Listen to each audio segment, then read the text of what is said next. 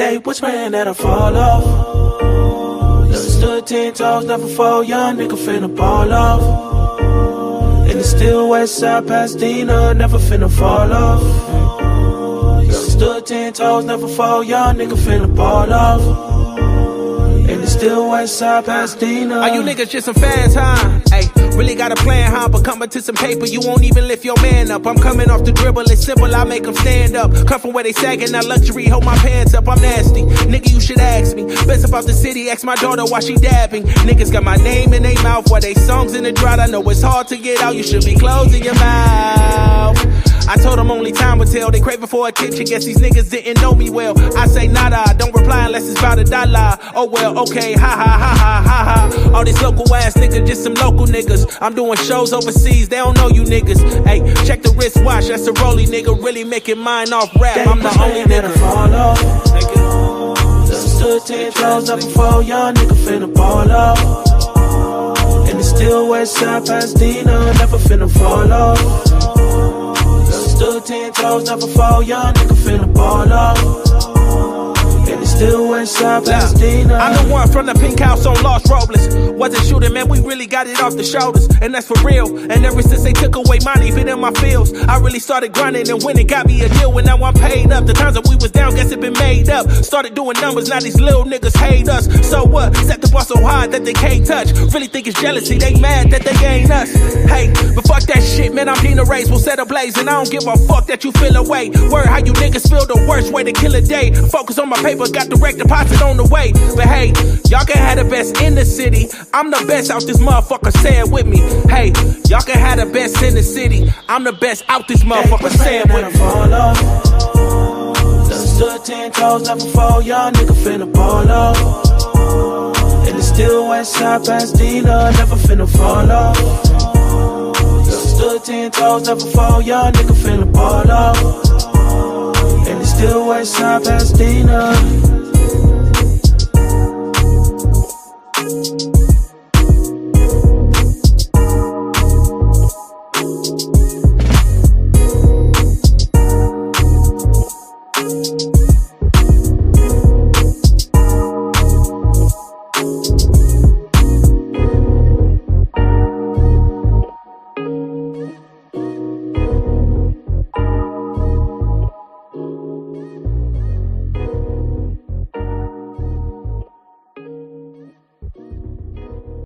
I feel like slapping a nigga today. Whoa, oh, oh. I feel like slapping a nigga today. Whoa, oh, oh. I feel like slapping a nigga today. Whoa, oh, oh.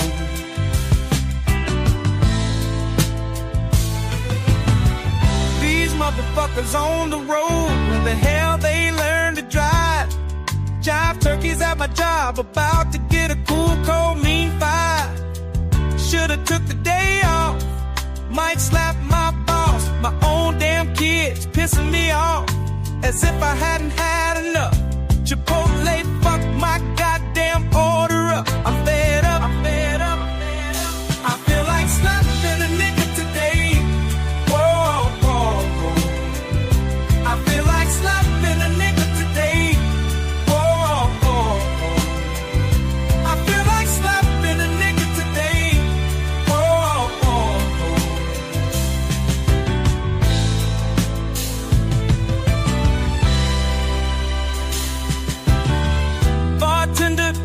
See me waving you down. This guy came after me.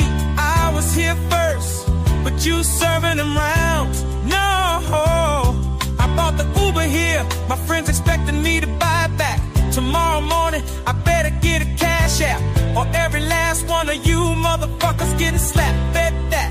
Whoa, I feel like slapping a nigga today. Whoa, whoa, whoa. I feel like slapping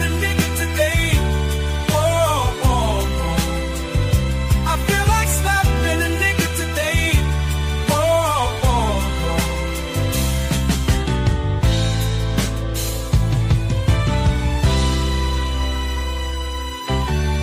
Woke up this morning with these thoughts in my head.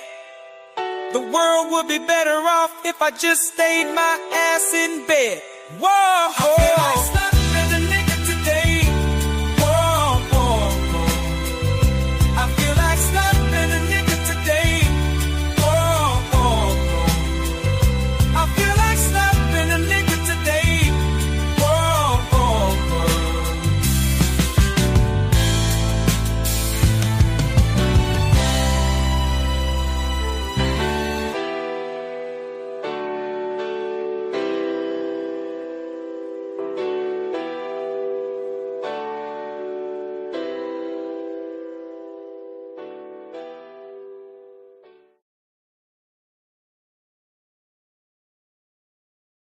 I feel like slapping a nigga today. Whoa, whoa, whoa. I feel like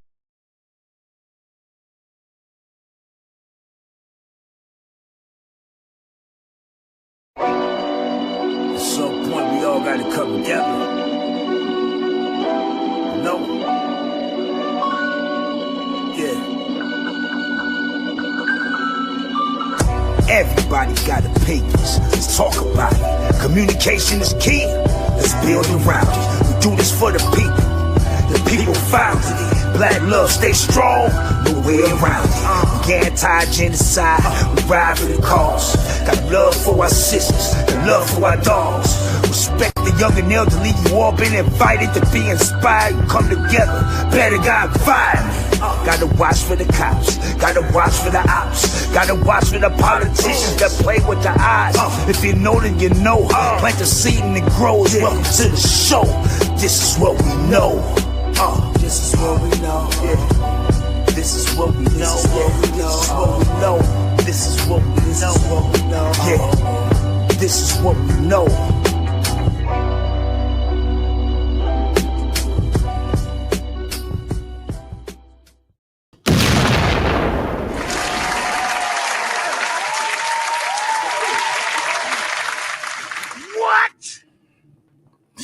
What's up? What's up? What's up? What's going on, everybody? What's popping with you?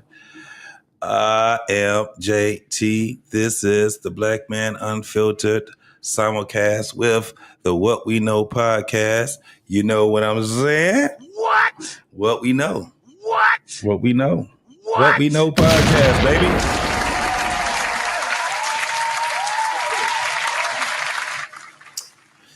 Oh, man. All right, y'all. We're going to get into some nice banter tonight.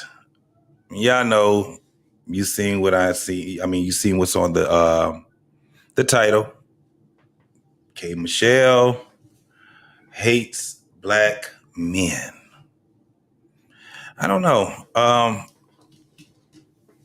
think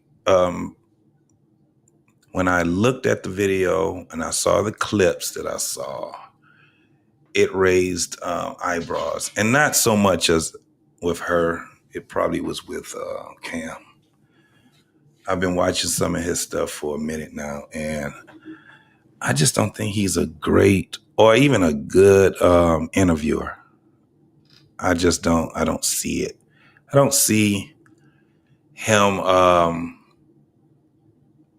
I understand his stardom, you know. He's a good quarterback, you know, stuff like that. He was a great leader when it came down to football and, you know, being an athlete, stuff like that. But I think this round right here, he's just, he's not good at it. He's not good at it. You know, I've seen the guests that he has on his shows, and man,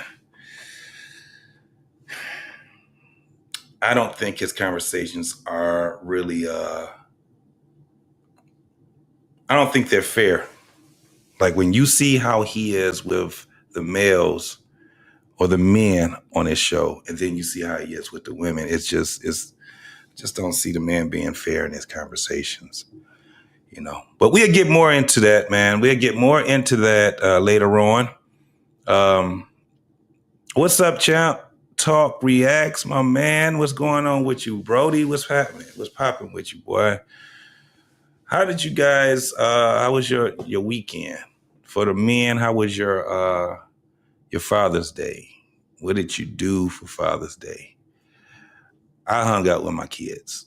Normally on Father's Day, I'll be chilling. But this Father's Day, and I say I hung out with them, we hung out.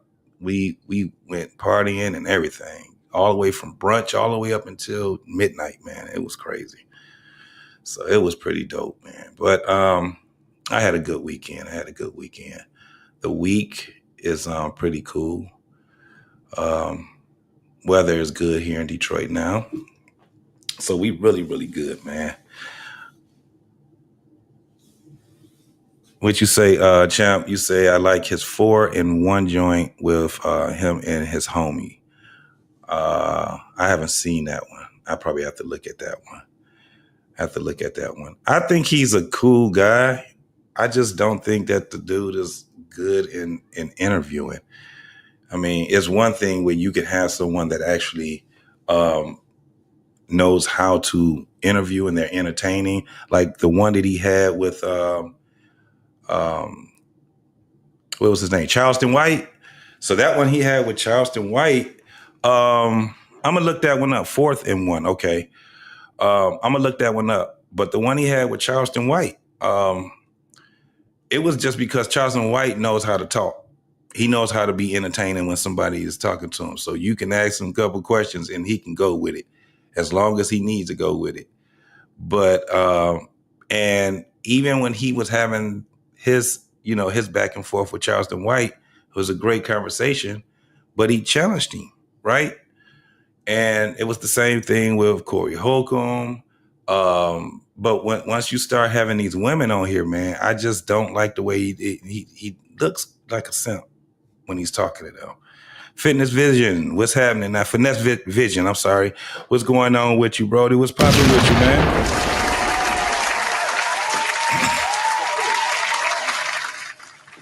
Peace and love, homie. Most definitely. It's been a couple of other things that's been happening out here, man. I've been looking in these streets. Champ, I seen you, bro. I like your commentary on what you've seen as far as the K. Michelle and all of that. So I seen who else had their commentary on them. I try not to look at everybody's in entirety because I had the show that I was going to be doing too. So my man Hamp from This Might Be Risky, he did one. From what I seen, it was pretty cool. And then what's the other guys? My man JR, Lapeef, they had a panel. They were going. They was all over the place, though, man. A lot of people was all over the place. It's just, it's weird right now. Like, it's really weird hearing these conversations between women and men, and it's crazy where we have to, as men, especially the good men, they try to put us in a box where we have to fight for the ain't shit men. That shit is crazy to me. And the narratives that they put out, they just be throwing shit out. And it's just weird right now, bro. It's just weird right now. I hate what I'm seeing right now. But for instance, there's another video that's out, and I'm gonna show this a little bit of it, where the guy had deleted his girl and he deleted himself also.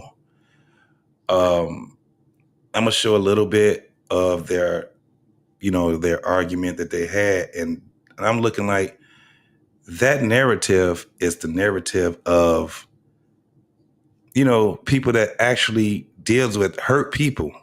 Like, hearing what they were arguing about was crazy. When I hear people, when you see that video, I seen a lot of people talking about, see what I'm talking about? Men are, they hit women and they abuse women. And I'm like, nah, that whole relationship that they had was tumultuous. She was abusing. He was abusing her. She was abusing him. It's like, man, if y'all don't get the hell out, Man, I have no idea of why people are still trying to do. And this, when we even talk about this whole thing of, you know, this women and men battle and all the crazy things that they're talking about how men and women are not really getting along. Yeah, if you keep putting that narrative out here, it's just funny to me that I'm still seeing a lot of married men, black men, a lot of them, and women. And then you have black women that get mad at black men for going out of their race and marrying and dating out of their race. But then it's kind of like, you don't want them either. So we like, a lot of these conversations, they end up being just the same old conversations, because this is what I get. A lot of these women are not truthful. They're having the conversations and they're not truthful. You know, you got a lot of these women that come on these panels, try to act like they're, you know, I don't want to use the word submissive, but they try to act like they're just the nicest woman, and they're out here trying to be more of a upstanding woman so they could be picked by men and things like that. They sit back and talk about themselves being in all these doggone institutions, these wife schools, and how to etiquette women etiquettes and all of this shit. And so they get on these panels acting like they telling the other women something as if they're separate from them. But I said it, and a lot of other men saying it. A lot of you women are still standing too close to one another. The sisterhood is in full effect. It's very few women that I can sit back and we can go and have conversations, and they can be just conversations of women. And these can be some of the worst women out there. And these women would still sit back and champion these women. Or they'll say some shit like, well, it's something that the man had to have done to him, and all these different things. And you just like, damn, you just won't let it up. The sisterhood is just there. Or they're scared to even confront another woman when they're on panels with them that they don't actually agree with. They just get quiet. And it frustrates a lot of men. This is why you have a lot of men, they just say, man, fuck it. I'm just not even going to talk to y'all no more. I just talk about you. Don't worry about it no more. Because when we try to have a conversation with you, you're not being honest. Majority of y'all are not being honest. My man, Highway 20 Skinny, what's happening with your partner? What's going on, baby?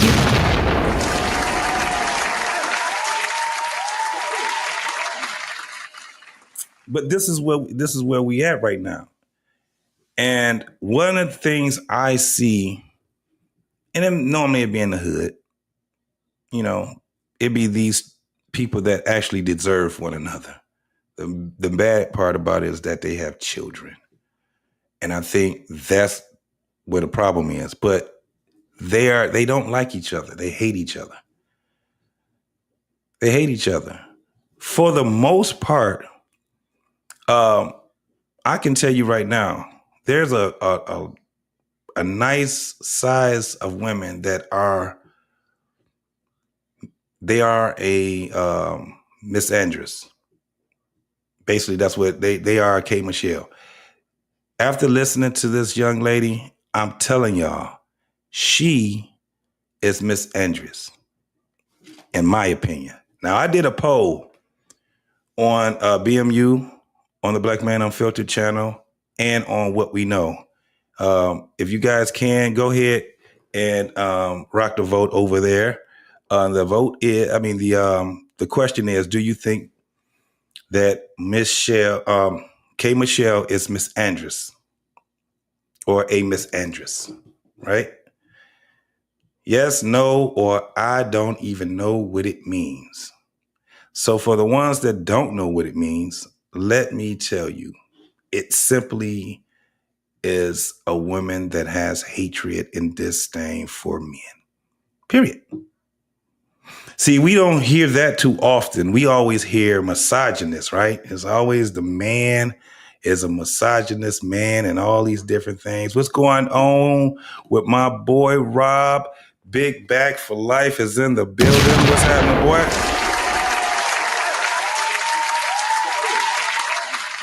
Appreciate you, bro. Catelia, what's happening, baby? What's going on?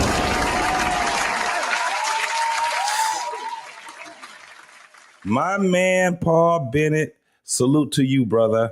Love you, man.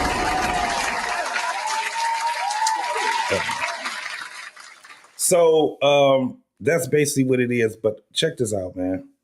I'm gonna go ahead and get these videos started. Go ahead and get them started.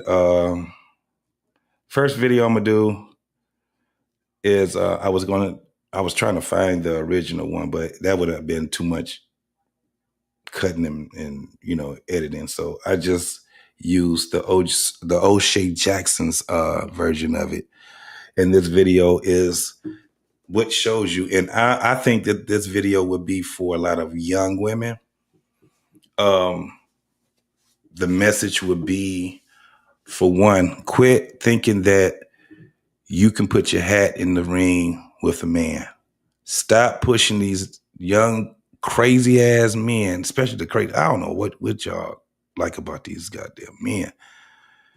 We might have to have a talk about that, but stop putting your hat in there. Stop talking so reckless, knowing that you can't deal with a man of the caliber of he's off his rocker. Men are dangerous. And I'm not saying they're dangerous when it comes to, I'm saying when we're talking about the physicality of men, it's just like, even with men, a lot of men, they know when danger is a possibility. So that kind of keeps men in a space where we kind of look out for ourselves, we look out for our surroundings and things like that. That's just what it is. But a lot of women, I think they get too comfortable because they don't believe the fat meat is greasy. And then they end up getting beat up. They end up, getting deleted because they don't believe the fat meat is greasy. Hunting Wisdom, what's happening, babe? How you doing? People are coming in the building. All right, so I'm gonna start this one off, man, and just watch how crazy this story is. And so I'm gonna tell you right now, you can't tell a hard-headed woman nothing. And unfortunately for this young woman,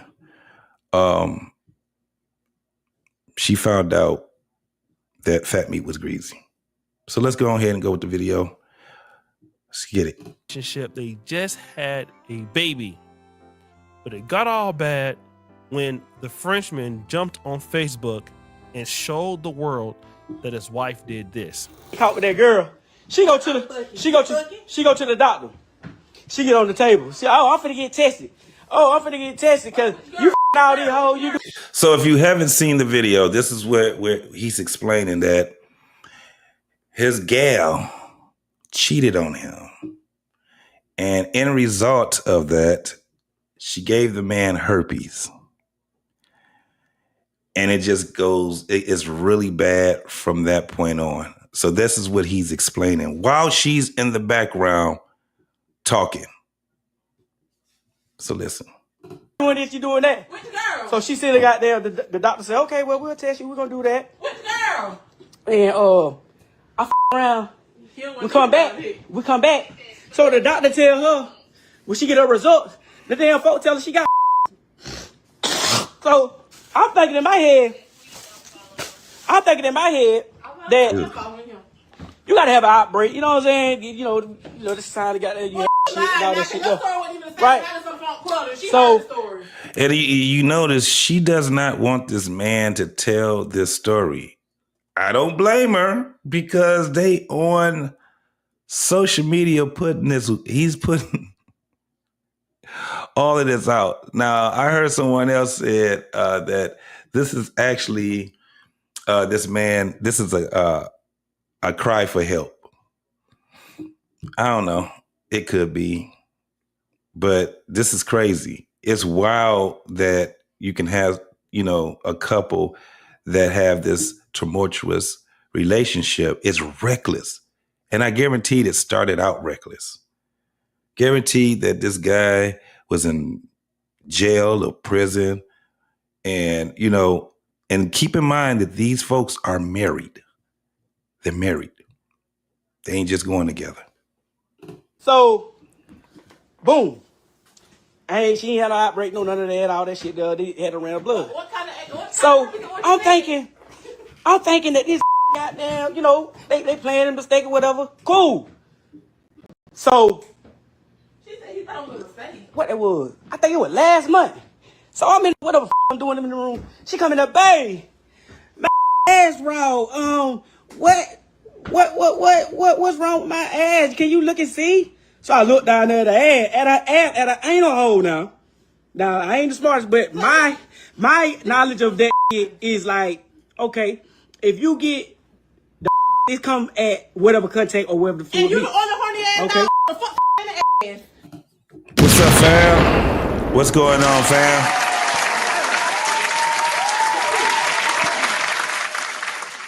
Hell no, ain't nobody really judging, but you know what it is, bro.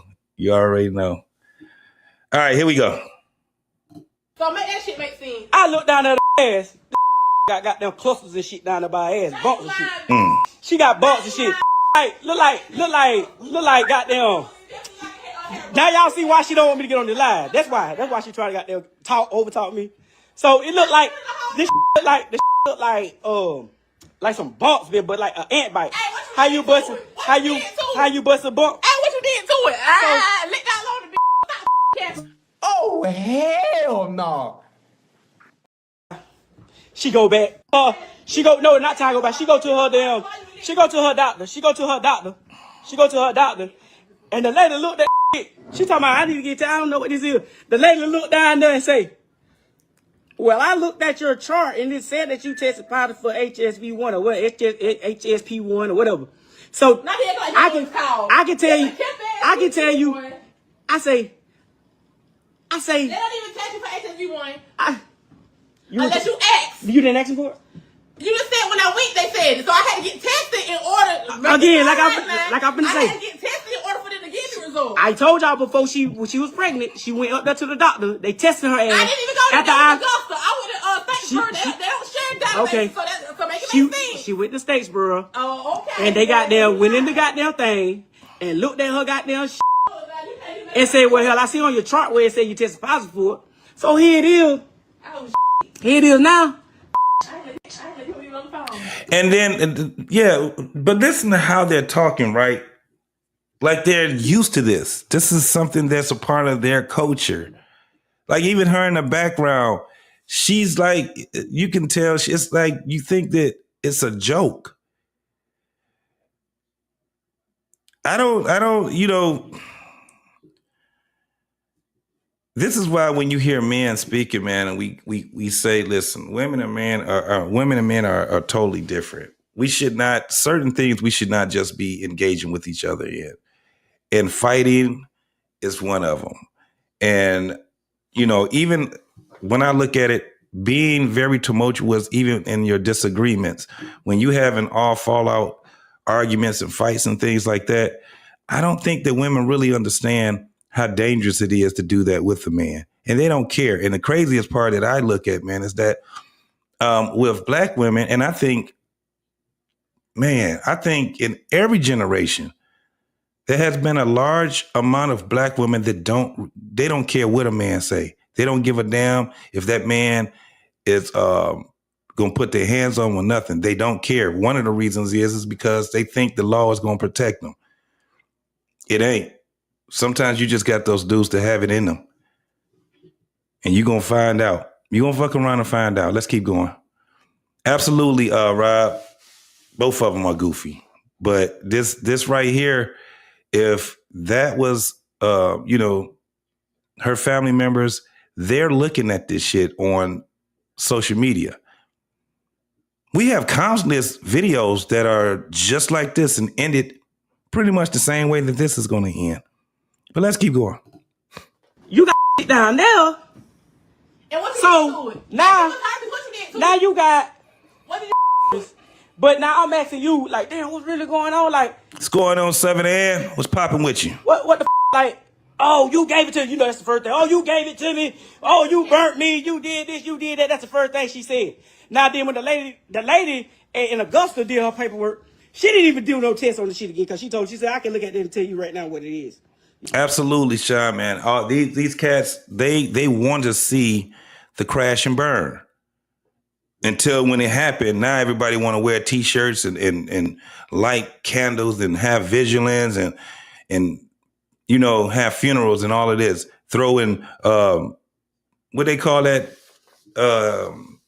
GoFundMe's and all of this shit because they can't bury the folks and all that shit, man. So yeah, it's crazy. You know what I'm saying? That's what that's got to be. You're in an outbreak. They gave us some big ass damn pills. No, he didn't shoot her on live. Nah, that ain't happen. That she got sent to her goddamn, not her regular goddamn pharmacy. She sent that shit to Meta. Got those. So when the lady got there, called her back. When the lady called her back about the shit, well, she emailed her and told her, and you also have a bacteria down there, whatever. I don't even know what the bacteria is, but she said, I sent enough for you and a refill for your partner. Do you not know this get mad and got there don't be wanting to give me my medicine?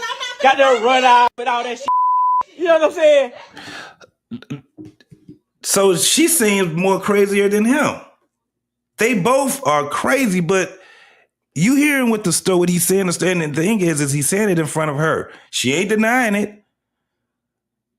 She done burnt this man. They done went to a damn dispensary. They done checked her out. And he's so graphic with it. He checked her anus. And she had a bunch of clusters in it. She gets mad because they evidently they're together, they're arguing. But what's going on? Say You Like, man. Say You Like podcast in the building. What's happening with you, boy?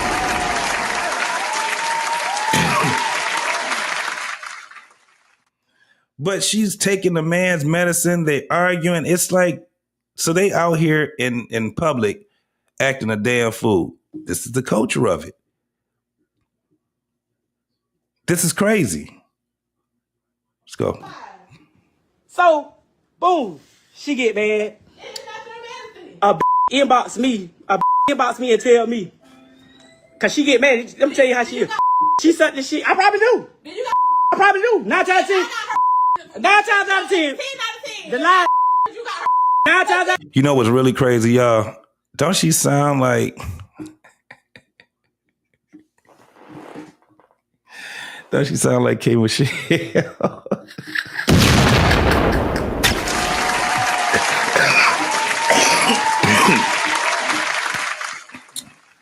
Sound like K. Michelle. Let's keep going. There's that annoying voice. 10. 9 times out of 10, we have 9 times out of 10. Get none of that. Still camping for y'all. I just like you took Nah. back on like he done did something to me.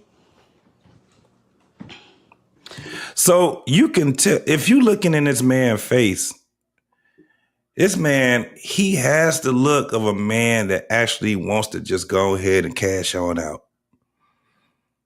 They've been arguing probably for hours, especially for them to get on social media. And the craziest part about what he's doing, he wants people to be on his side. And you've seen a lot of women that do that. They would go on some type of public platform, or they go in front of their family, probably go in front of his family, go in front of friends and family, and they would tell their whole story in front of people, thinking that they're right, trying to get people on their side. But sometimes you got to use your context clues and stop talking, little girl, and find out that this man is not, he ain't with the shits no more. Matter of fact, he's ready to go ahead and cash out. Just watch. He's sitting there. Think about he's reading the chats also, and you can, man, you know how these people is.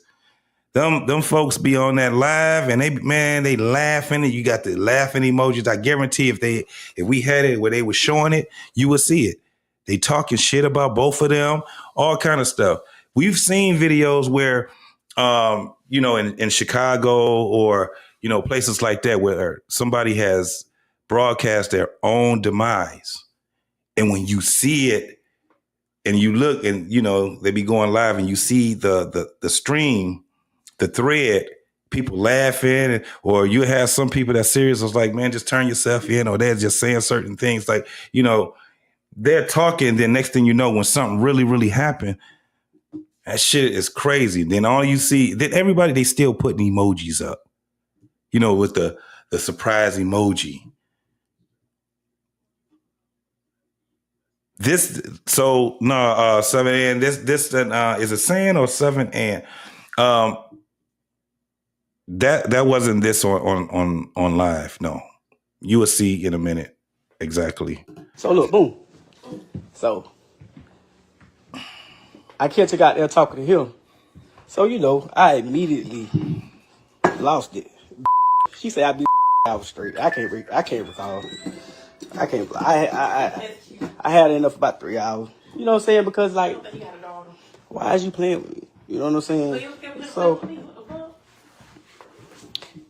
now here it is. She done called the police. No, she ran out the house. I really let her go. She ran out the house. He ain't let me go out street. Butt naked. Ran to the car. Jumped in the car. I fucked around, left the keys in the car. Went to the police station, butt ass naked. So, I get another car and go down there with her. You know what I'm saying? So boom. She sit there, goddamn, at the red light. I had to stop. So when she was parked there, she see me coming. So I seen the deputy, the sheriff, and shit, talking to her outside the police station. Talking to her, shit. So when I see their head turn, I know she had done told them, hey, there you go right there. So they went to looking crazy. I still pulls up. You know what I'm saying? I still pulls up. He asking me what the going on, this, that, the third. I told him, like, shit. We had the altercation, the fight, whatever it may be. And she done ran to y'all. You know what I'm saying? So he telling me, oh, can you pull over there in the parking lot so we can talk about this and get it together? Convict, I know what time it is. Straight to Wayne County, straight to Justice, because she thinking. So think about what we're talking about here. He already said that she already knows she has a convict. And we see a lot of this, y'all. We see a lot, like they have websites for women looking in men, but you see more women going there and getting dudes out of, dating guys that's in prison. Knowing that this guy, and these dudes, they ain't like just no dope dealers or nothing like that. These dudes be actually in prison for some real shit. Like he said, he a convict. He already know what it is. But she still stayed with him because she crazy as hell too.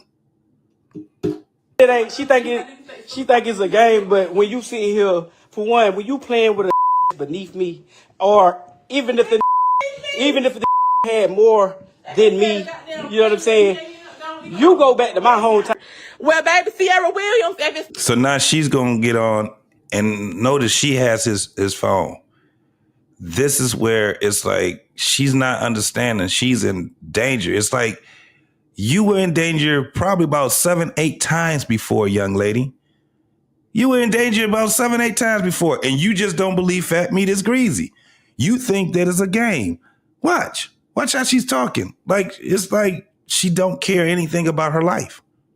Startup beef, he got his ass live, and guess what? Don't get on here lying because now I'm thing. Cause now you've been lying on me, and it's really frustrating. It's really aggravating when every time you hear your nigga pick up the phone, he on the phone spraying your name. Yeah, you know my girl was never touched me. Why are you lying on me? Why are you lying on me? I never touched. Ain't being right. Alright. Then now, let me finish. I'm on live. You had them 2 hours. You finna go on your live. Now you don't want the phone back. No, again, you shine. I ain't get to tell you. I ain't get to tell about Udi. Then I swear you'll die. Then I gotta die about that. You told my. Now, did you hear it? She said, I gotta tell him about Udi. Look how she's smiling. She think he playing. Now I got to tell him about Udi. He saying that's when you gonna die. You didn't hear it? Let's try it again. You've been lying on me. And it's really frustrating. It's really aggravating when every time you hear your nigga pick up the phone, he on the phone spraying your name. Yeah, you know my girl was never touched me. Why are you lying on me? Why are you lying on me? I never touched ain't being right. Alright, then let me finish. I'm on live. You had them 2 hours. You pretty go on your live. Now you want the phone back. These motherfuckers act like they own live or something. You gonna go on your live. This is crazy, man. Oh man, this is crazy. I ain't get to tell about Udi. Then now, when she said I'm about to tell him about Udi, what she don't realize is this. You already, like, he had a certain threshold of what he felt was embarrassing, right? Everything he talked about, he was like, well, that's just what it is. But once she got to talking, she got to saying more than what he wanted to come out. And then she started talking about this dude named Udi. And that's when he told her, nah, you start talking about Udi, this is when you're going to die. And she think he playing. Look at her smiling.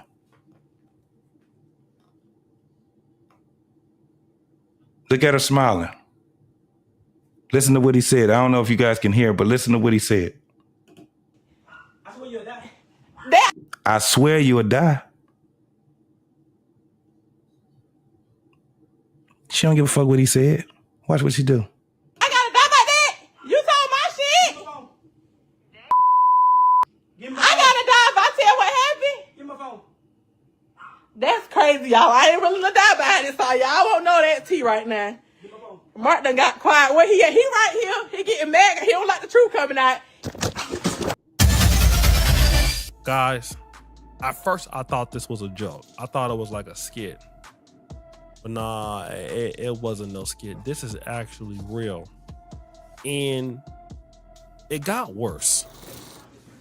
I caught her tasting the Squeeze because she seen me and Squeeze got there baby mama talking or whatever. At that time, me and that girl wasn't even on no shit like that. You flying, So, girl up trying to talk. Let me tell my truth. I got there coming. Hey, You went on now trying to tell. hey, look at here, man. Get out my live now. I'm telling you, leave it alone now. Get out my live. Go make your own live. Go make your own live. You done got on. You on Listen, you done got on. He Doing keep your trying thing. to spread that boy name like we had something going on. Me and Squeeze ain't had shit going on. You Man, was and you was listen. trying to slide him, but Hey. I told on you. And she still ain't understanding. This man is telling her, don't put that shit out there. So yeah, Udi was supposed to be the man that she slept with. That was the guy that he was talking about earlier. And he like, hey, no, cut it. You go get on your live.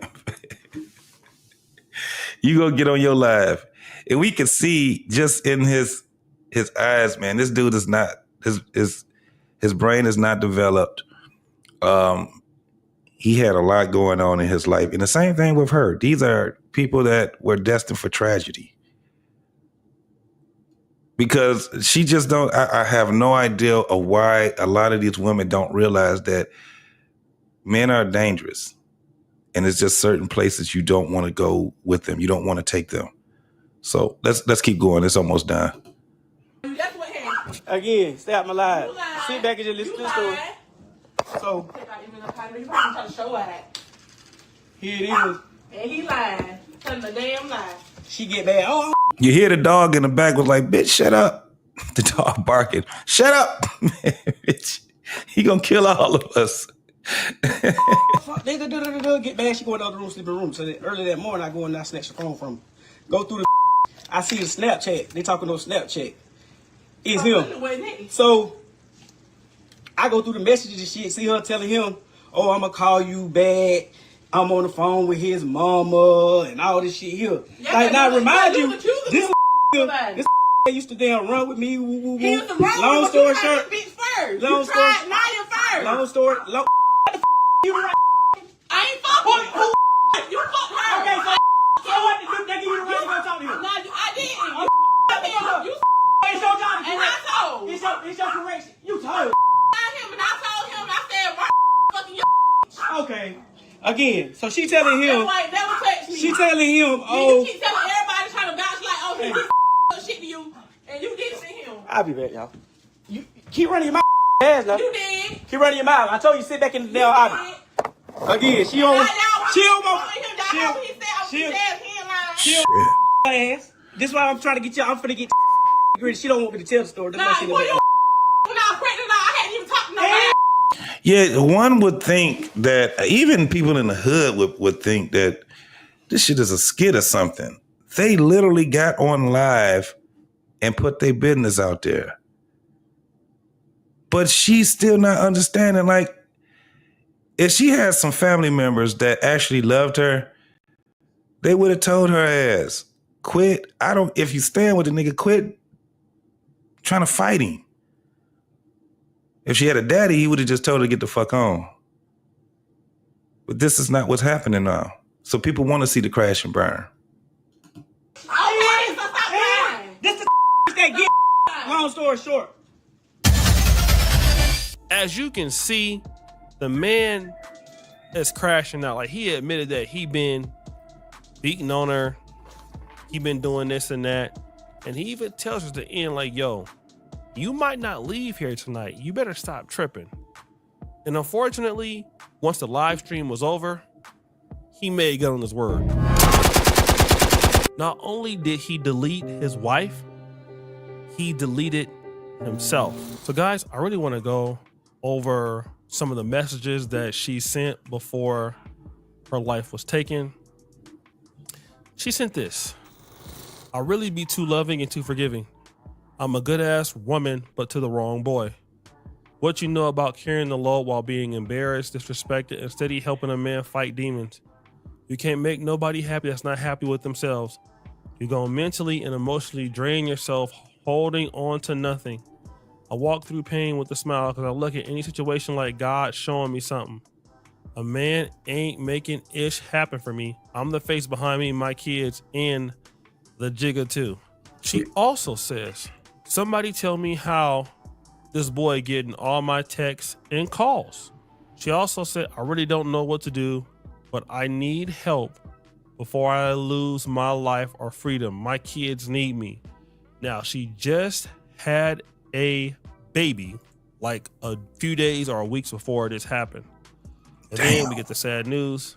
A woman identified on Facebook as Duchess Dior was reportedly deleted by her husband, known as the Frenchman, shortly after an argument during a live video. Location, Twin City, Georgia. Before the incident, Duchess Dior made a troubling Facebook post saying, I really don't know what to do, but I need help before I lose my life or freedom. My kids need me. Now, there was a text message that was exposed, I believe, between her and her friend. Now, obviously, like you heard, the young man had admitted that he hit her before. And so she's saying, yes, with the evil side of me, say, nah, I suffer. Because I dropped the charges so they ain't gonna do too much anyway. If you ain't with them, what you free for? And she gonna say, no, for real though, I don't condone that beating. It's for real. Let him sit for a minute to let him know you and BSN, whatever that means. And she replies, if they free him. What's BSN? I heard that before. What is BSN? Do anybody know? Y'all can anybody speak hood ratchet? BSN. Him first though, I feel like he gonna try to hurt me more. Now, I don't know their allegations of cheating. So I'm not gonna finish that, man. Shout out to O'Shea Duke Jackson for that, man. Most definitely. But y'all get the gist of it, man. Y'all get the gist of it.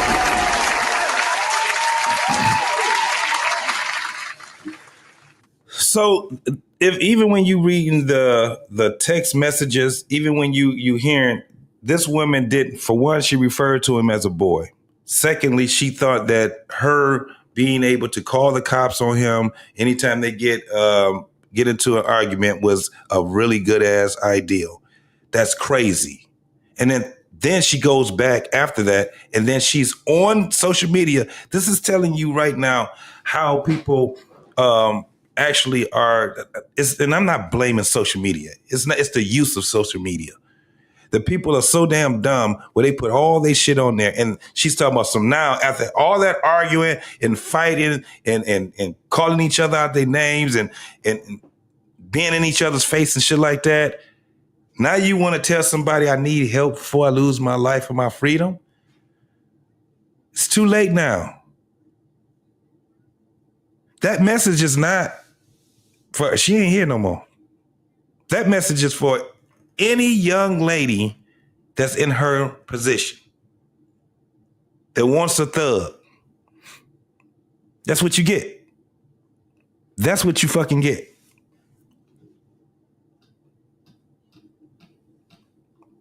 And there's a lot of these folks that's out here. It's a lot of them out here. What's going on, my boy Slimmy in the building?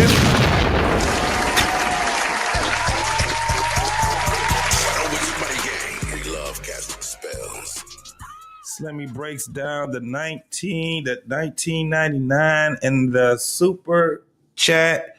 I appreciate you, my dog. Salute to you, my homie. You know how we do it over here on Black Man Unfiltered, man. When somebody drops a super chat, we also, it's a great thing for us to have a break. And I'm glad that my man did it. If you want to be like my man Slimmy, please, you guys can drop a super chat down on either the Black Man Unfiltered or What We Know podcast. We out here getting this content out, man. So we really appreciate everything that you guys can offer us, man. So let me see. What do I want to play? Let's see. I give him my boy White Chocolate. Let's go.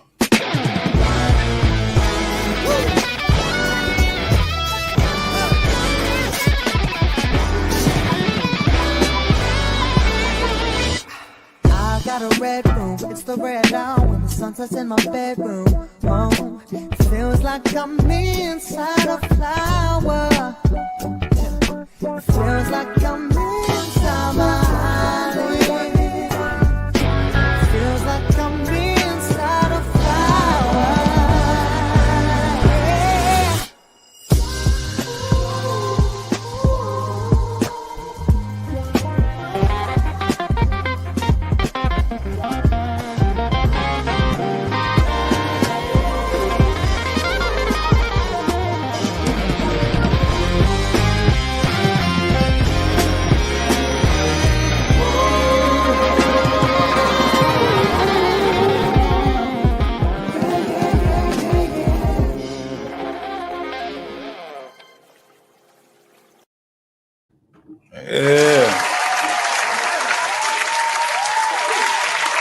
Once again, thanks a lot, brother, for that. Thanks a lot. Let's see where we at. Yeah, Braxton. That's why I was trying to find out what is BSN. I have no idea because baby, I'm a thug. Oh man. 7N, he said, what heard different than the lawyer in ATL that dated Ray Ray and gets deleted too. Yeah, a lot of these, the thing is this. I can't remember what platform I was on, but we were talking about this whole thing of men being the leaders, being able to protect and direction and correction, being able to have women to follow them and all these different things. The reason why I can tell you right now that a lot of these men are so-called having problems with women following them is because the women don't have it in them. These women that you pick, they don't have it in them. It don't start with you, brother. It starts with the dad. And that's why we have these circular conversations, because a lot of people, they skip past the parents, right? Mother and father. And they think when they say, well, I was raised by a single mom and I turned out fine. Not really. There are certain things that you have missed when it comes down to pursuing a relationship. And that's why a lot of you having problems, men and women. Men are sitting back, and the younger men, the message is getting so misconstrued to them because they think that they have to find a woman and this woman has to automatically be a submissive woman. That ain't how this works. They misconstrue the messages, even when you talk about red pill and manosphere, things like that. The messages get misconstrued because of your understanding of it. The thing is that your dad, I found out that women that had men in their life and they respected men, they end up having fairly good relationships. It's a lot of other things that you got to learn, but that's one of the things we have to learn is how men can maintain the respect from their women. It's a lot of other things that go down with that, but I'm telling you right now, it don't start with some strange man that you dating. It starts with the men in your family. This is why those conversations be circular. My man, Coach Ferg in the building. What's going on, boy? What's happening with you, man? Salute to you, brother. My man, Rob, Big Back for Life. He said, now these fathers telling their daughters they don't need a man because they are raised by a single mom themselves. Yeah, so that's what I was just saying. It gets misconstrued. Again, that's a great point, Rob. You got a lot of men that's confusing their daughters also. You don't need a man. They got all these different talking points. With your kids, I'm going to tell you right now, especially once they start getting past teenagehood into adulthood, you got to start having real conversations with them. Especially your dad fathers. I mean, your girl fathers. The fathers that have their girls, especially if you have a boy or a boys and a girl, you are going to have to parse that out. That's a classroom that you have to induct yourself into. You ain't got all the answers, but you can figure it out in fatherhood.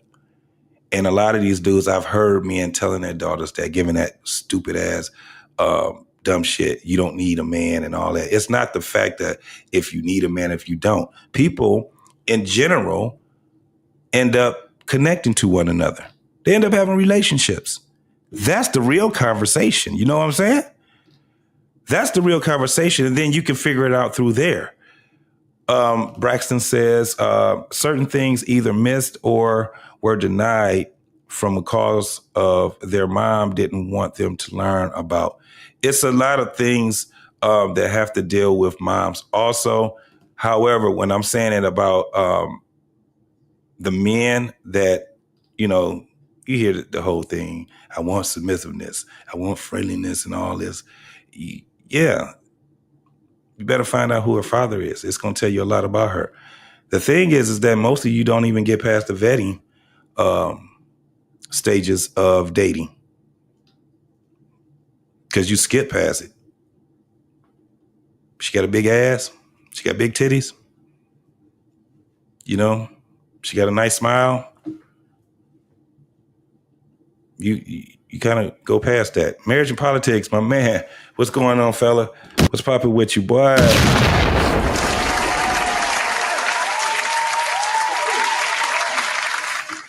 Yeah, he said checking in. That last video was wild. Even under threat of a crazy dude, she still. You're right.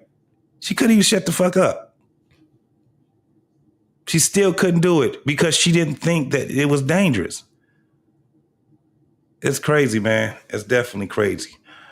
So what we're about to do is go ahead, man, and tackle this whole thing with Cam Newton, and K. Michelle.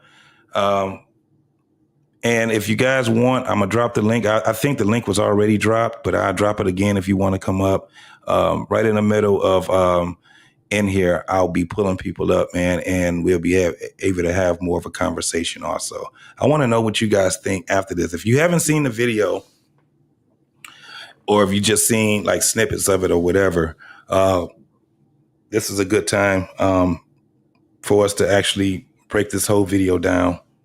So I'm going to get it started with Cam and K. Michelle. Let's go. Those premises. And the reason why I'm open to saying that is because I've had clearance with her. Okay. All right. So I didn't want to start it from the beginning because you got ads and all kind of other shit. But this is where right before K. Michelle wanted to do this whole little cry breakdown shit and then start throwing black man up under the bus. Why did I start? Oh, I see my man, Robert W. What's going on, Robert W., man?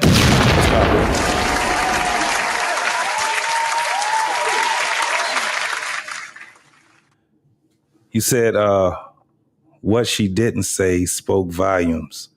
You saying the young lady from the last video? Yeah. If you guys want to come up, man, we can talk about that also. We can also talk about that also. But let me go ahead and get into the gist of this video here. And then you guys come up. If you want to wait in the back and I'll start pulling people up, we can do that also. Braxton says, What We Know podcast, when it comes to vetting, I heard a story about a young white boy. He said one reason why he likes dating black girls because usually their dads aren't in their lives. So, damn, that's wild, bro. That's wild. All right. My boy is in the building. Marcus. Salute to you, brother. Salute to you. Oh, Robert, you said K. Michelle was speaking to her. K. Michelle was speaking to her daddy. Are you saying okay? I get I think I get what you're saying. And then Braxton, he says, so he doesn't have to deal with the dad. The dad, is it she? She can just go in the home and get her, or do you mean he? I didn't get it. Her can go, just go in the home and get her and leave. I'm tripping. Oh, yeah, go ahead and redo it. I ain't catch what you were saying, bro. I ain't catch it too much. But let me get started with this right here. All right, here we go. To make it public. And just like her, a lot of people have history in dancing. Yeah. So it's no, like some people be like, oh, he dated a stripper. Like where I'm from, yeah, it may not sound good, but to walk around with something that like dare I say, because I'm a church boy, I'm rebellious, I'm the black sheep. It's like when I was always going against the grain. You feel what I'm saying? And that's where we found our love at. In this rebellious state, like, yo, I'm rocking with you. You know what I'm saying? Boom, we have 4 beautiful kids together, 5 collectively. And yeah, even still to this day, we have a great working relationship. There's ebbs and flows, just like any other relationship. And I think she's one of 3 baby mothers that I have. I'm currently with 1. Okay. I think the thing that a lot of people may say is, I always have to monitor how the children feel. Mm-hmm. You know what I'm saying? There's times where I feel like, yo, our relationship is unbelievable. And then there's also some times where I feel like, why are we playing this childish game? Going back to when 2 adults have issues with each other, if y'all don't prioritize the children, then they will be affected the most. Absolutely. So that's just a ongoing, relationship that I need to stay healthy. Because if we've had our, ups and downs, and some of it, and most of it has been public, but that's my dog. Like that's a person who, that's still my responsibility. Make no mistake about that. Mm-hmm. The woman that I'm with now knows that about each person that I procreated with. Mm-hmm. That's just the alpha male in me. Like I take care of mine, So the narrative also, may have been he's created. What's going on, El Cheapo's in the building? Absolutely. Do what El Cheapo said, y'all. Hit that like button. Subscribe to the channel if you have not done so. Both channels, What We Know Podcast and The Black Man Unfiltered. All right, here we go. Broken homes, yeah, but I take care of each. Does that bother you? It really does. It really does. But needless to say, I take care of my homes. I don't even like my baby mama saying that they a single parent. You got too much support.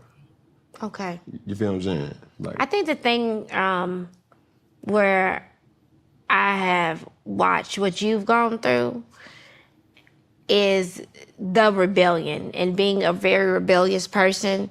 Damn. And, being from a college graduate to a dancer. Mm-hmm. You know what I'm saying? I think I witnessed it and I thought it was like a win for like dancers because, two, we are human. Yeah.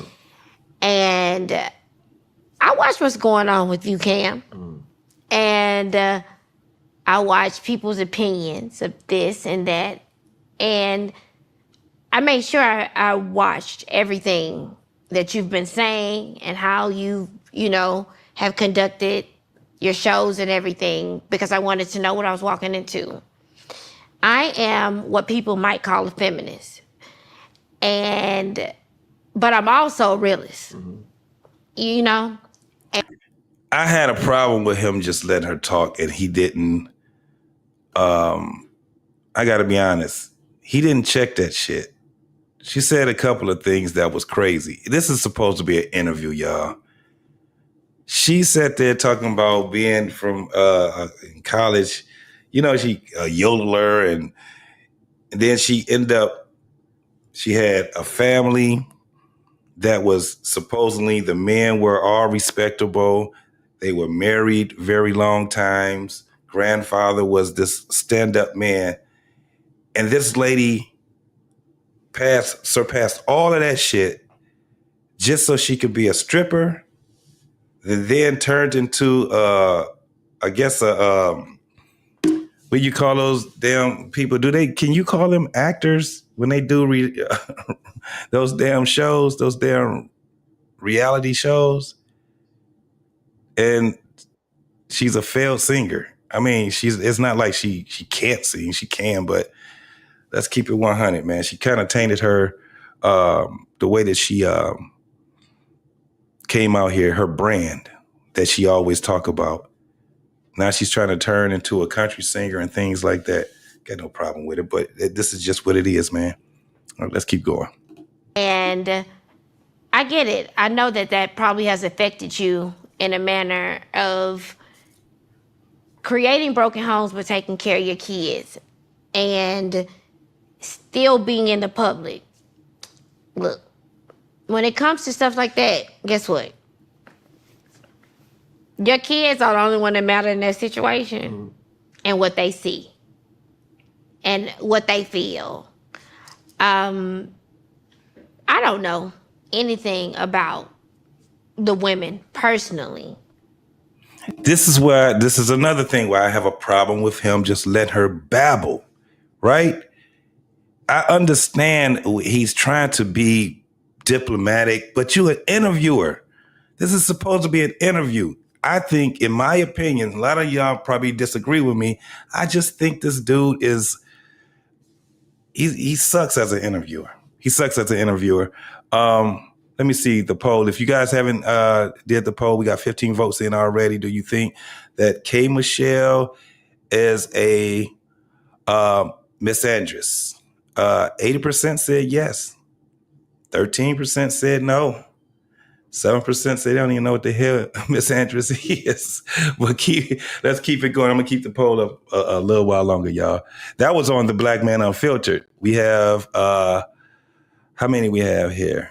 On mine, we got 9 votes, and 78% said they don't even know what Miss Andress is.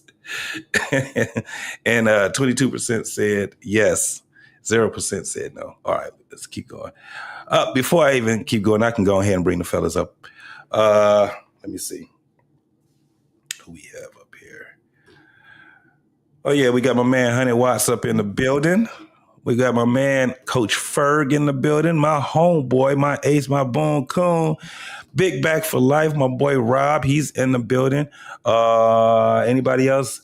Nobody else right now. What's happening, fellas? How y'all doing, brothers? What's up, bro? What up, though? What up, though? What up, though, boy? What's happening? How was your Father's Day, man? Any one of you.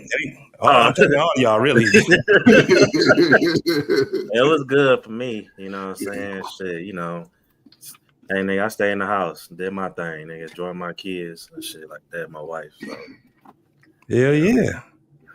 Hey, look, our holiday is the only holiday motherfuckers can save money. For real. Everybody saving money on Father's Day. But nah, man, we don't. I said this about fathers. I made a video about it. Like, look, man, we don't need a damn holiday to validate us. We the validation. So hell yeah. Without us, the world don't even. The world won't even exist without us. So. Facts. I'm not big on that shit, man. I had a great one because I had my damn daughters here. I had my, you know what I'm saying? I had my families. I had the compadres. You know what I'm saying? My family, my mom, you know, all the people that actually really matters. That's what really matters to us.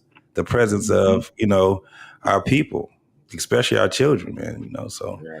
And if you got a significant other, it definitely, you know, that is dope there, man. For Coach Ferg, how was your Father's Day, man? It was beautiful, man. My son, he's out doing this thing. He sent me a text. That shit damn near put me in tears, man. Yeah. I'm like, dang, man. I just barbecue. You know, I don't like to do nothing anyway on holidays. I don't like to be at the crib. Just barbecue, man, and have a little nighttime fun, man. Get all my gifts wrapped up in one package. Yeah, it was cool. That's what's up. 100 Watts, brother. How was your day, man? How was your Father's Day, bro? It was another day. I saw the kids that I have here with me. Mm-hmm. Upstairs bugging right now. I mean, it was cool. I got to change my father brakes this weekend, some shit like that. Spend some time with him. So, you know. Hey man, that's just what that holiday is, man. It ain't got to be like no other holiday. A lot of times we like, look, we get a chance to chill, get a chance to be with our fam.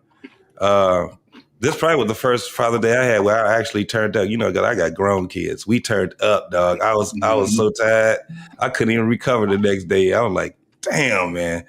So I had a great one. That was probably the first time I ever actually turned up for Father's Day. Normally, I ain't doing shit.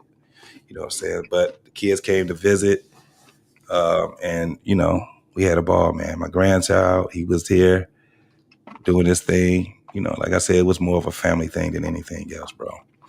Most definitely. But that's great, brothers. So we're going to go ahead and get back into this right here. I wanted to bring y'all up before we get to the whole waterworks and shit like that. But what do you guys think? Oh, shit, we got my man in the back. R-Pain in the building. What's going on, R-Pain? What's going on? Yes, sir. What's going on? So right now we in the segment part where she is actually interviewing Cam, right? She's actually questioning his integrity when it comes down. Her, and just like a lot of other these women, they have a problem with this man having multiple children with multiple women that he's taking care of, all of them. They live in, like he said, all my houses, right? But she has a problem with it. And I'm like, well, whatever happened? Because we didn't get to the fireworks. I mean, the waterworks yet, y'all. But what do y'all think that her motive was to come up there? Because she was babbling. She didn't even come. She didn't really check him, but she was just talking. And I'm like, Cam, why didn't you just stop her or at least lead her into saying something that was pertinent? What do you guys think? Well, I'll start. Look, man. First of all, I'm never gonna take a bitch serious who a single mom herself, nigga, talking about what a man don't supposed to do. Like, you know what I'm saying? You just as worse. The fuck? Like, you know what I'm saying? Where you ain't got no husband in your household, you know? And I don't hear that shit. Well, you know, ain't an excuse a woman will find a reason why her nigga ain't shit. Bitch, you was attracted by that nigga. You let that nigga blow your back out raw dog in your ass. And then second on, look, I understand what Cam doing because you know me, James. I didn't interview people before, all type of shit. So sometimes when you don't agree with people, you just gotta let them flow. You know, because at the same time, you did invite them to your show. You're trying to make a safe space for them, regardless, you disagree or not. Absolutely. But I'm gonna keep it real. I couldn't talk with that. I couldn't talk to her ass because her voice alone irritated. Yeah. Like, so, but nah. I ain't gonna say too much because I seen the show, so I don't want to just jump the gun. But for sure. What about you? I saw it. I saw it. But listen, man, it's funny now that she's giving this message. A few years ago, she was on a reality show telling the boy put a baby in him. You know what I'm saying? Put a baby in me. And apparently he didn't. Now she got everything to say about people and their relationships and babies.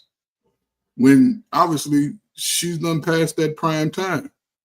Gone over to them brads, them country boys. They're going to be enough passing you around. Understand that. So, yeah, listen, she can go over in the country and do all that. Bye. Now that she's, I guess, she's gotten, what is she, about 40 now? She done made all these songs talking about you can't raise a man and man ain't shit. Now, you ain't shit because you're going to be alone for a long time. You're going to get you a white boy and you're going to make him a house husband. And it's just unfortunate. Cam, listen, man, Cam understands the money. He's doing the shit for money. But again, I hope his ass don't come back later crying to us because he's allowing this and he's sitting through all of this so-called, apparently the trauma and everybody, all the women that come up are single, try to judge his life. They want one of them Cam babies. They know they do. But again, man, it's just unfortunate that this is what they do. So, I don't know, man. Shit, don't bring that shit over here. Keep that shit over there. And I just wish, I don't want to cut nobody off, but I just wish, man, niggas like, and I feel like with a guy like Nick Cannon, like, I respect him because he let it know, like, I don't give a fuck. Like, I'm going to do what I want. But I wish most of these niggas, like, so in the top, like, 2%, so when it comes to finance, like, bro, why will you ever care what a broad got to say about what you do with your fucking stick, nigga? Like, if it was me, I couldn't be like famous niggas. I'd be like straight up, cause nigga, I could. This is what I could do. This is levels to this shit. Like, the fuck are you talking about? Like, I do this because I can. I do this because I have an understanding with my bitches. Like, it's just a difference between me and the average nigga. I have an understanding with my bitches. I ain't like these other niggas lying to these hoes and shit like that. You know what I'm saying? Tell them what they want to hear. No, I have an understanding. We have an understanding. This is a agreement. And I feel what you're saying because I think a lot of this is putting niggas in a box that don't belong there. Like you trying to compare a nigga that has multiple baby mamas that's taking care of all his kids to a nigga that's nowhere around. You trying to compare him to a nigga that's in jail or some shit like that. Like, you're right. You throwing niggas in a box together that don't belong. Like, I'm not him, and he not me. So the conversation that you having right now is cool for a certain group of niggas. But them group of niggas ain't sitting in this room smoking this cigar with you right now. So let's have a real conversation type shit. Yeah. Listen, Brother BB4 said that he's trying to be a courteous host. And, just like you said, JT, before that, he's really not good at it. But it's a combination of both. But he's found a nice vein of bringing these ratchet-ass honeys on because they give him views. And so he could sit down there and get them lectures because they're some of his most popular shows. It's not mistaken on anybody. She has her tits are like one jolt away from falling out of the goddamn blouse. Hell yeah. Single man. And listen, his legs is crossed to hide his boner while he's looking at her and shit. So my point really is this. Listen, Cam Newton is, one of the real points I had is, they really want him and men of his ilk to be married so that he could be under control of some bitch who could 5 years from now take half his stuff. Yeah. So that's really the point. It's the point for them talking like, well, you should be married. Why are you worrying about this guy being married? And if you listen to her talk, she always is trying to talk about the upper echelon guys and then try to compare you in some kind of gaslighting shame way to white men who beat the shit out of their women more than anybody. You know what I'm saying? Right. And so it's just he allowed her to flow. And he's going to get criticism for it, but I'm giving him a little bit of credit because he knows he needs the views, the clicks, and all that kind of stuff. So he brings these women on here and let them bloviate. Yeah. Right? The Bryant chick, this chick, some other chick. I said, he's got a little niche there, but this chick is completely off the rails. Especially the baby mamaism that she's a baby mama herself. And then she talks about, you said some other stuff. So I don't know how much further you want to go. I know so I saw some of it. And I didn't see him when he said he was going to talk to her, take his turn. I heard he didn't do well there either. So I didn't. He didn't. Yeah, he didn't do well. Yeah. Okay. But I agree. I agree. And that's one of the things I do agree. I'm not real hard on him on it. I just had to call that out where I'm like, I see what he's trying to do. I can understand it. You know what I'm saying? Where he's letting him just talk. I said, okay, well, all right, you just gonna have it open for long as you ain't out here flagging us, because we gonna call it out. So hey, you set him up, we'll knock him down. Same thing that we do with Kendra G. You set him up, Kendra G. Don't worry about it. We'll knock him down. And that's basically where it comes to. It gives us more content. So yeah, you about to say something? I think it would have been cool.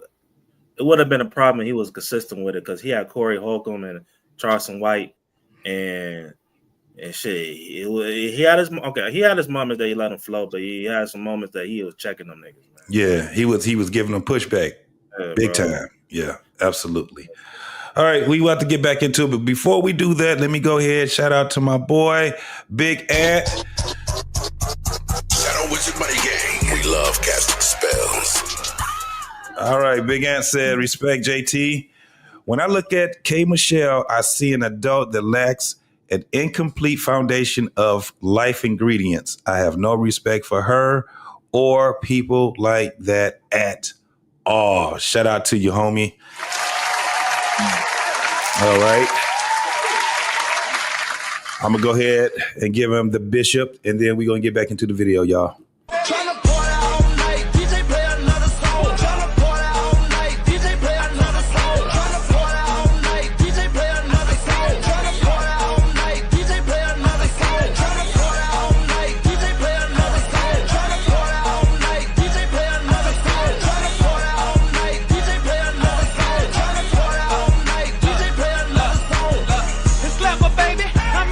With H8s in the club, jumping up and down like it's payday.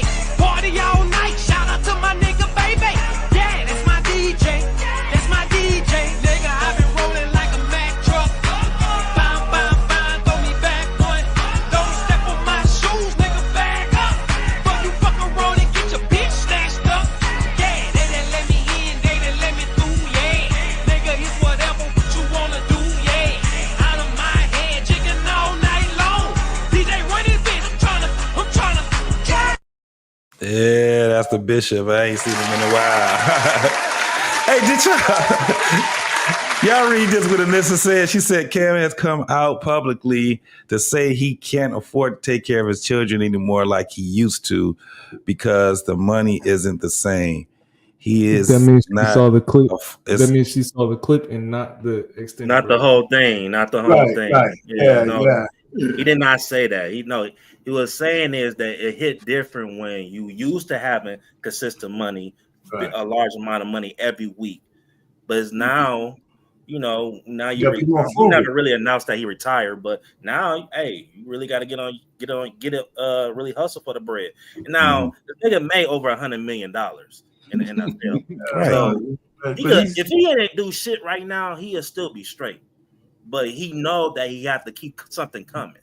You know what I'm saying? That's why he got all these shows and shit like that. Yeah. So investments and everything else. Yeah. He can't go to Disney World every year. He can go every other year. And that's another reason why you can't get married. Right. That's another reason. I mean, if I was in this position, I'm a married man. I would tell a guy, you just can't marry none of these chicks, man. No, not without an ironclad prenup. Yeah. And even with that, if you don't have every word right, a judge could mess that up too. Like with the crying singer, whatever his name is.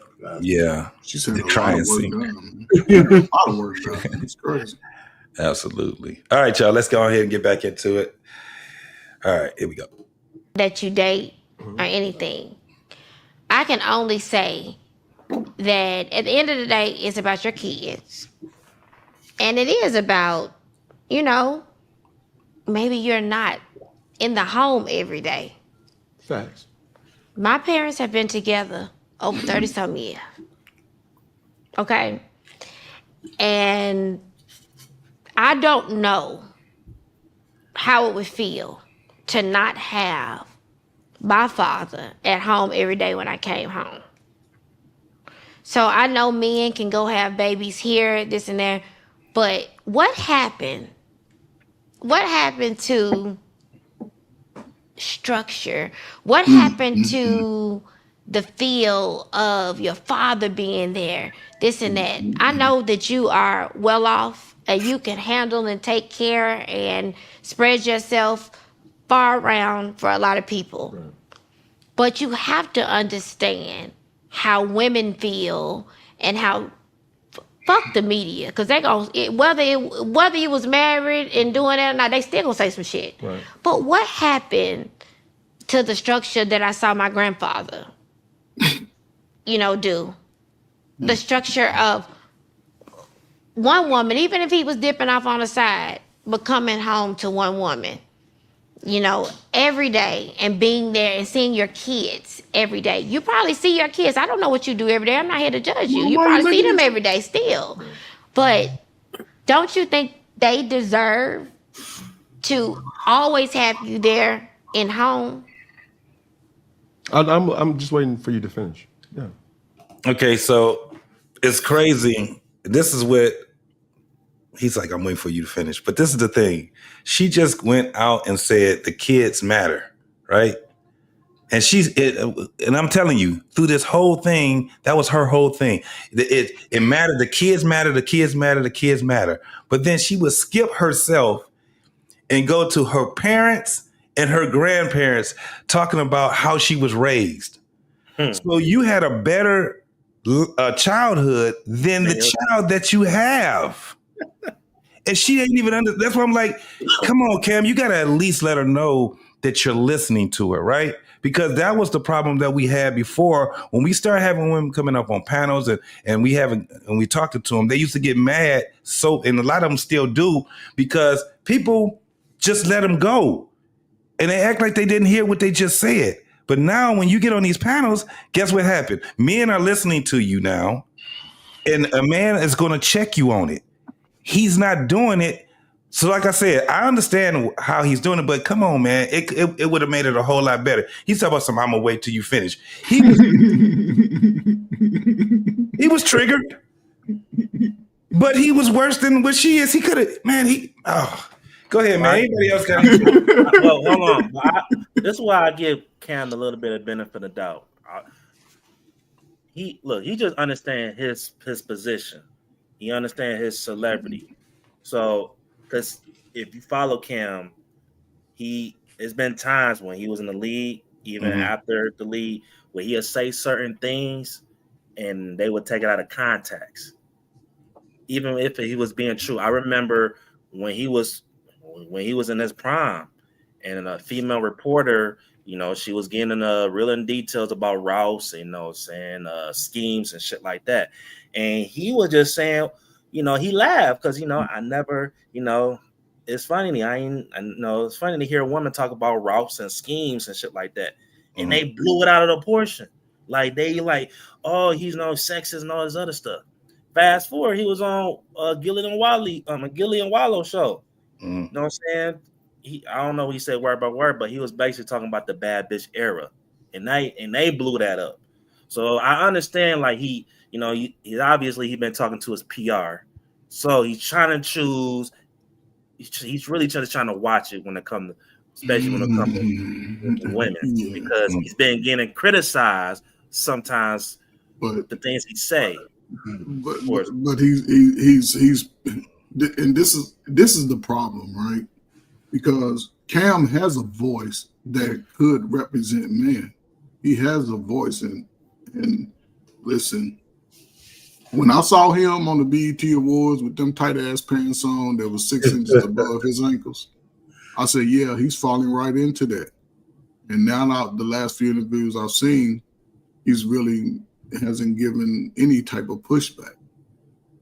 And it's just unfortunate because this is a time where I think men could sort of take control of the narrative that's pushed out on us. She's pushing a false narrative. What happened to the days of her grandfather? Crack did. Crack came and changed the fucking game for the grandfathers. Well, her grandfather might have been past the crack. He might be in my age group. No, I'm talking about her, her time. Her adult age. She's a baby mama. I can see if she was married, but she wanted what she wanted in her time. And I hate when people compare their lives to their grandparents. We ain't nothing like our grandparents. Well, let me just piggyback on what you said when she mentioned her grandparents. This is the same chick that you find in a different podcast telling us how fucked up her grandmother was because her grandfather wasn't shit. These are the same people who stood on the grandparents because, the man, my grandmother only was there because she didn't have no choice. Right? And you hear them say that same shit all the time. So now a grandfather's a beacon of fucking virtue when it benefits her. But if she's probably on another podcast, these old motherfuckers, he had, another family across town and all this kind of shit. How about a guy who's a truck driver? He ain't home every night. What the fuck you talking about? I'm taking care of my kids. I don't have to be home every night. Right. They just need to know where I'm at. And they need to know I'm coming back. And I need to keep some promises. When is since the women who break up families more than anyone at 70% clips is going to tell men what the fuck we need to do with a family? Right? I mean, come on. This chick was so infuriated, man. I swear to God. Coach Berg, you said that he has the potential of speaking for a lot of men, and sometimes I can agree to that because me being somebody that does have multiple women that have had my children, this narrative that just niggas like me are just pookies and we ducking responsibility and don't want to be around our kids. I hate that shit. Yeah. I completely despise that shit. I am more than willing to break my back tenfold whether these kids is in my house or not. You know what I'm saying? I do anything in the world for my kids, whether they are physically with me or not.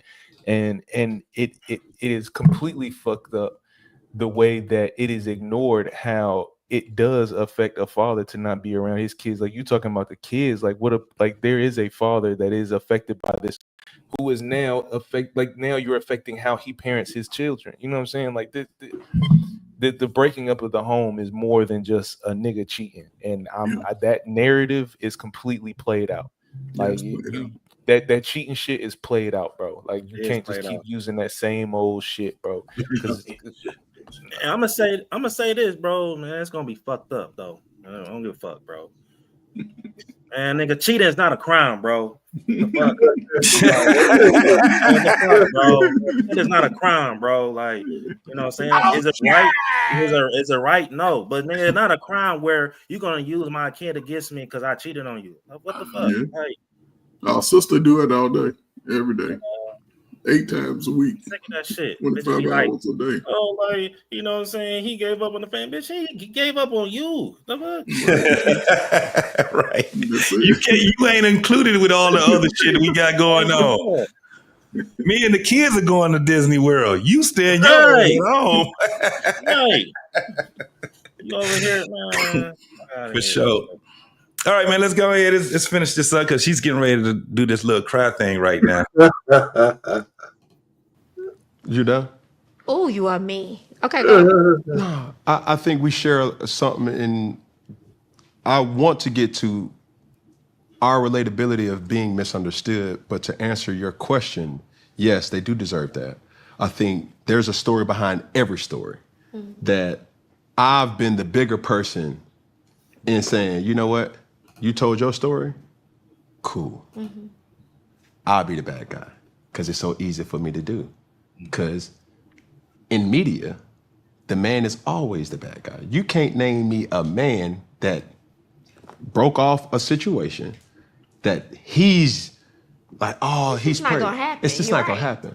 So out of respect and love for her, that story that, oh, you left this, whatever y'all want to take. But between me and you, Okay.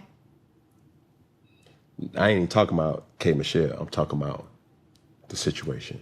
Okay. You know what the situation. How do I know? I'm talking. See, I'm using you as. Tell me. I want to know. Tell me. I think to protect other sources. You don't even want to get it. This is not the platform to say that. My maturity has taught me that.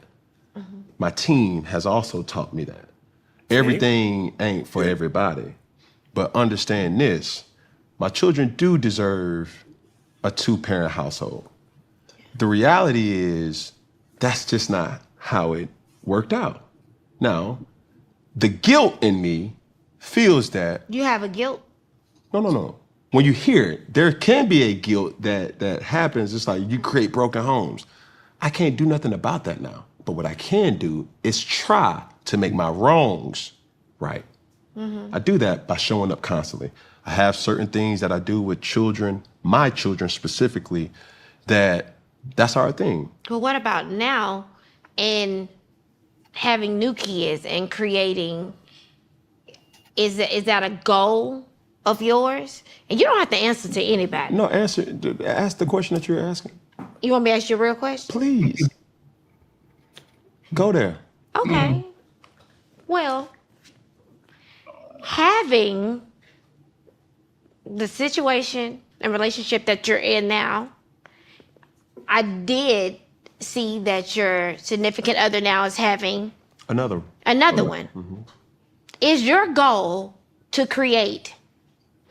I think everyone would like to know, is your goal right now to create a 2-parent home for your child that you already have and your new child? Is that the goal? Because you do skate around that. From everything that I've watched, you do kind of skate around that. Is the goal? What is the ultimate goal right now in your dating and having kids? Every situation that I've ever been in, I thought this was the last one. Okay. So to answer that question, do I plan on moving on after her? No. Okay. The plan has always been, even with the first, the second, the third, is like, nobody goes into a situation and But say, you know, you've never said that. Like I've said, before I come somewhere, because I be attacked, I wanted to know what I was talking about when talking to you. Oh, for sure. You know, this is actually kind of the first time when you have said, my goal is to not have another significant other. You know, like really say that. Well, let me say it. Okay. My goal has never been to have multiple significant others. Okay. It just worked out like that. So when I say my wrongs to the world or to the stereotype of what a household should be, it has always been screwed up. Can I ask you a question? Yes. What? All right, so we have to stop it there because he said a lot right there. And I want to know, do you guys actually agree with what he was saying? Let me just go first. He's just full of shit. I mean, he should just say, listen, I don't feel like being tied down by one fucking chick. You know, you know what? I don't plan to impregnate everybody, but shit doesn't happen by accident. He doesn't want to be married. And he should just come out and say, listen, I like this woman. We could have kids. We could co-parent, but I don't want to be a traditional husband. And if I so happen to meet another woman and she gets pregnant, that's the way it's going to fucking be. And that's what he should say. I mean, that's exactly what he should say. All this dancing around, I didn't plan it. That's double talk. Because I heard him on another podcast say, I want more. I remember that shit. He had the other bitch up here. He says, yeah, and I want more. I think he was talking to the fake. He said it on this one too. He was talking to the fake doctor. Yeah. But he said it on here too. He said he want to have 11 children. She said, well, how many kids do you have now? He said, I got 8. He said, you think I'm playing? And then whoever his, but not his though. He's counting some stepkids. Wow, I didn't know that. Yeah, he got 3. He got 3 stepchildren, I think. So he don't have 8 biological kids. No. I didn't know that. From his last mother to child, like he still claimed those kids, which I ain't. Man, K. Michelle, shut the fuck up, man. I didn't know that. See what I'm saying? So we get a bad rap. Why do these type of women get the platform to judge us? You know what I'm saying? She's no different from women who walk around the streets every day. She's no different than any of those women. Yeah, I was hoping look how she's dressed. Listen, those to me, those ain't natural. No, they not. None on our body really is natural. But I almost made my my damn thumbnail. K. Michelle's titties had an interview with K. with Cam Newton.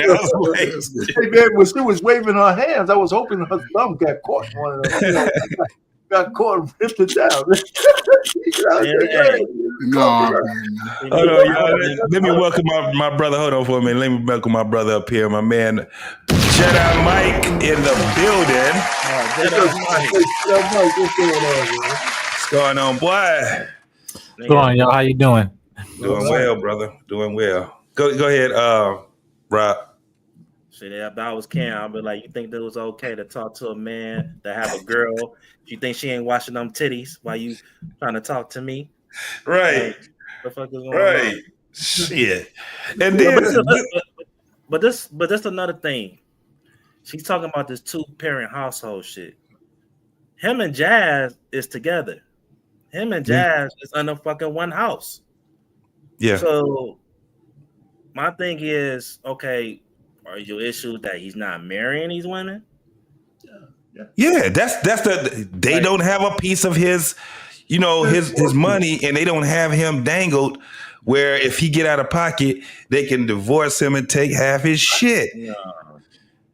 No. What do you need to do? And the same thing, because I was with Nick when I was like, listen, I may not have to live. I can't live that life that you guys is living, but I am not going to be one of these brothers to be like, what y'all doing is creating a bunch of broken homes. Like, no, nigga, when you rich, you can put everybody up in their own house. You can make a compound.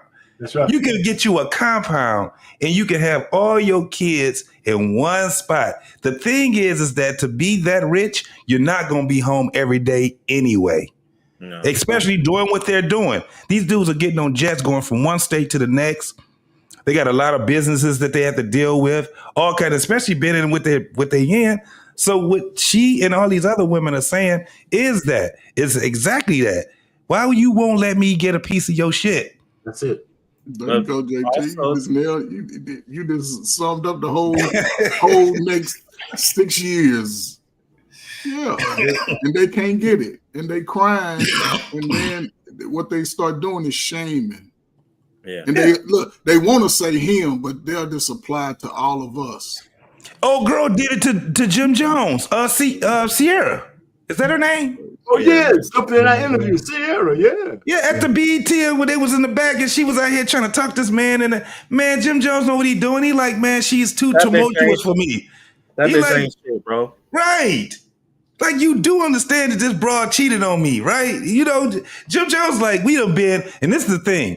They were in that celebrity couples retreat thing. She was in there too with her man. Man, he was supposed to have left her.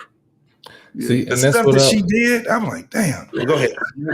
And that's what I was gonna say. That's what I was gonna say. Like the a lot of these conversations, a lot of times, be disingenuous because the etiquette of a man in this conversation, he's not allowed to say anything ill of the mother of his children. Because if he does, then now even the men are gonna start talking about him crazy. Like, nigga, how you talking crazy about your baby mama, bro? Like, he's not even, because the questions that she's asking him, he can't even honestly answer. Because the part that he was talking about, he was like, I'm not talking about you, but I'm talking about, you know what it is. Like, she was like, well, what is it? Like, he can't even answer that question for real, because if he does, then now it's even worse than him being a short, long pants wearing, tight, no sleeve jacket. That's like crack that was dress, man. White socks with dress shoes makes no sense. But that's why a man like him and most celebrities, like when you see most celebrities try to speak up for the average person, this is why he can never speak for the average man, because you can't even speak freely on your own platform.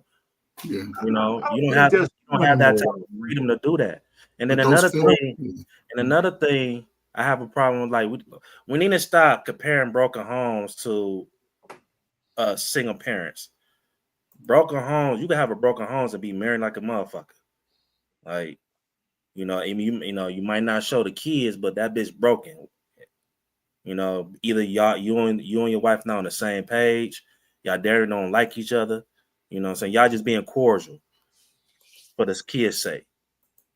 So this whole thing, like, just you having all these babies, or if you're not married with your baby mama, all this other shit, you create a broken home. No, that don't. No, I know homeboys is fucking married, but nigga, they say the house, man, they relationship fucked up, bro. Ooh, like, so did they ever say who fucked it up? Yeah, I was talking about, like, in general, like my boys. Yeah, just in general. Anybody ever say, man, I fucked it up or she fucked it up? Something happened that made it fucked up. That's all I'm saying. So, I have a question. You never get. I don't really ask too much questions. Oh, well, see, like, then you start keeping it real. Help them be better. So wait, so she was, I believe she was married before, right? And she got a divorce. I don't know if she got married. She was in a couple. I remember she was on episode Wild Out, and she was playing a game and asking, like, someone asked which one of your X-Men had the best D, whatever, right? Was the ex-boyfriend who was the basketball player or football player, or was your ex-husband? And she said her ex-husband, so I thought she was married. But I also saw her dating history. R. Kelly was in that list. She liked toxic men. She loved toxic men.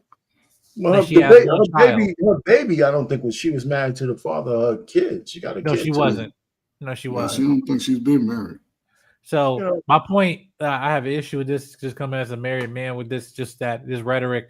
Then that entire conversation is hypocritical, because, again, listen, Cam Newton knows who he is, and he's just in this conversation knowing, and the woman that he had, who is currently pregnant with his child, they already know what the gist is and everything. He've already said, I want God to use me. I want to make as many as possible, right? How he's acting all just like he's this benevolent, seed bearer and just spreading his seed and everything, right?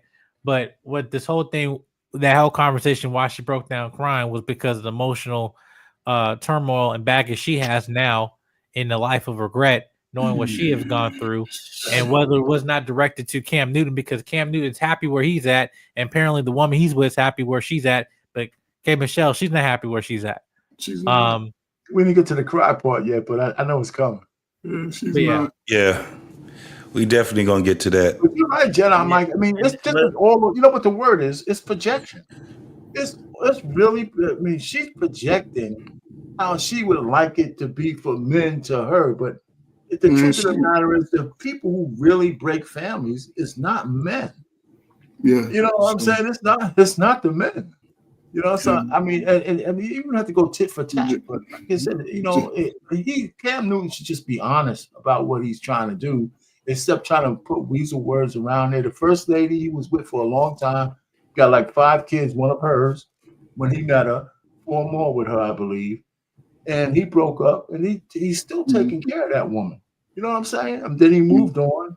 And, you know, like, this is the way life is, you know, but it was on his terms. And that's the one thing women don't like to see, men live on their own goddamn terms. JT, she was with a dude off and on for over 19 years. Man. What's she talking about? Not only that, man. I mean, it's a lot that goes on with that. She's also, and it's funny because she also was in a relationship with a woman. Yeah, she's bisexual. She's bisexual. Yes. She confused. That's what she is. She confused. Right. She keeps doing and once them old country boys find out, they gonna have out there with one of them hogs, one of them horses out there. Like, she used to be with a rapper named Memphis. So, and he with a Z. Yeah, and supposedly he was beating the brakes off of her. Yeah, so, and she you know, and she got mad because what was that other girl that was on there was friends with Memphis, and she didn't break her friendship up with Memphis because of what Michelle told her. Toya, yeah. Lil Wayne, ain't that Lil Wayne's baby mama? Yeah. So yeah. So let's get to it. We getting closer to the waterworks. What do you think a household should be? I think there should be a male presence and a female presence in each household, because there are certain things that a man or a female should only or can learn specifically from a man. Yeah. And then there are certain things that can only be taught from a female. Okay. So that's what I do believe in. I do believe there should always be a 2-figure household. Can I ask you something you might get mad at me about? Man, you can't make me mad. I'm bulletproof. We all get mad. No, trust me. I promise you.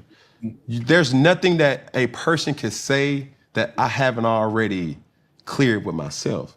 I just make sure that what I say doesn't offend the innocent. Okay. You see what I'm saying? I'm a straight shooter. So let me ask you this. Being that you're living your life and you are who you are, you have your significant other who is who she is. Do you ever at night and when you're alone or in a space ever feel like you're speaking and things are hurting her? Yes. Yes. How do you feel? Like, what does that do to you? It took her to tell me that. I didn't know. Because you got to understand, too, that people have to give other people grace, because those aren't prerequisites of understanding for most men. And I always say this about men. Men don't register things the same way females do. Meaning, I don't know how that make you feel. I know. If you ask me a question, would you hit? Yeah, I hit. But you're standing next to your woman. Mm-hmm. And how does that make her feel? I don't consider those things. I'm not used to. But now it's like, would you hit? Do you see, like, I don't even get into that, but the attack on your significant other now, the type of attack that she goes through every day. You saw I got tears in my eyes. That type of attack is the type of attack, you know, that I've gone through in different things. And to me, she's like a pretty amazing woman. Dope.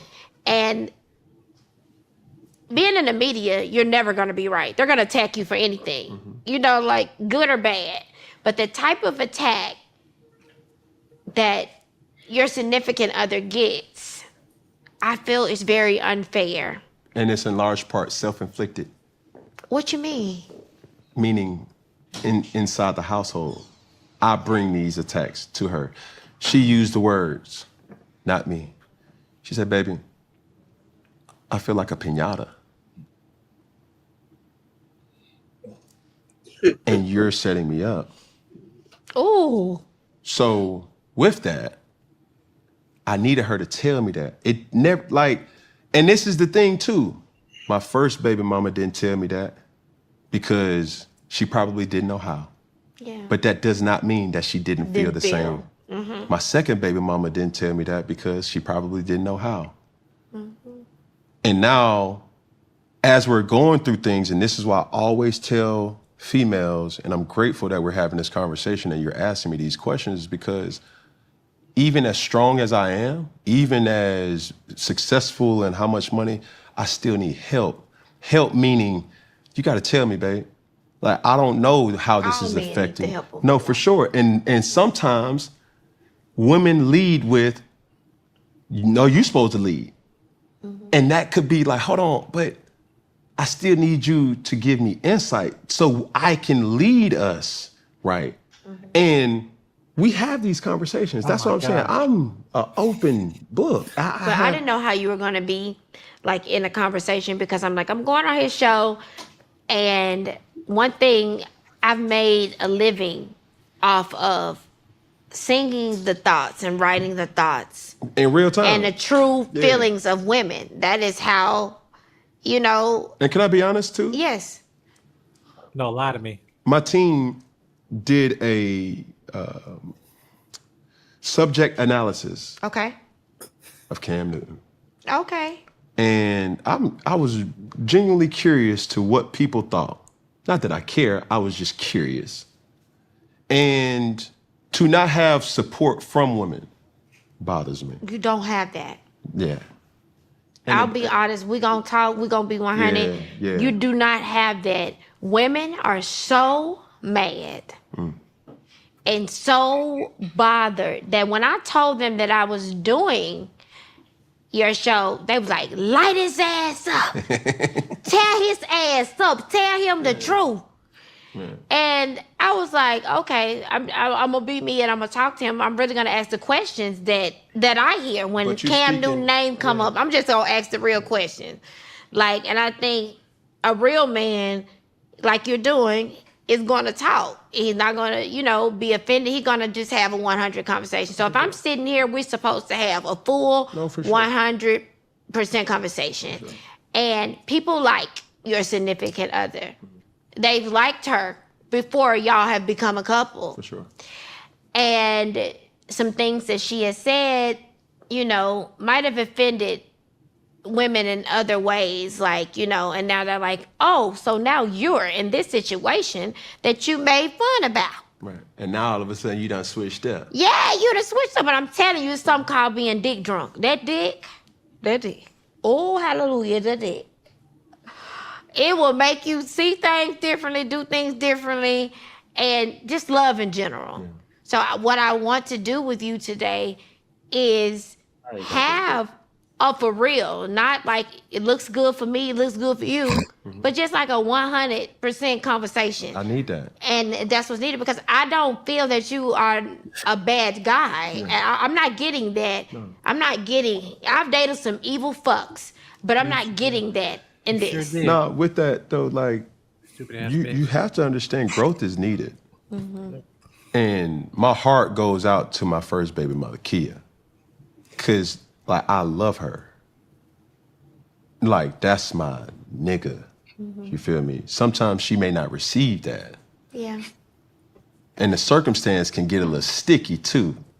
Cause even though I'm in a happy relationship, her reassurance to, and granted, Jazz didn't even know Kia. Mm-hmm.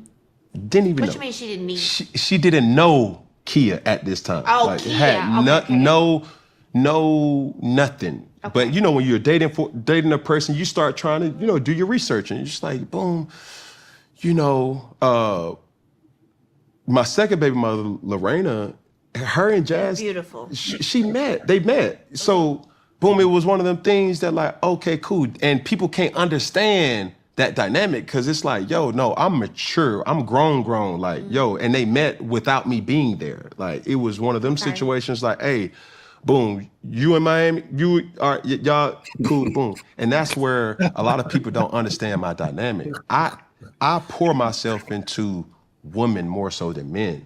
Okay. And I need it. You feel what I'm saying? Because being, I'm going everywhere, but I'm trying to bring this back. Being in my position when you're the person everybody pulls from. All right, man, we gotta stop here for a minute. Hey, this nigga scrambling more than he ever played in the league. That's why I was laughing. I said, this nigga showed his quarterback skills like a motherfucker.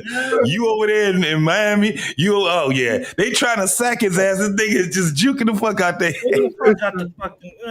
Bro, this bitch just said, we getting dick drunk. See, this is why I say that's some bullshit right there. I've been with some evil fucks. Females say, well, don't ever take what none of these females say. And she right about Jazz. Jazz was on that shit talking about, you know, hey, you can't let I remember when she was dropping content like, hey, besties, all this other shit, talking this shit, don't let these niggas play with you. And look at her ass, nigga. She good at NFL players. And this she can't touch that nigga. That nigga Cam like, watch out. I was like, this is why I don't give a fuck. Like what none of these females say. Females talk all this bullshit. They just haven't met the right nigga yet. Jazz, she met the right nigga yet. Because if you really like the nigga, all that shit you talking about don't mean nothing. Out the window. And soon that nigga blow your back out, nigga, you definitely not gonna hear it. You definitely gonna say fuck what you talking about. Now this bitch about to have another baby by this nigga. Man, women lie. Women lie more than anything. One thing they can do is I'm sorry, go ahead. No, I'm just saying, man. Shout out to Neo, man. Shout out to Neo. He's the realest one out here doing that shit. All these other niggas is playing. I'm talking about he invested. He got a better connection to women. You just like most regular dudes when we young, man. You want to smash everything.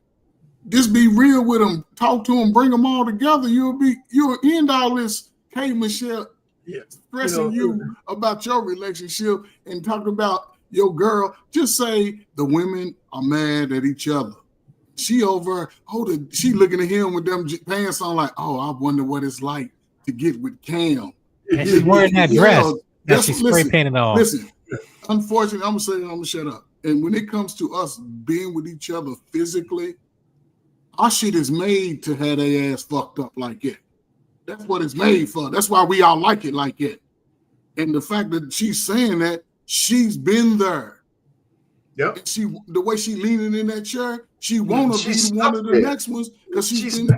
Man, come on, man. Yeah. Cam, man, hey, stop, listen, man. he's living Isaiah 1. He's living chapter 4:1. Him, Cam Newton, Neo. We just need to say it. These women are actually in agreement with him being who he is and their relationships, the various relationships. That's the thing that the tit woman ain't really saying. Yeah. These women, they want to be in these relationships. The chick with Nick Cannon, it's not like they're being forced to do any of this shit. They know. They being real with it. That's why they're having these interviews, because they want to be on that list. But instead of saying it, they'll shame everybody else and be like, well, girls don't like no you. sense, man. Every one of those girls who don't like them, they'll be next in line. If he had a sign on, who's next? Damn. Yes. And he over just, man, listen, man, you know how many young football players like Cam Newton, man, over thinking about just being a simp right now? So this is my thing, though. Because Cam been the man for a very long time, dog. We talking high school and college all the way until now. So that's why I was laughing, because I'm like, staying on your shit, man. Maybe he knows some shit, right? He just not being honest about it. But that motherfucker is scrambling like a motherfucker, bro. I'm like, Because I can't be. I'm trying to figure. I'm like, no. I think he actually got it the way he want to get it. And you get all these women that's coming, and they're basically saying, "Why you just don't stop? Quit scrambling. Stop running. Let somebody sack you." This is that's exactly right. Take a knee. Take a knee, man. Shit. Take a knee. Get a safety. Just get a safety. Just give up 2 points. Give up 2 points. Fuck out of here, man. So now I'm really understanding it, because what the thing is this, and I'm still on the same thing where now he's definitely not keeping it 100. He ain't really keeping it funky. Now, what he actually is doing though is that he's having the conversation with them, but I think he's actually kind of covert. Like, I don't think he's talking to K. Michelle. I think he's talking to someone else. Yeah. Right. Because I think she's frustrated right now. Like somebody in the comments said it. A little while ago, they was like, she's hot already. That girl tight. She turned on. And she's trying to conduct her, so she don't even know how to act with this, because he's not giving her the energy that she thought she probably would get with this man. And all he doing is letting her talk, let her babble. He ain't cutting her off or nothing. And then when he do talk, he just started telling her some shit. It's like some type of shit where a nigga is just finessing the shit out of her, and she's frustrated because she like, nigga, you talk the same way these other niggas that I got. And I'm hearing it come out your voice. You ain't keeping it real with me, Cam. And he just looking at her like, but darling, listen, I'm really putting you up on game. She like, I don't want to hear that shit. Then she's getting frustrated because I kept trying to figure out, why did she start to do what she's getting ready to do? Now I see it now. Because he ain't telling her, he ain't giving her that type of the energy because she really wanted to check the shit out of him, but she can't because she's not catching on to what he's saying. I'm like, this nigga's a real quarterback. He's going to go to the fourth quarter. There's a cartoon character. He's doing the Gumby. He's doing the Gumby every time she's doing it. Like, have you ever seen Gumby? Yeah. You can't land a good blow because it's just like fans and shit. It's the fantastic. Well, this is what I like about Cam though. Yeah. I think what he's doing in the media, I really like what he's doing, like as a creator. But but he's actually, even though we could say he should jump in certain situation, but he's actually controlling his show how he really wanted to be, like y'all said. So I mean, he's stressing that motherfucker. But he's stressed. That's why his pants be tight. Yeah, and he got a team, right? Like he was saying, my team, they tell me, the things. I still think I think he's working it out. I still don't think that he's a good interviewer, but I'm also understanding what he's also doing too. So it's not like, because it was frustrating me. Why is he doing what he do? Then I started laughing because I said, damn. This nigga get in the pocket, then he run out the pocket, then he get back into the pocket. Pump faking and shit. He putting the ball in their face and shit. And you can't. Yeah. So let's get to her frustration because she's about to blow one. Your charging station for me has always been women. But that's why there's this thing and there's this balance. Like, I'm the one in my family that takes care of everybody, all the family. And the thing is, when you come home, you want to be, like you said, your charging station. Yeah. That's your charging station. You want someone to pour into you and to give that to you and this and that. What I think is happening with women right now, can we be honest about what women are dealing with? Yeah. Women are making more money than men. Mm-hmm. That's challenging. Yes, that women. Challenges the if you're going to bring me hell, and I can pay my own bills. So hold on, because she definitely, especially think about this in the industry that she's in. It's a total fucking lie. The men run that industry. The men are the ones that's getting paid the big time bucks. The guys that she's that she's trying to attract and all that shit, these guys are the ones that's running in the industry that she's running into. So she's definitely lying about that. And then we can go into the other shit, but she ain't even talking about regular people. She ain't talking about the 90% of the people. So then that's why I'm looking at Cam like, see, that would have been a really good conversation if he would have he didn't have to be. Track things though. If he would have challenged that statistic? But it's a way that you can challenge it. I mean, he could have corrected her or something, man. He said that's challenging. He was like, that's challenging. It's like, no, not in the industry y'all in, Cam. What you talking about? But she's going through a talking point and not even stating the facts. It's not even true. That's what we use as a flex. But everybody know that this is not true. Just look at the truth of it. I mean, the stats are there, the numbers are there. They the most enrolled. Yes, they go to college when they realize lifting them goddamn boxes is too much for their head. So they will run to college. But no. Yeah, but she's not talking about them people. She's talking about us. No, she's not. Watch. This is where it gets to the point where you're going to be like, oh, shit, you out your goddamn mind. This is where it gets bad. It gets bad for her. You're making that much money with her peers. She's broke than most of her peers. What's she talking about? No, but watch this. It's not worth it. Women are going through this whole different thing of, you know, what it is. Like, I see my parents who've been together forever. I get to witness a traditional, you know, old school type of love. But nowadays, what we're witnessing city girls, we're witnessing this and that. And it's like the genders are doing this. Clashing. And it's like a hot topic and this and that. Yeah, it's cute. It's a hot topic. But it is really destroying families. When I go, okay, think about this. Being in Nashville all this time, being in Atlanta all this time and then going to Nashville where it's predominantly white. One, they go home at 5 and 6 o'clock when they're producing because they go home to their families. Being a country singer, if you are a singer in country music, you're a man. If you are not married, it is not respected.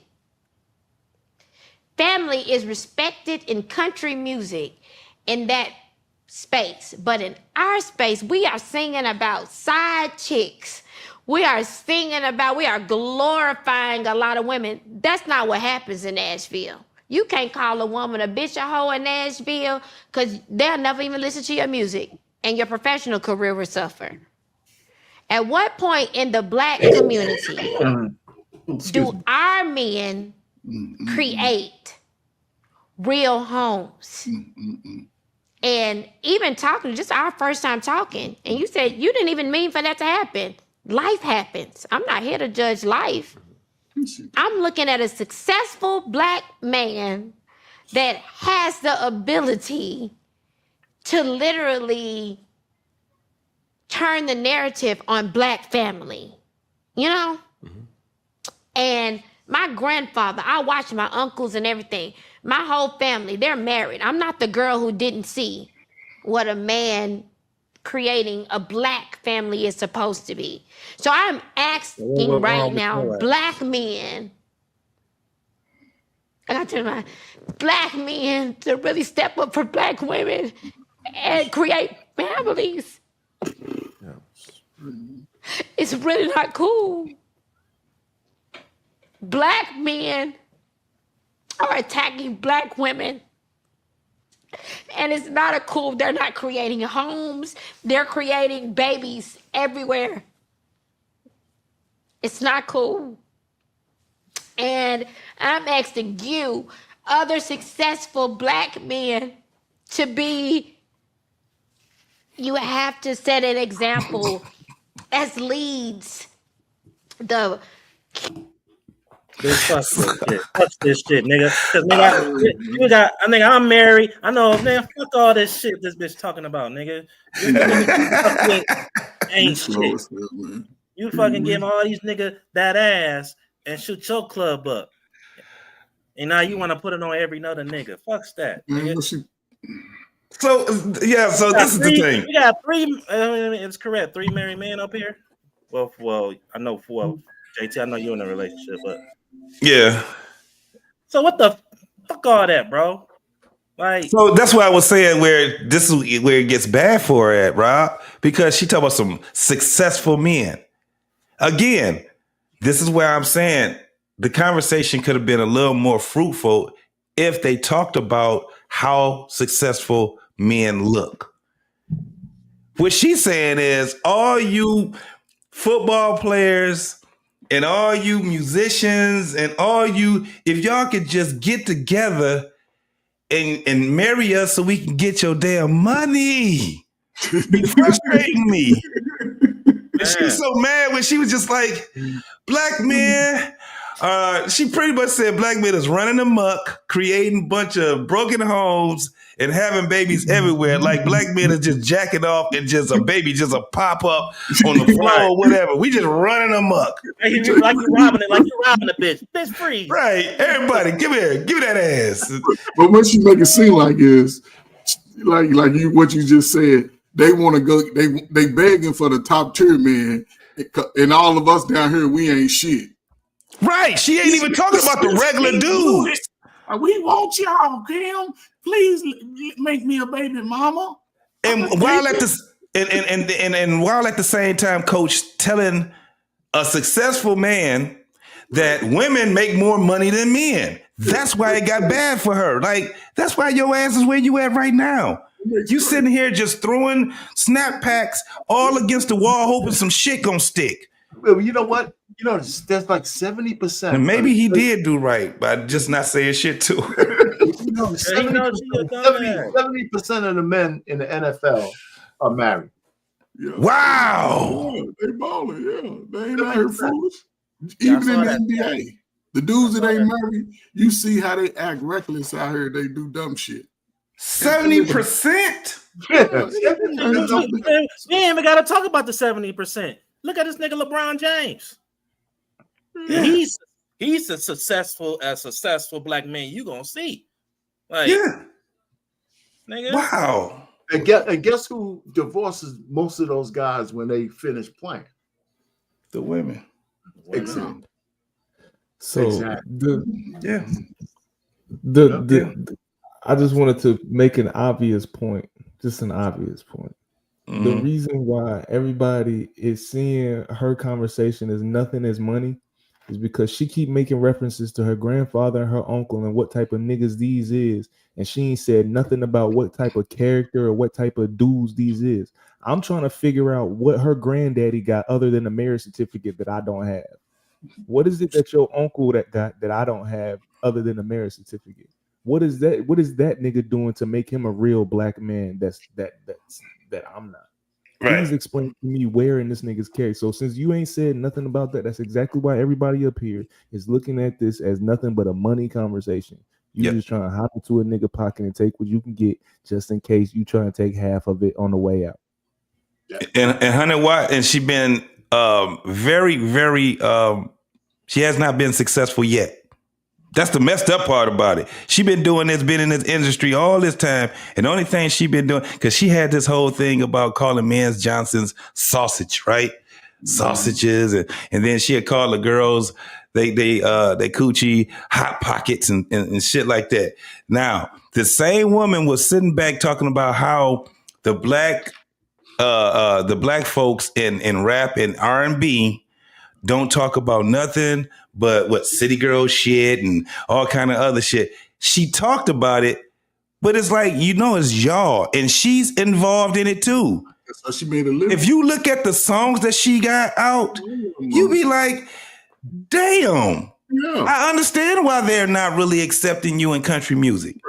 But they ain't fucking with it at all. And it's not because she doesn't have skills. The girl can sing, but she ain't got no soul. You ever so you go from there, they're looking, you have a catalog, right? And then when you look at her catalog, if she ain't talking about fucking getting broke down by some country nigga, white dude, then she talking about hating them, fighting them. That's why I put the whole thing of her being a misandress. She has so much disdain for black men, it's crazy. And it keeps coming out in here. So maybe I'm still on the fence with the Cam shit because maybe he's doing what he's supposed to be doing. Like, you might be right, Rob. The more I keep looking at this, I'm like, damn, he just sitting there and he's smoking his cigar, crossing his legs with the ugly ass expensive shoes, and letting her just dig her own fucking ditch. Yeah. Damn. Man, they got on some hush puppies. She say the white people, it's frowned upon not to be married as a man. That's what she said. Oh, the white people, they got it together. Y'all just ain't got it together while being a part of that problem. Why she don't speak to the women? That's what she need to be speaking to. So this is the thing. If you know anything about her little history that she has on not social media, but what was it? Love and Hip Hop, Rob? Love and Hip Hop. Shit. Yeah. She wasn't doing nothing but fighting with women. That's it. That's all she need to be talking to, because that's what arguing with women. They got one where the girl snatched her wig off. The girl that she was sleeping with, that she messed around, and I think she led her the wrong way or some shit like that. And the girl was like, she was saying, look, you sat there, we was sleeping together, you know what I'm saying? And then now you trying to act like we ain't had nothing. And they got into a big old fight about that. Mm-hmm. That's why she ran to the country. So, right. They was running her ass out. Mano sat there, put her on blast, whether it was true or not. He kind of fucked her up on that one when he said that they were supposed to be getting into it, screwing or whatever. He said her box stank. Yeah. So that was a big thing. Yeah. So this girl, so this stuff was moving her so far away from the industry that she was in, where that's why she run her ass the country. And them country people we don't really, you okay, but we don't really accept your music. Right. And now she figured because Beyonce went there and did a successful country, she thinks she can jump her ass back in there and think they're going to accept her. It's not going to work. You ain't Beyonce. You ain't Beyonce. You have a terrible attitude. And you keep attracting dudes. Them dudes that she attract, niggas is rappers and oh, go ahead. I was about to say she can't be Beyonce because Beyonce got a happy home. That's right. And guess what, nigga? Her husband cheat properly, nigga, and she's still in that bitch. Absolutely. She ain't put his ass on blast. But y'all know one thing that, it's dumbass. One thing that I know about white people is that they don't like the type of, I guess, the way the sisters talk about us openly and publicly. They don't like that. And the fact that she thinks she can go around those white men and be over trying to down talk us, they don't like that shit. They do not like.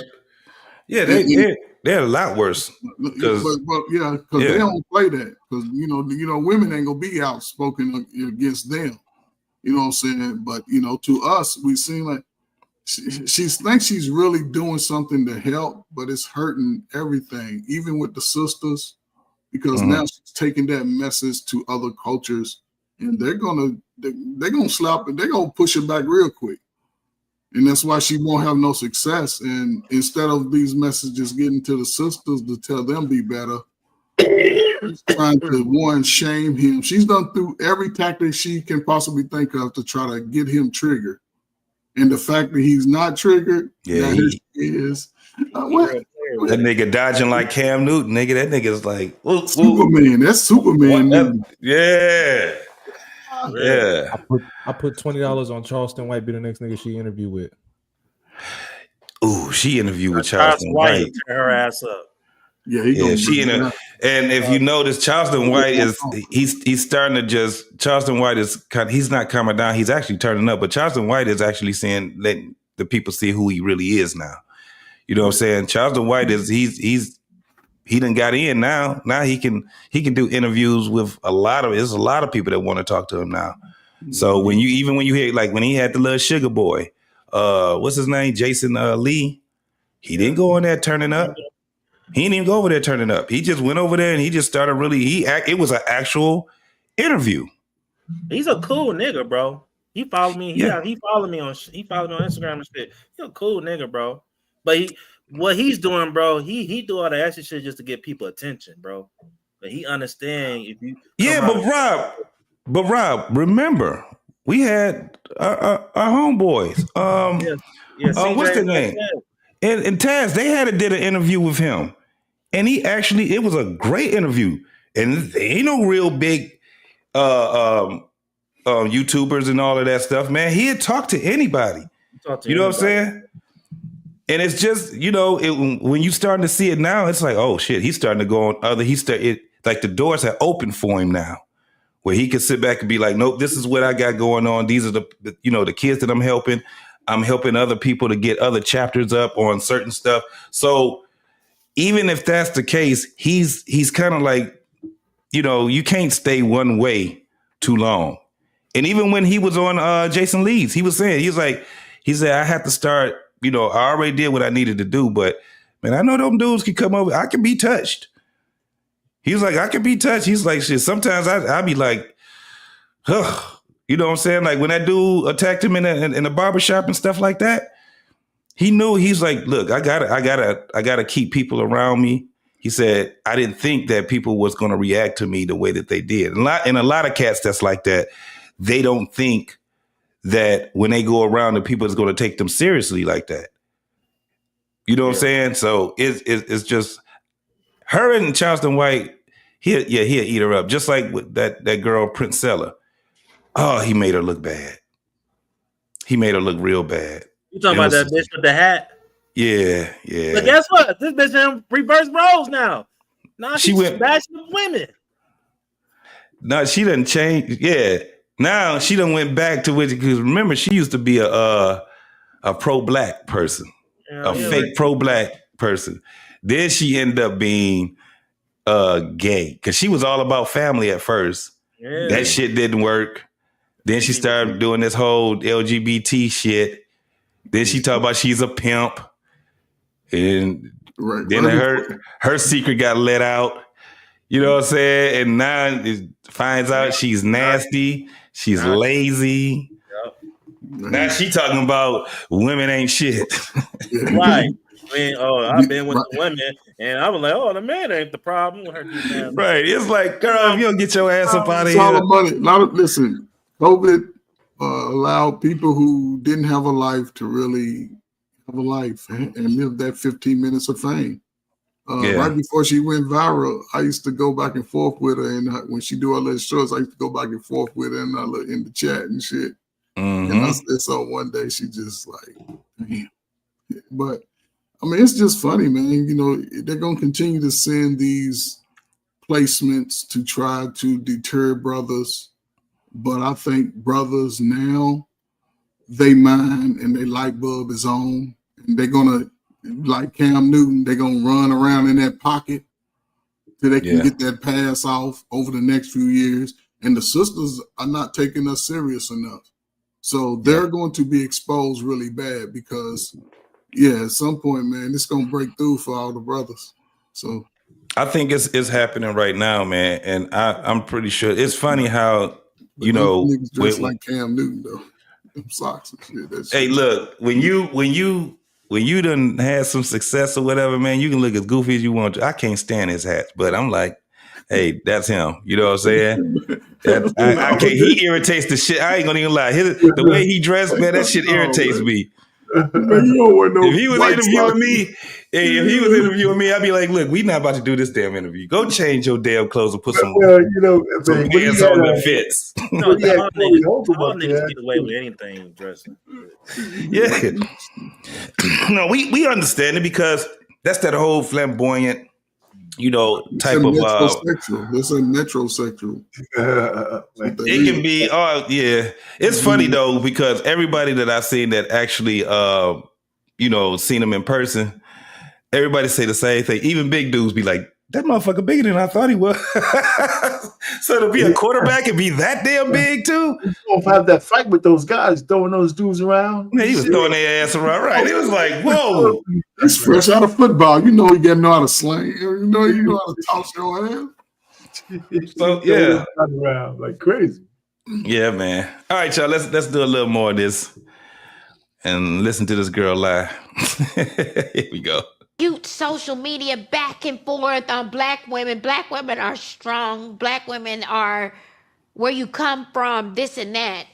So there probably isn't any sympathy for you and just life happening because there's so many other things around you going on that are not fair to black women. What is going on with the black family? We are consistently creating the cycle of kids who can't come home and see their daddy there. And they see their mama sad at night.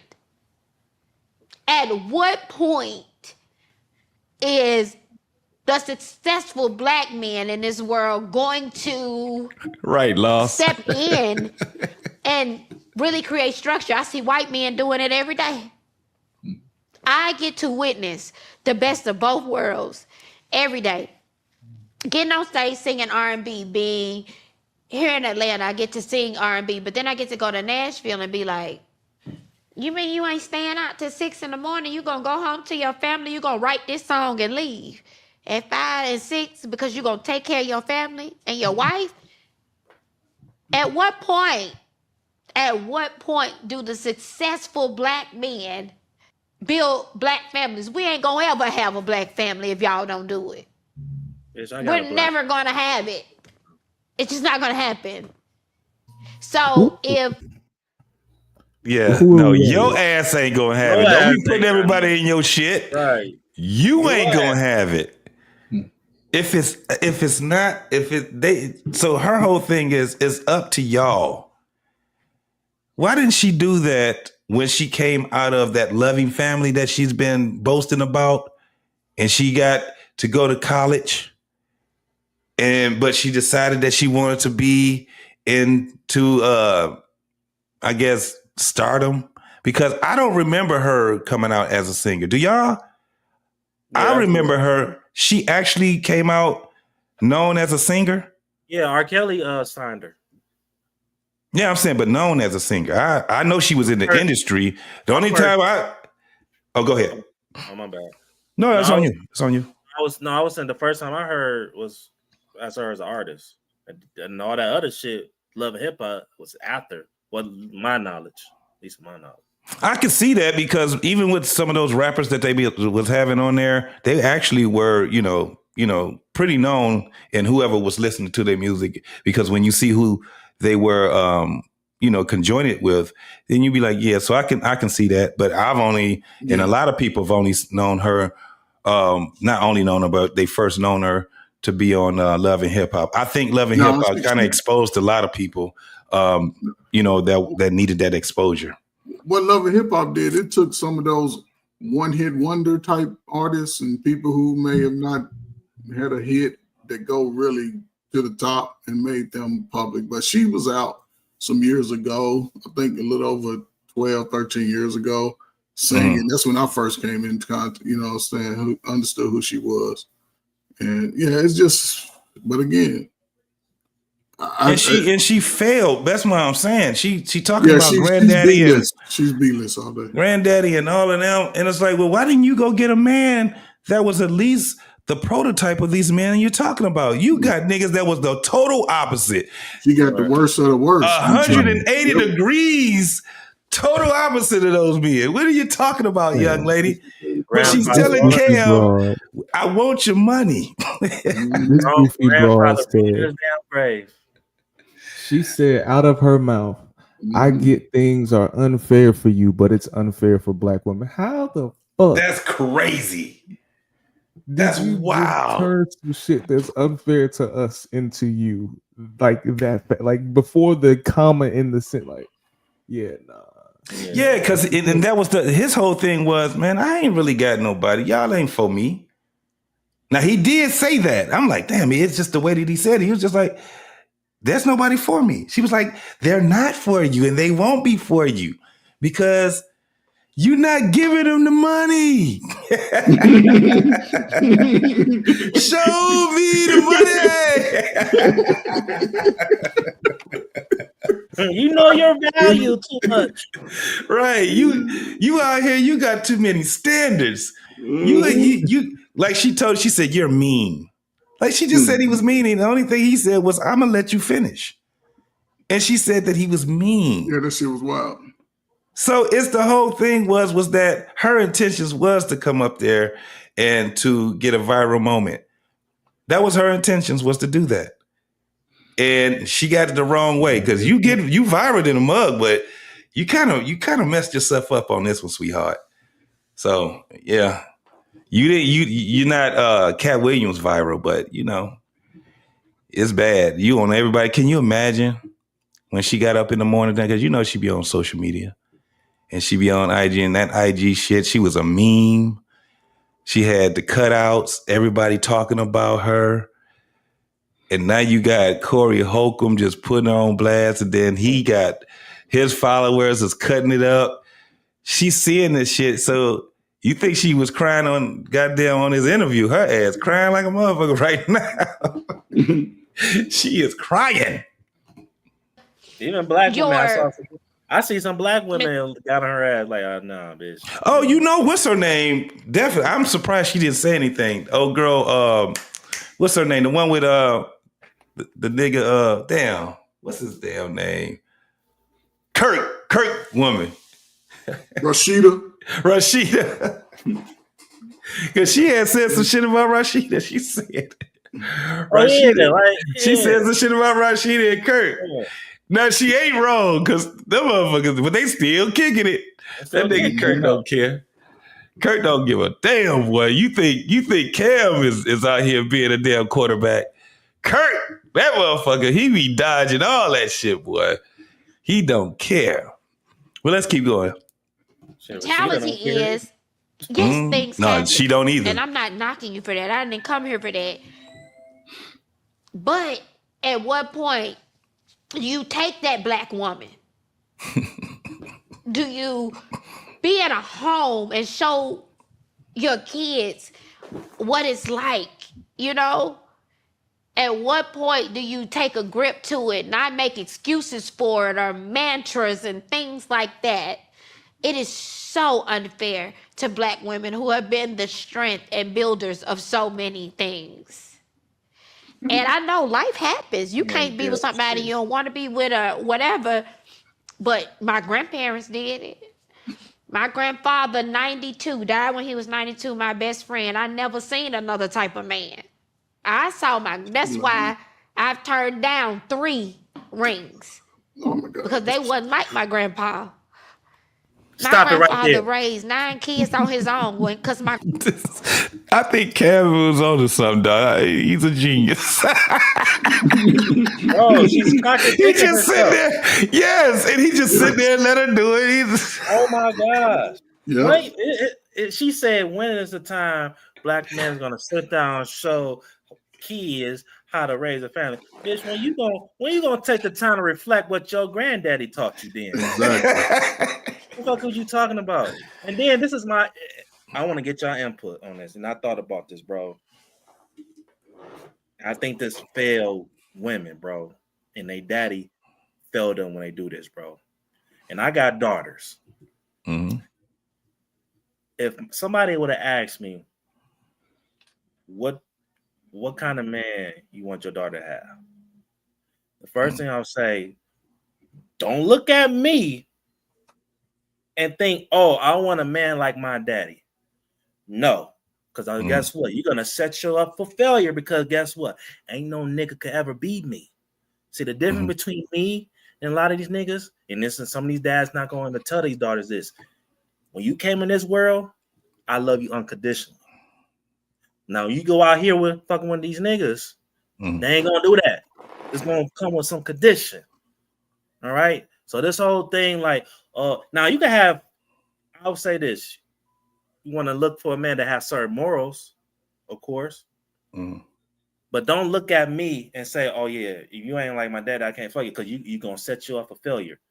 I need you. I would tell my daughters like, you want to look at something more. You want to look at the man character, and what I'm saying, if he got integrity, certain morals that he have. But I need you to figure out what kind of man you want for you. And I think that's fun. I think women like her, they do that shit and wonder why they can't find a man, because you too busy trying to find a man like your daddy. Which man ain't gonna be your daddy. He can't be your daddy.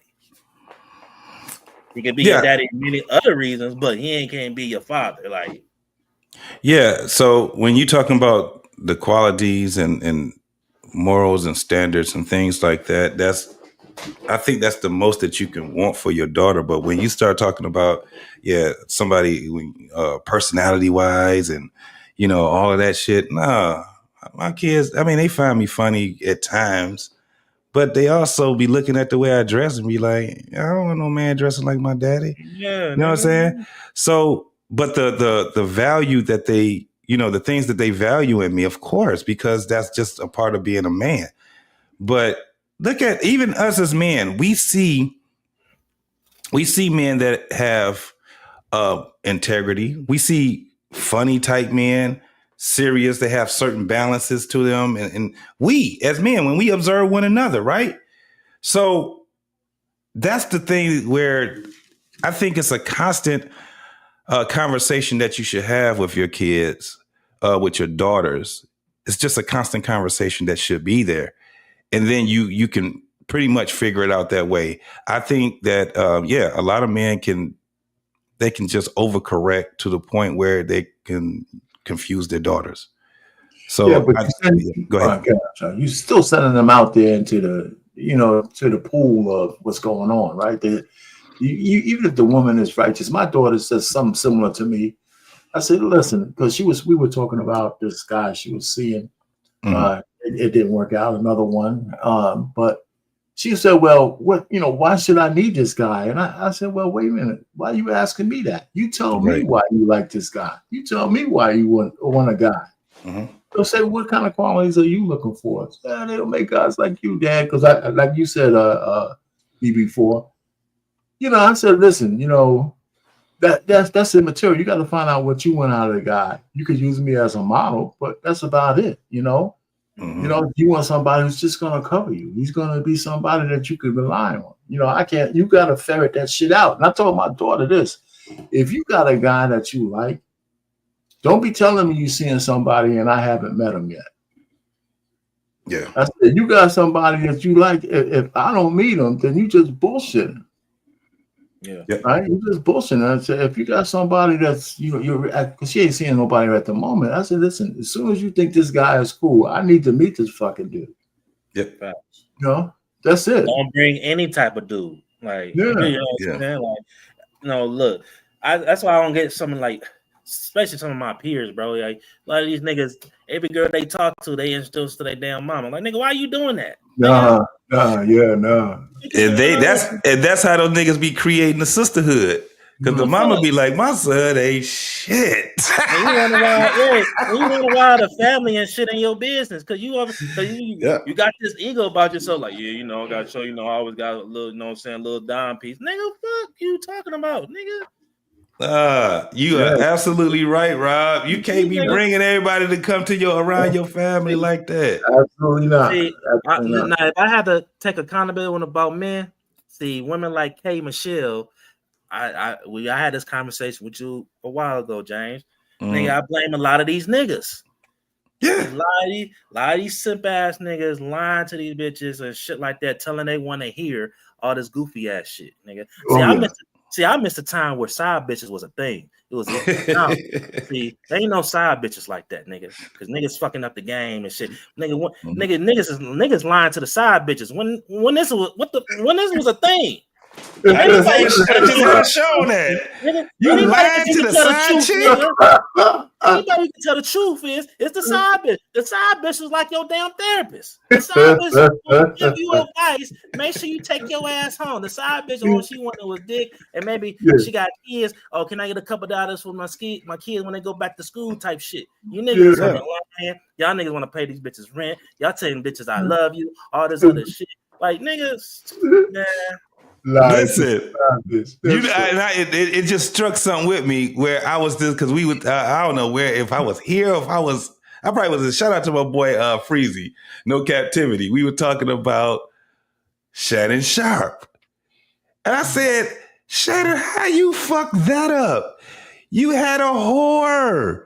Yeah. How in the hell are you guys? And it's like all of these guys are doing it.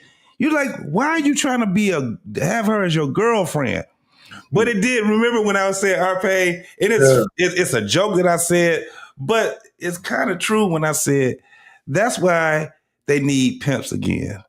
Because the pimp, because the pimp was a broker. So he not only protect the hoe, he protect the trick too. Because these tricks don't know how to broker pussy.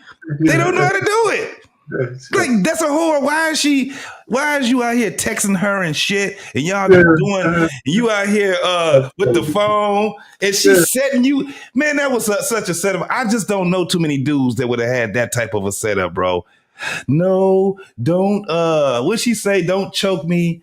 I don't think that's a good idea. Right? He like, wait. We were just discussing the choking. You told me now you don't want me to choke your ass. When I see you, I'm choking you. She's like, please don't choke me. Like, hang the phone up, Shannon. She sounded like she was 12 years old, too. She sounded like she was 12. Right. Holy shit. What a jackass. Man. Oh, that was like, how did you get that? And Shannon is, man, what is he, 56? I'm like, dog. No, and then that's what I was saying. These guys, man, they've been the man for a while. College, some of them in high school. You know what I'm saying? Then they get to being millionaires. And for some odd reason. Hey, man, he was on that racial play thing, though, man. Yeah, it was all that. You know, he was on that. That kink got him. He fell in love with that kink. It got him. Yeah. So I can't be mad at shit. Cam actually is doing it right. Yes. He actually, I'm like, damn. He's doing it right for himself. And that's the thing. That's what I'm saying. As far as that. But that's what I'm mad at him. Not mad at him. I just wish he would just come out to tell us, listen, look at the camera and say, listen to all you fucking black bitches out there. This is how I want to do it. You know, I mean, I know, you know, his views might, I don't think it's out at this day and age. I don't think his views will go down at all. He'll get like a flood of people cursing him out and shit. That's still, I'm not saying, I'm only half joking, but I'm just thinking he should just tell the truth on what his motivations are. Yeah. Yeah, man. You know, I don't want to be married. I like the way this freedom I have.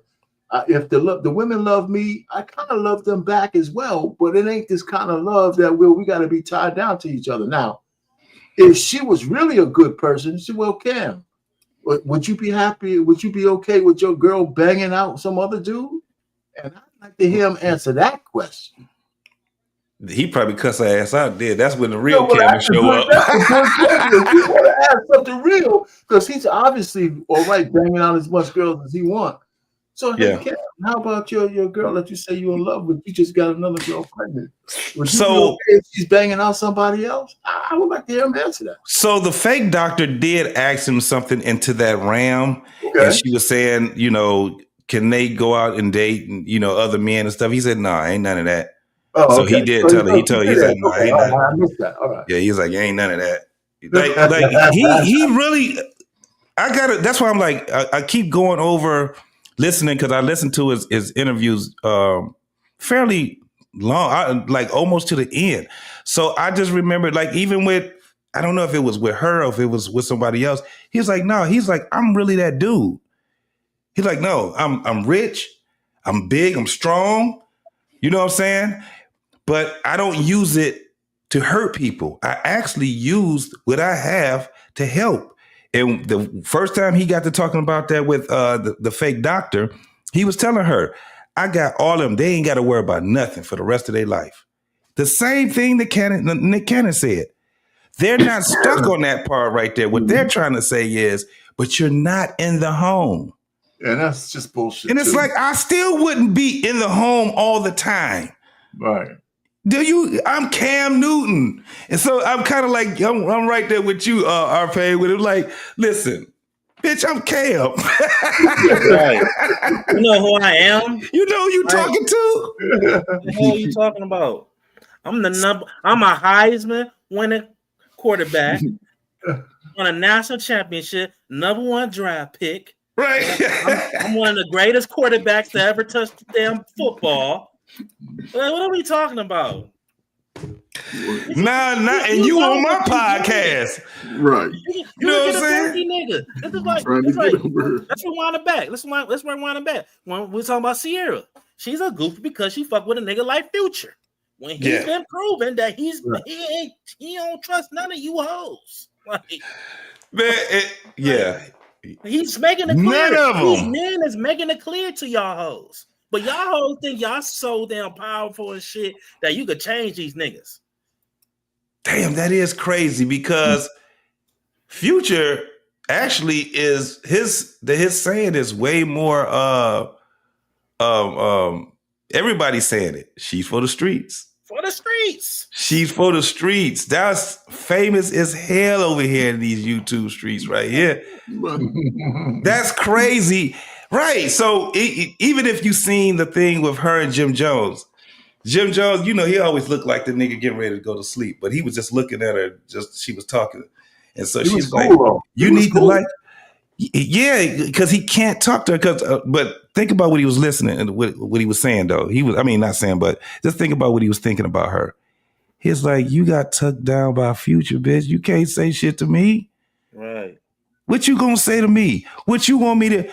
It's just the whole fact that a lot of these dudes be trying to be a lot more diplomatic for these women because they have grace for them. They like, I'm cool with the people you cool with or whatever, but every once in a while, they run into them goddamn other niggas. Because even if you watch the Love and Hip Hop stuff, right? All the dudes is pretty much painted as ain't shit. They all sleeping with all the other women, but then the women be sleeping around, but he had to have done something to make her mad. This is how they look at it. Well, he had to have done something to make, like that thing with Rashida. Kirk, he knew what he was doing, and she knew that Kirk was sleeping around. Why? Because he was actually, in Atlanta, he was that dude. He wasn't famous like how he was on Love and Hip Hop. Before that whole Love and Hip Hop shit, whatever he was doing, what was his real job, bro? But I know motherfuckers were checking in with Kirk. They were checking in. Something. He was something. I don't know, but he was deep in the streets. He was deep in those streets. And most people knew his name. His name was a big buzz. And a lot of people probably never seen him before. So Kirk was one of those dudes that was like one of those connects. Have no idea of what he was doing, but he was a big deal during that time. So when that whole thing came with him and Rashida, she already knew what was happening. And then the nigga was cheating on her on camera. Remember him and what was my man he was hanging with? The light-skinned rapper. No, not Scrap. Not Scrap. This was the other dude. What's his name, man? I forget, a little short dude. What's his name? Yeah, Benzino. Yeah, Benzino. That's it. So they went out to some little house that Benzino had, and Kurt, they on camera. Yeah, so he knew he was gonna get to old girl, but Kurt didn't care. And she was just going on and on and on, and then she eventually cheated on him. And it didn't go down the right way. He was. This is that fam. This is that whole thing that she comes from. K. Michelle. Same thing. And all these girls were all screwed. They all screwing the same dudes. The dudes screwing they all screwing the same girls or whatever. It's a weirdo shit. So again, what she's doing is K. Michelle's reflecting the fact that she's been giving box to people she thinks are high value, and none of them want to put a ring on her finger. Bingo. Right? And the guys she turned down, you know, listen, if she wanted to create a family, she had 3 chances. She didn't do it. Right? You know, so she had to have some kind of relationship with these guys. Right. You know, they didn't just offer this shit to him. So she was somehow spending time with some guys. And then when they asked her to commit, she didn't want to do it because she wanted to stay in the street. Antonio Tarver was one of them, wasn't he? I don't know. Maybe. Yeah, he was what? He was like one of the first dudes, like before she even got in the industry. I didn't even know that. And she said he was trying to holler at her, and she was like, she didn't want to talk. She told him that she didn't want to talk to him. She wanted to be famous. That's what she said. That was her story that she said. But I'm like, all right. And that's what she went for, and it didn't pan out because she did She's everything. 43 years old now, you know. Yeah, man. Well, if she already has a kid, that's a funny thing about ladies who are like her. It's really no rush anymore because she satisfied her biological imperative.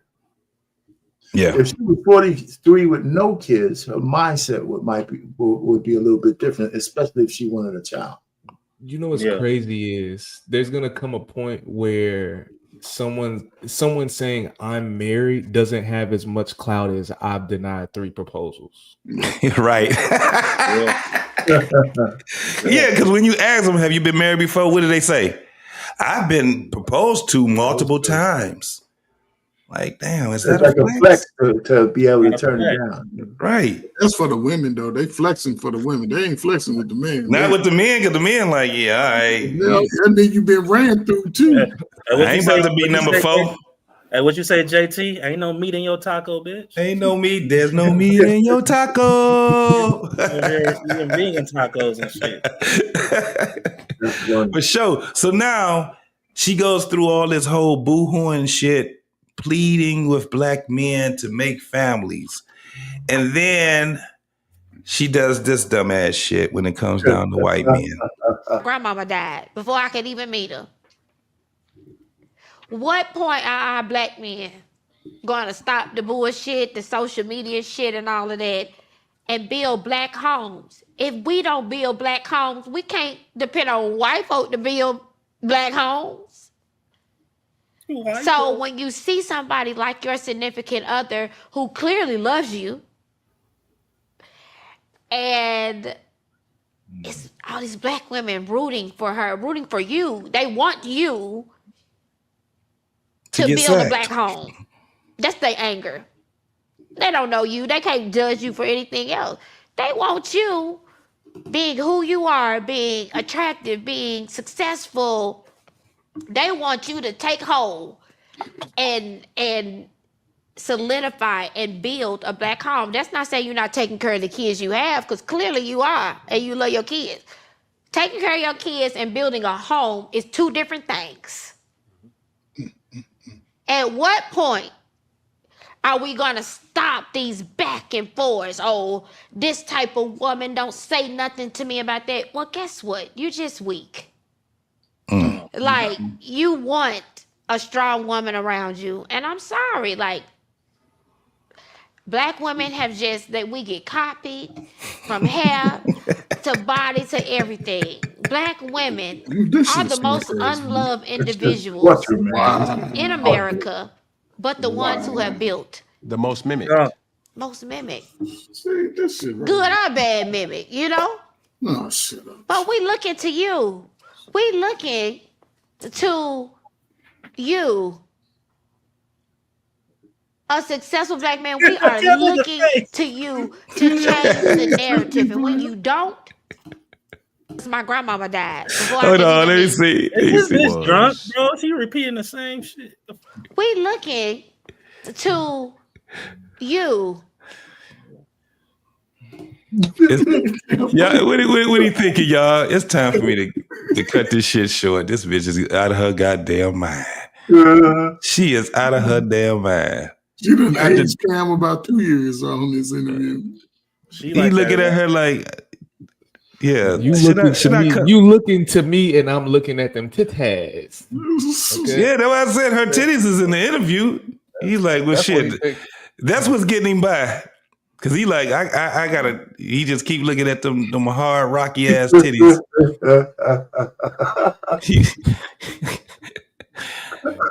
I wonder if she got any bras.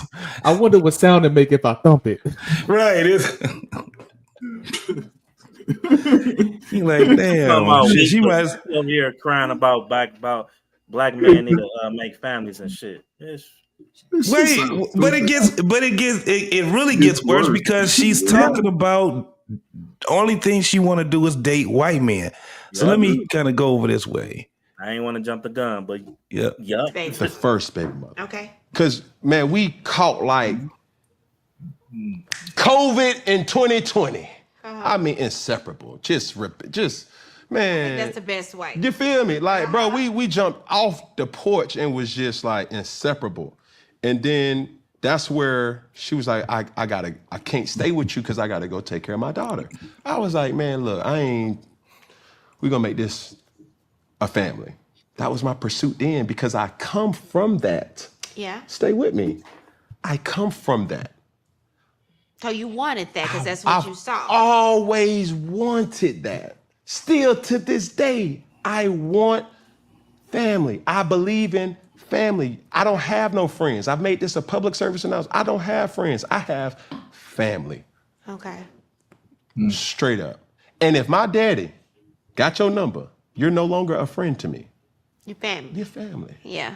Because even with that, that's the most influential man in my life. That's the most influential person in my life. All right, shut up. Let's go. Sons are gonna. So understand, I've always had that accountability to this particular person. Yeah. And one of those things that, the situation requires, just check in with me. When you don't check in, I know you on BS. Check in how? Yeah. Everybody's check-in is different. Exactly. It could be a text. It could be a FaceTime. It could be a phone call. It could be... that's how you are in a relationship. That's how you're supposed to be. No. The person, whoever you're dating, what their requirements are, is what deems that check.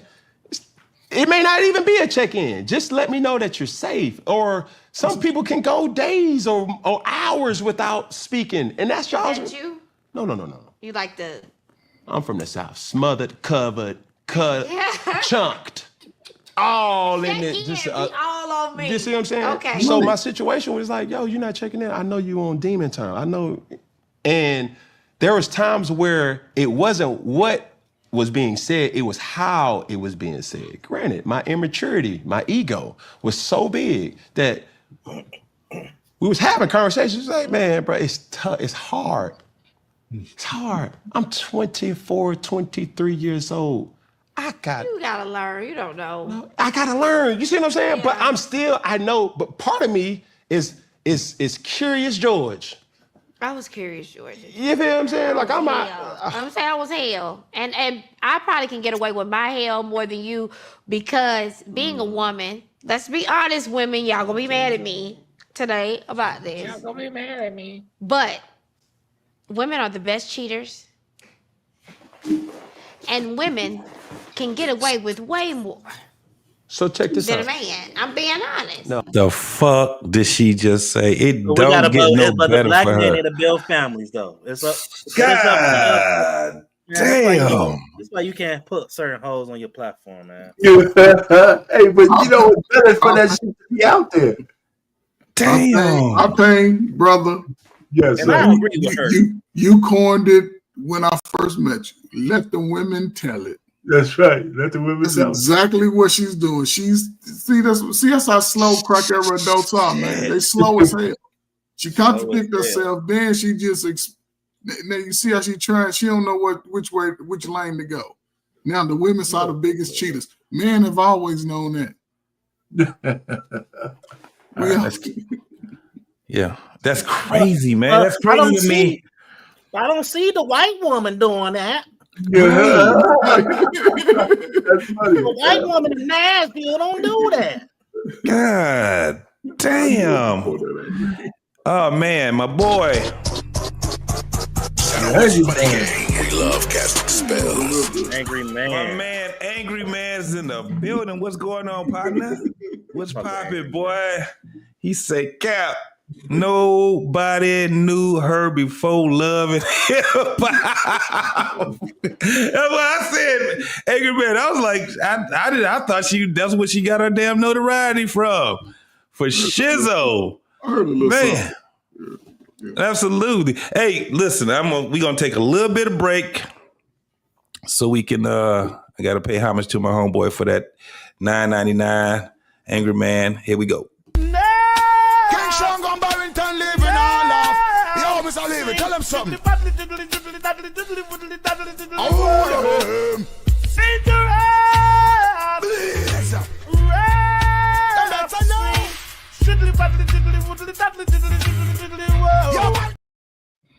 All right.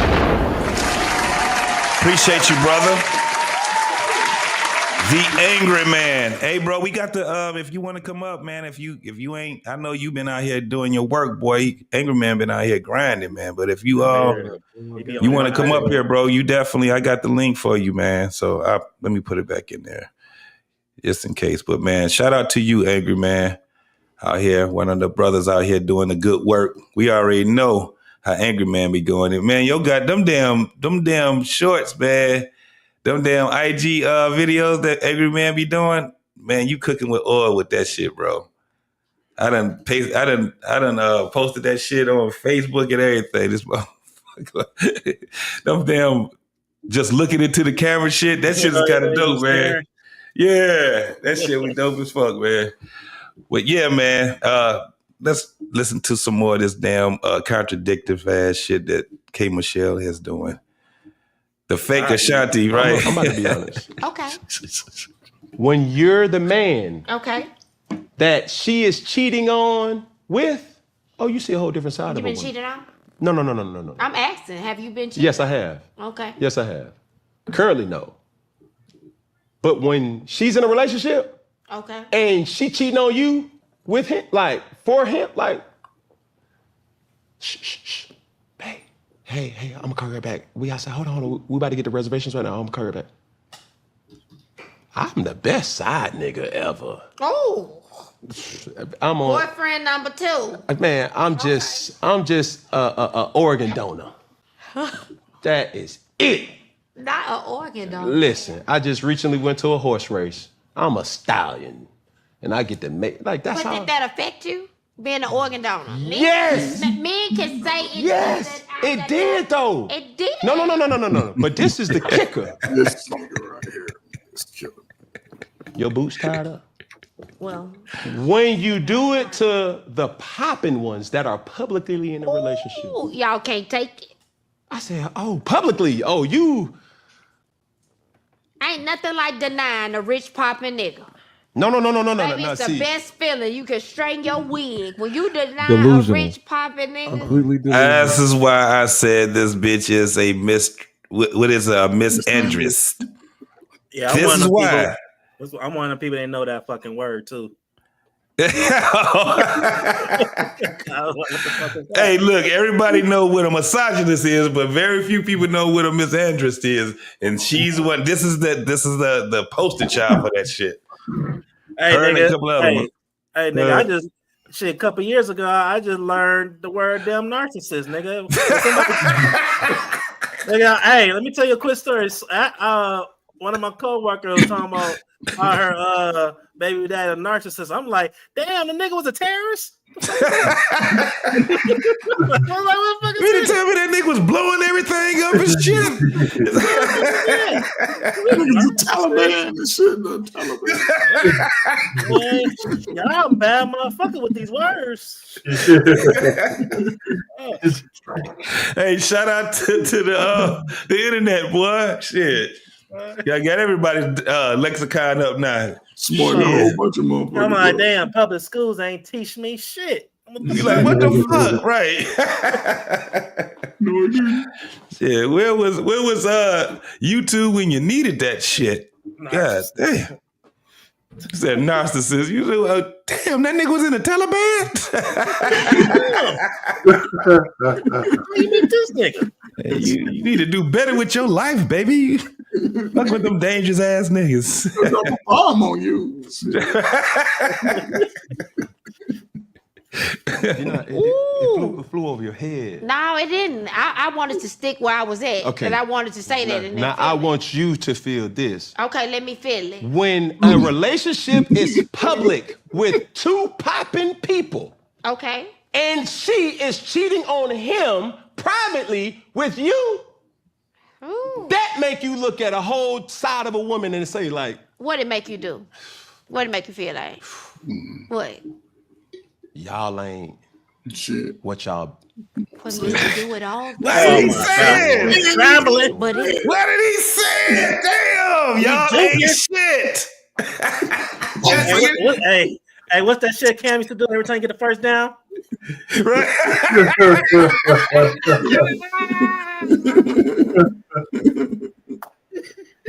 You got it.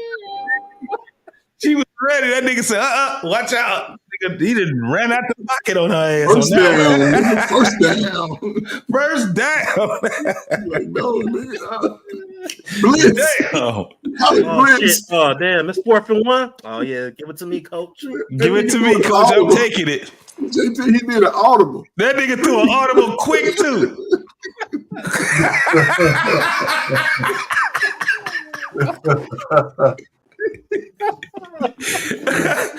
That nigga snapped on the no count.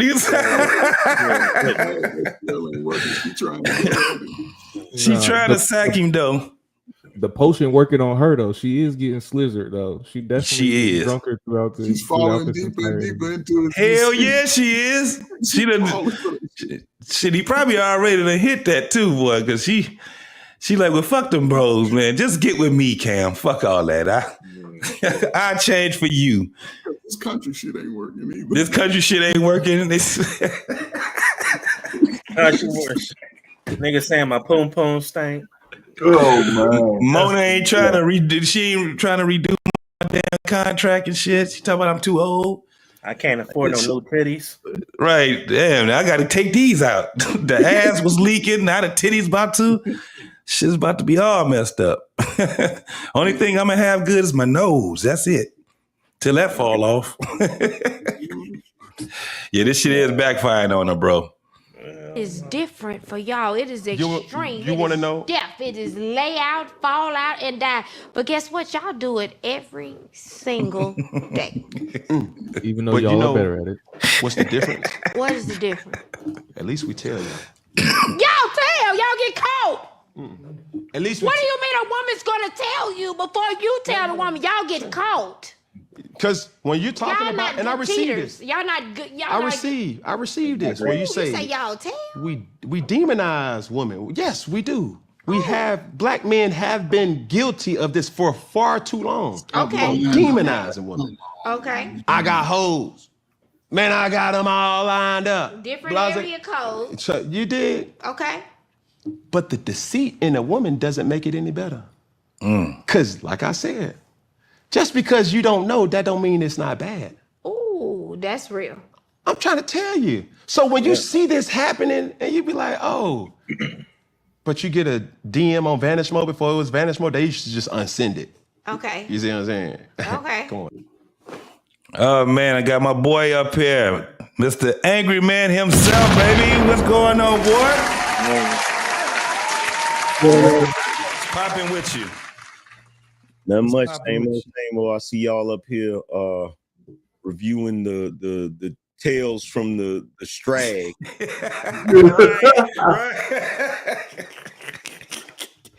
Yo, Angry Man, you don't know me, bro, but I just want to say I fuck with you, bro. I just want to say that, bro. I be watching your shit. Salute, man. Salute. Yeah, man. All right, let's get back into this line-ass heifer's chronicles. Now, you know where she at now, Angry Man. She out here talking about bitches is better cheaters now. Miss, y'all need to make homes for the hoes. What you talking about? That damn alcohol, he done fucked around and got her drunk. She just talking all kind of shit now. You know, she drink whiskey and shit. She got something over. If you listen, it's funny. I quote Angry Man's review of her. If somebody asked me, did you see? I asked him, did he see Angry Man's review? And I saw Medium Man's review. I said, yeah. He said, well, how was it? I said, well, angry man was angry and medium man had the back.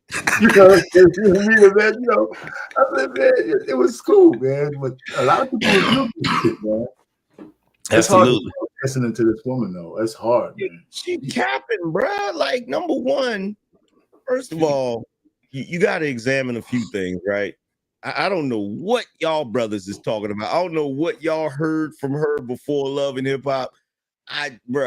Most of them chicks that went on Love and Hip Hop was strippers. Real strippers. You feel what I'm saying? And this chick, so her R&B career didn't work. She had that one hit, Can't Raise a Man. Didn't really do that much, right? And so then she tried to jump over the country. And by the way, where did this country accent come from? Man, she's funny. You know what? I'll be like, I never really heard her voice like that. Like, I only heard her singing, but when I heard her speak, I'm like, damn, her voice is annoying as hell. If you go back and you listen to her on Love and Hip Hop, right? Mm-hmm. My thing is, like, I'm not a nigga that watched Love and Hip Hop. Just around the time that she was on Love and Hip Hop, I'd be at my sister's house and my sister watched that shit faithfully. I watched that shit too. You know what I'm saying? You know, somebody around watching that shit, you just be like, fuck it, I just watch this shit anyway. Sit there and complain about it the whole time, right? But yeah, she had a whole different accent, bro. It didn't sound like this. And then on top of that, she sound like she's a drunk now. Yeah. Like her voice sound like she a lush, like she be getting busy all the time. You feel me? You know what she sound like?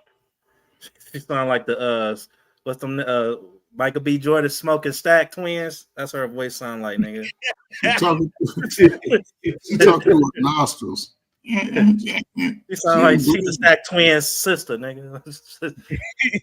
And look, she thinks she's slick, showing up to that interview with them things about to jump out, bro. Like she low-key trying to get chose. Yeah, that's what she did. That's what she there for real.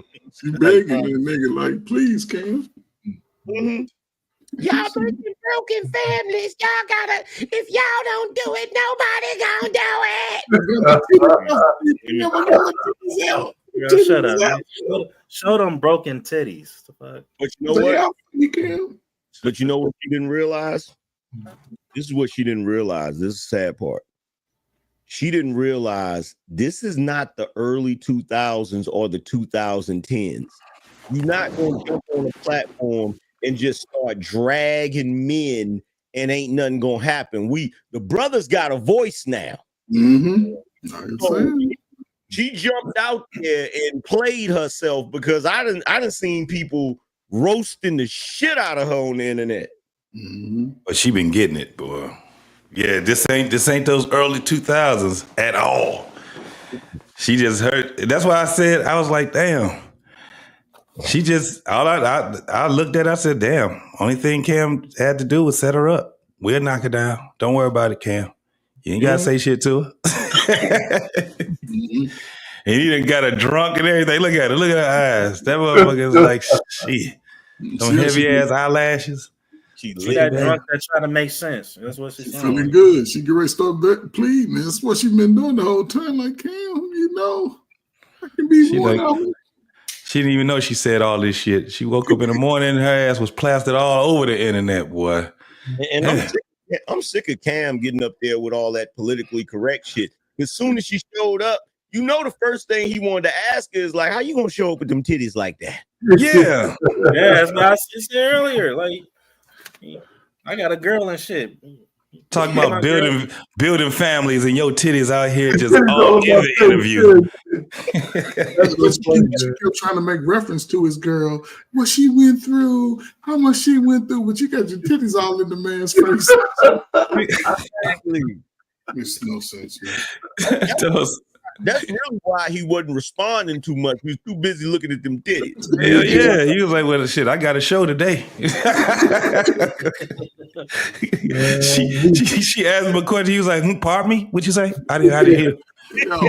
Repeat that again. There's no way he hasn't had her in that chair in all different positions. You look at her, I had this way, that way, on top. She's doing that. Yeah. Man.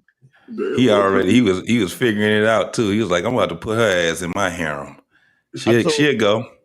I told niggas on when I reviewed it, I said the only thing keeping them titties in that dress is some double tape and prayer. Hell yeah. Hell yeah. And she got a pocket for them nipples. That's more Jesus than tape. That's more Jesus than anything. Tape and pockets. Been a couple times we did them hands like that and be like, yep, it's about that time. It's about that time. Dave Chappelle, episode 1, nigga. Dave Chappelle, episode 1. Oh shit. All right, let's listen to a little more of this shit. That's crazy to take it from a perspective of from a well-off, handsome, successful man to see the women that will cheat, will cheat with you to get with you and do their men like that. That has to affect you in a certain way. Like, you have to look at this woman and be like, dang, she did him like that, she'll do me like that. But we never talk about that. I'm trying to tell you. I'm being 100. We never talk about how men feel when you cheating with a man. I experienced that too many times. Okay, I give you that. I give you that. That's why we got dogs. I'll give you that. But no one think about that. Like, when a woman cheats with a man and she really want to be with that man and all of that, that man is looking like, well, heck, you cheated on the man that you got. You're going to do me the same way. And men take things differently. I will give you that. I will give you that. So while I'm juggling the outside me, the wholesome me is still trying to create. And that's what I apologize for. Because I should not have decided or strung along the 1 second, bro. casualty. This nigga. When I tell you that nigga is juking, that motherfucker Cam is that nigga like from sideline to sideline. In a million years, seeing a nigga so full of shit. Bro. He looked over there with that look like a damn Batman villain, bro. He you know what he's doing right now. He's trying to. Everybody know what he's doing right now. Like, he. Right. It's that we see it so clearly. It's funny. That's why everybody laugh at the same time. Like, come on, man. This nigga is. He's starting to sound like old boy on in Living Colors. My man, one of the Wayans brothers. Only thing that nigga need is one gold tooth and a city in front of his name. That's all he needs. That's so funny, man. This nigga just the prosperity of you, like, nigga, what is you talking about? Trying to get your vaginal secretions together, and like, Cam, you ain't saying shit to this girl, and she just all into the conversation like it's a real conversation they having. Nigga, you out here. Oh man, this nigga is funny as hell, bro. Look at him. This nigga here this is crazy. I like the way he just kind of told and say, listen, I've been busting down so many chicks who's cheating on that guy, and you want me to marry one of these motherfuckers? Right. You're not gonna sack me. I don't give a fuck how much of this pleading you got. It's not gonna work. This nigga is not allowing it. He like, fuck it. Look at it. And he's talking like he got giving her that look like he's really serious about what he's saying to her. I'm like, come on, man. Look, did you see when his baby mama was up there telling jokes and shit? And the chick, she said the chicks was talking about some, I could never. He said, yeah, you ain't never been with no millionaire nigga. That's why. Yeah. Right. Shit, look, they talk that good. That shit be sounding real good. Presence of that paper. It's one thing watching the jungle on the Discovery Channel. There's another thing being in that motherfucker. Hell yeah, yes. You didn't see them little deadly ass bugs they had in that motherfucker, didn't you? You was looking for the pythons and all. Nah, that little poisonous motherfucker right there that they didn't show. That's the nigga you gotta worry about. I mean, but Martin Lawrence already had said that shit. Remember when he told you girls get with a nigga with some real money? And she be like, nigga, I don't need all this swimming pool and jacuzzi and all this nice bedroom. I mean, with you think you phasing me? Did the bitch sit back and thought about it, was like, why are you treating me like this? He say, let you not have some shit. They be like, you get up out of here. She be like, shit, nigga, bye. They think that these niggas are all the same. And he's steady telling this broad, no, I'm Cam Newton. Look who you talking to. She sitting there just, oh man. Like, do you see this ugly ass expensive hat I got on, bitch?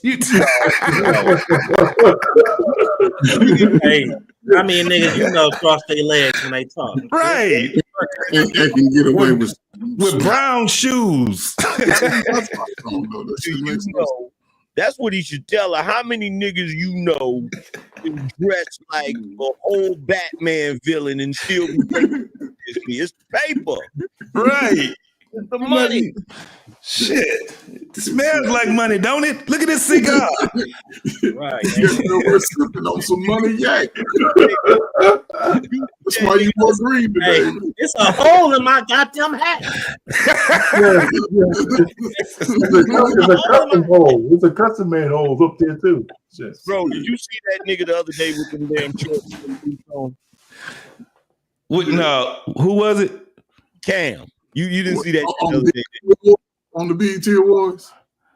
No, okay. He was talking to who was he talking to? He was talking to little buddy that played Bobby Brown. Yeah. Oh yeah. Oh hell yeah. Woody McClain. Yeah, that shit he had, man. I'm telling you, the nigga be irritating the fuck out of me with that damn. Yeah, I saw that shit, man. Them damn boots. Everything he wear look uncomfortable, bro. That nigga was oiled. That nigga legs was shining. He was oiled. Did you see the one with the pastor dude? The pastor dude said, "Oh, you got some nice legs." No, he didn't say nice legs. That nigga said, "Brother, you got some pretty legs." Yeah, he said, I said, "Oh my god, I saw that." Oh, man, I would have told that nigga, "Hey, man, you on my show." Look, nigga, don't. Yeah, then the nigga said they was laminated. It's yeah, I've been like, nigga, you trying to fight me, nigga? Good. What the fuck you doing? That's fighting words. You got some pretty legs. And then the nigga was doubling down on the shit. I mean, for real, they're laminated. Look at it. Look how they looking. Hey, you can't say that and then call me brother. Hey, remember, he did kind of. Remember, Martin, dude was like, "You look all almondy." Oh my god! Man, look all almondy.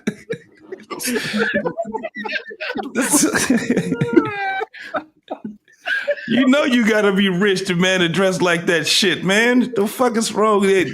And that's the thing. You know this shit is ugly as hell. We just be like, but the nigga got that bread. You know what I'm saying? That's what it is. These it's definitely his brand. That nigga dressed like Count Olaf off a limited. That nigga dressed like a Harry Potter character, bro. Hell yeah. No doubt. Nigga, you dress like you ready to solve a mystery though, for real. That nigga dressed like a retired butler, nigga.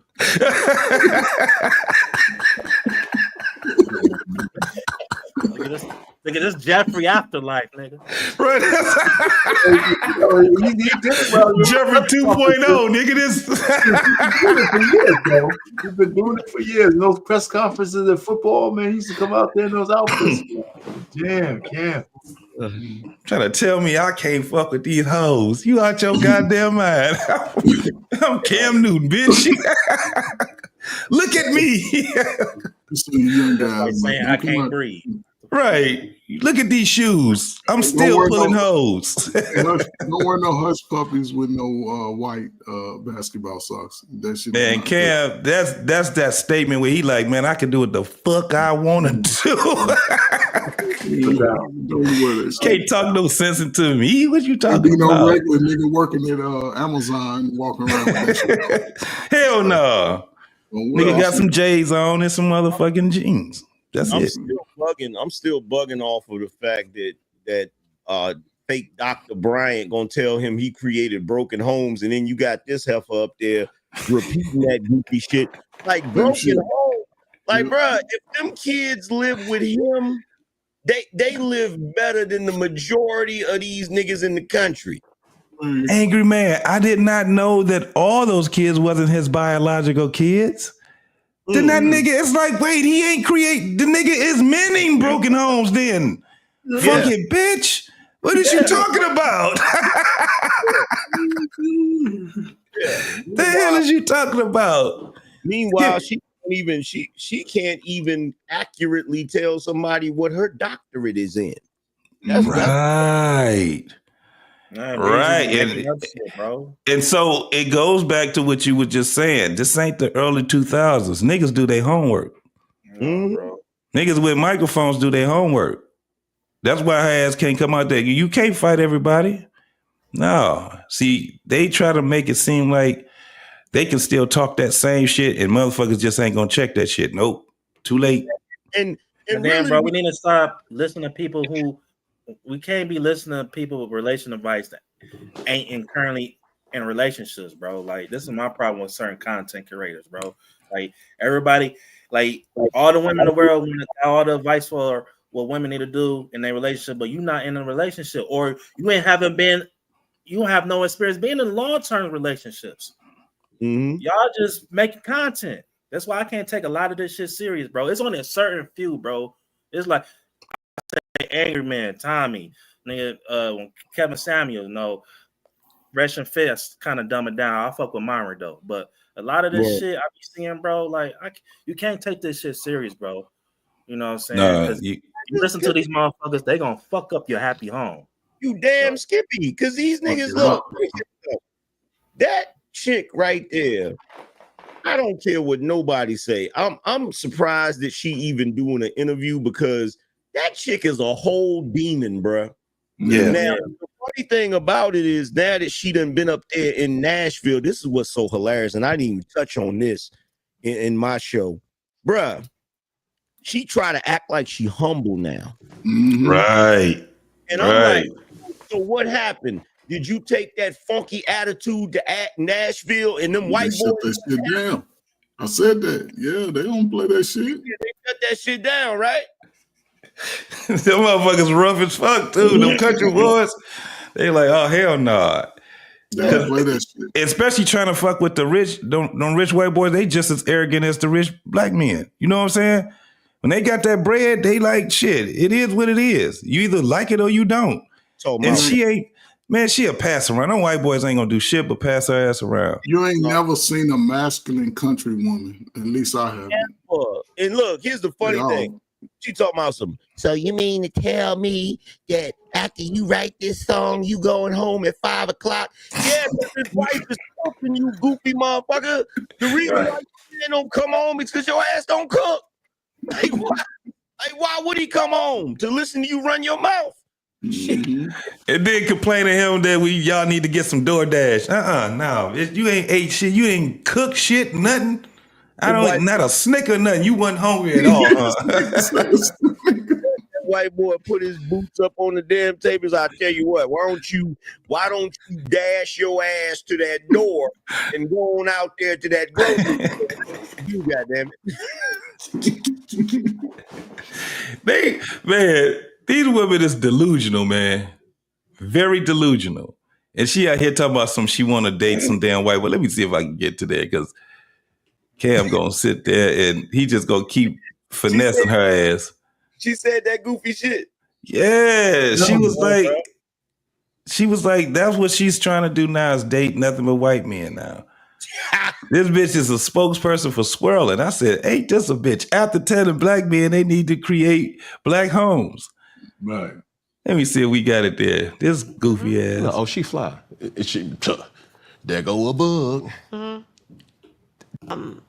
You know, coming from a woman who's made a career and life off of writing the emotions and feels of women all over the world, you know, I just wanted to say that it's not that they are angry. This bitch, she done got drunk. I want to know why it sound like this is what I want to know, because there's a bunch of bitches out here nowadays that ain't really that old. Her, Rick Ross, baby mom. Why they sound like grandmas, bruh? Yeah. Yeah. Like they done lived a life for 45 years as an adult. Life done kicked their ass, bruh. Life was beating the shit out of them. Life was throwing them down, treating them like rag dolls and everything, man. But she's slurring now in her words. Look at her. With you or hate you. They just, you know, they just want to see our men do something different from the narrative that has been placed on us. But even in there being a different narrative, you still got to live your life too. And be happy. And be happy. And I'm never for taking a person's happiness away from them. And just even talking to you, you know, I get a different perspective. And I don't want to sit here like the judge and juror, but yeah, when I said I was doing this show and I came on, all the women that I know was like, oh, you need to ask him. Oh, yes, thank God you going on there. You need to talk to him. But in retrospect, not a lot of women, there's been, I would say Dr. Bryant, you know, she probably. That was intense, right? It was, but it was a lot of me. Okay. And it's not a me for somebody who is not in a relationship. I just hold a lot of relationship consultants to a standard where, like, how you gonna tell me about a relationship and you're not in a relationship? You know what I can tell you? I can tell you what not to do. I can't fully tell you what to do. That's how I take on songwriting and perspective. It was just that type of energy that I was like, hold on. I get it. So I get it. So still love when it I try to speak, I'm only going to speak to you and write. I always say I only sing songs that I know of. You know, because it's just not that. Like, if you're not married, don't speak to married people. She want that meat. Yeah. You know what I'm saying? Answer me this. Okay. Do you feel like No, that's her thing now. She's like, look, what I really want to say, Cam, is I want to be on that. And I'm Jasmine watching it. I want to beat her ass. How can I be down? I'm Jasmine. I want to beat her ass. You showing them titties and you slightly trying to flirt with my nigga. Right. She like with shit, this country music. If this shit, I don't think it's gonna pan out, Cam. It ain't working. And I'm too old for loving hip hop. So like nigga, she said, look at here, Cam. My money is funny and my credit. I'm in Nate.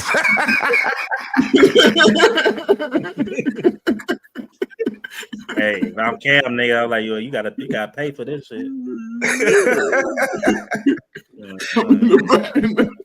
I'm in a bind. I charge by the hour too, bitch. So. you were misunderstood? Very much. In what regard? All of them. So much so that I got quiet. I've been quiet for years. It's kind of my first time speaking. Appreciate it. Like speaking in years, because every time I would speak, I would be judged so heavily or be viral that I just said, I'm not even speaking. Has that impacted how you present yourself? I feel like it has, because I went from doing every interview, saying everything, to not saying anything at all. But when I do my research, right, and I don't. So ain't that part that humbled the fuck out of her or something like that? So does that mean she about to shut the fuck up for a few more years? Mm-hmm.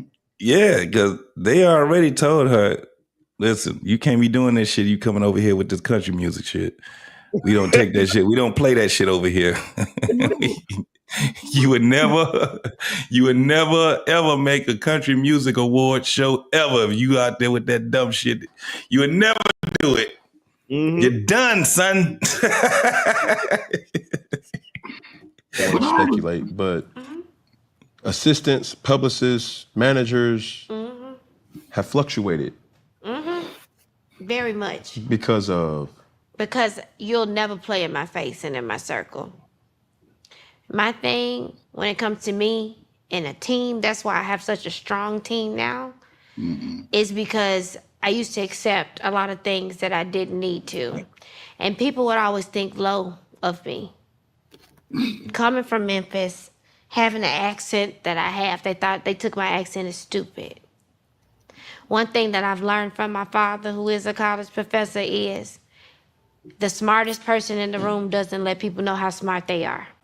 I've consistently watched people in this business because I was a woman or because I had titties or because of this accent. I've consistently watched people play with me, and I've sat there quietly and let them think that they was doing something. You all with them titties out. But bruh, like I need to understand this. So you're basically saying that people are misjudging you because you got titties, but you got them on full display. I don't understand. And look, I'm telling you right now, matter of fact, I'm gonna do it tomorrow. I'm gonna pull up some clips from Love and Hip Hop. She did not have that accent. Now, No, she didn't. Now, if this is her real accent, you feel me? Because she from freaking Memphis. My thing is this. So when was you capping? Was you capping on Love and Hip Hop, or are you capping now? What's the real accent? She's capping on Love and Hip Hop.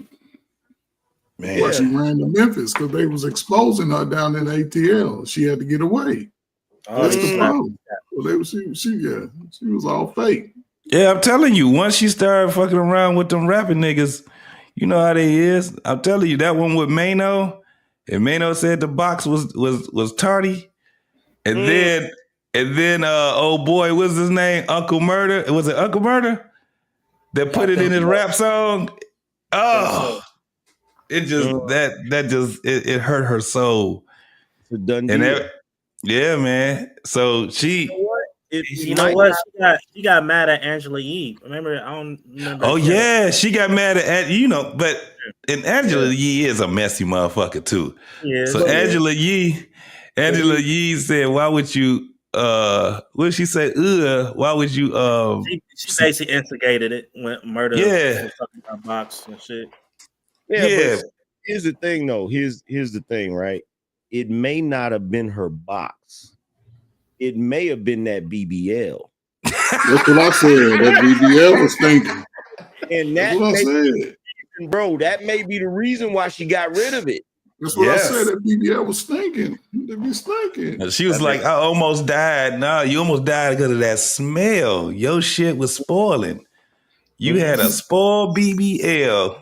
Bitch, you supposed to have put that shit in the refrigerator every day, daily. You go set that shit out in the heat like that, and I'm pretty sure that probably was what it was, bro. That may be because there's a whole bunch of these women coming out now. Like I got to get this shit out my ass. Refrigerated ass is wild. Put that shit. You gotta sit on some ice or something. Right. You just ain't got it. Like that's, bro. I don't understand this. Like in the 90s, that's the way chicks was. If they wasn't born with it, they just didn't have it. They just didn't have it. They didn't have it. If you can't make it clap, just make it snap. Shit, it don't matter. But they were slim enough to hide it though. It looked good on their frame though. Hey, boy, when they had them Jordan, they wasn't blowed out in the stomach. I think Angry Man. A while ago. I think I saw you. I'm not too sure, but I think you said something about this kind of. But this what happened to the whole culture. These girls are looking up to these hoes now, and now And now they want to live a lifestyle hoe, but they want to be treated like a lady. You know, so that's why I get pissed off because nigga, there ain't no real hoes out here. Right. Real hoes. That a nigga can't cheat if he wanted to. Really, you gotta buy some pussy nowadays, nigga. Like there ain't no real hoes out here. You gotta do an NDA and all kind of shit now with this shit. That's why I tell females like they sound like, well, that's what dudes want. No, you get shit fucked up. This is what we like the hoes to look. This is just an experience. Yeah. See, but when our wife, we don't need our wife to have the fattest ass, biggest titties. Like no. You gotta realize, we are in the age of an epidemic, the likes of which we've never seen before. It's really disgusting because nowadays none of them know how to play their position. You got side chicks showing up at the main chick's house. Crazy. It's like, what? How you go? You the side chick. You supposed to keep that shit on the low. And then you got, bruh, what you said is 100%. Because just like I told everybody, I said, if you out here trying to holler at a regular chick in the mall, and the chick say to you, yo, don't be trying to say peace, queen, and grand rising. Just send me some money to my cash. I'm like, shit, you might as well go on down to the chicken strip. At least at least then you gonna throw the money. You know what time it is. She know what time it is. You ain't got to do all that extra shit. You feel me? You saving time and you saving money. But if the regular chick want to be treated like a stripper, she want to be treated like a freaking 304. That's what they do. Makes sense, bro. Yeah, that shit crazy as hell. But anger man, I want to see your input on this. I say the reason why these side bitches and shit like that acting this way because niggas is fucking up the game. Niggas is lying. Niggas lying to the side bitches and shit like that, telling them I love them and doing all extra shit. I remember a time, nigga, the person you could tell the truth is the side hoe. The side hoe low key will help your damn relationship. The side hoe was damn there. It was kind of like your damn therapist, bro. I'm gonna tell you what niggas is doing, right? This is what niggas is doing. It's really nasty work. These niggas is spending the night with side chicks. Them niggas laid up cuddling and shit all the way into the next morning and shit, right? Now, back in the day, the way niggas used to do, nigga go through on the midnight mission, smash, and be up out of there before the sun come up. These niggas is laid up sleeping and shit with the sun coming in the damn window and going on dates and shit. Yeah, like, bro, they messing it up. Bro. Cuddling, and then they leave them. Then they start texting. That's what I was saying. They texting their ass. They out here doing that goddamn. Because you know they all gotta have an iPhone now, so they all gotta do that damn. What they call it? When you just video with somebody, FaceTiming and all that crazy ass shit. You doing this shit with the slide, bitch. You know what I'm saying? This is what's even worse, and this is the worst part of it all, right? You got too many dudes out here, and this ain't even with the side chicks. This is just with chicks they date. It's too many dudes out here treating regular chicks like wives. Yeah. Getting the wife treatment. Like, bruh, how you gonna fly a chick out? You paid for her to fly out first class. And then took her shopping and spent thousands of dollars on, bruh. That's not even some shit you do for your wife, nigga. Right. Crazy. That shit is crazy. And then wonder why they head is so blown up. Because you got goofy dudes out there that ain't got no game. And that's how they try to pull the chick, by offering a bunch of damn money and a bunch of a shopping spree. Like, man, get out of here. Trinkets and shit. Like, if you don't cut that shit the fuck out, boy, shit is wild, man. That shit is wild. All right, let me see. Man, but make Owen great again, though, man. So, one thing I have the gift of firing. Real, bro. Oh, say relationship. It's a gift. Or the authority, too. The authority, I will fire in business and fire in love. I am the runaway bride. I have been proposed to 3 times and never made it to the altar. Always But do That's a lie. God, all of them claim they was proposed to 3 times, bro. Yeah. But bro, this make her look stupid even more because you just cried about how black men are not creating homes, but you have 3 opportunities. Like you can't make this shit Right, up. nigga said I wanted to create a home with you. She was like, "Nah, I'm straight. I want to see if I can get something else. What you got to offer? I already had that bag already. Nah, I'm good." Like, what the fuck is you talking about? Creating homes? It's you. And I hate that I caught Cam like that. That nigga's trying to think of some shit where he can finesse her ass some more. He like, oh shit, it ain't 4th and 1, but it's 4th and 3. Let me I might have to try this one out, man. I gotta Cam, that's all he thinking is I gotta sample this. I gotta at least sample this shit. God damn. I don't think I should scramble. Hey, run a slant. Right.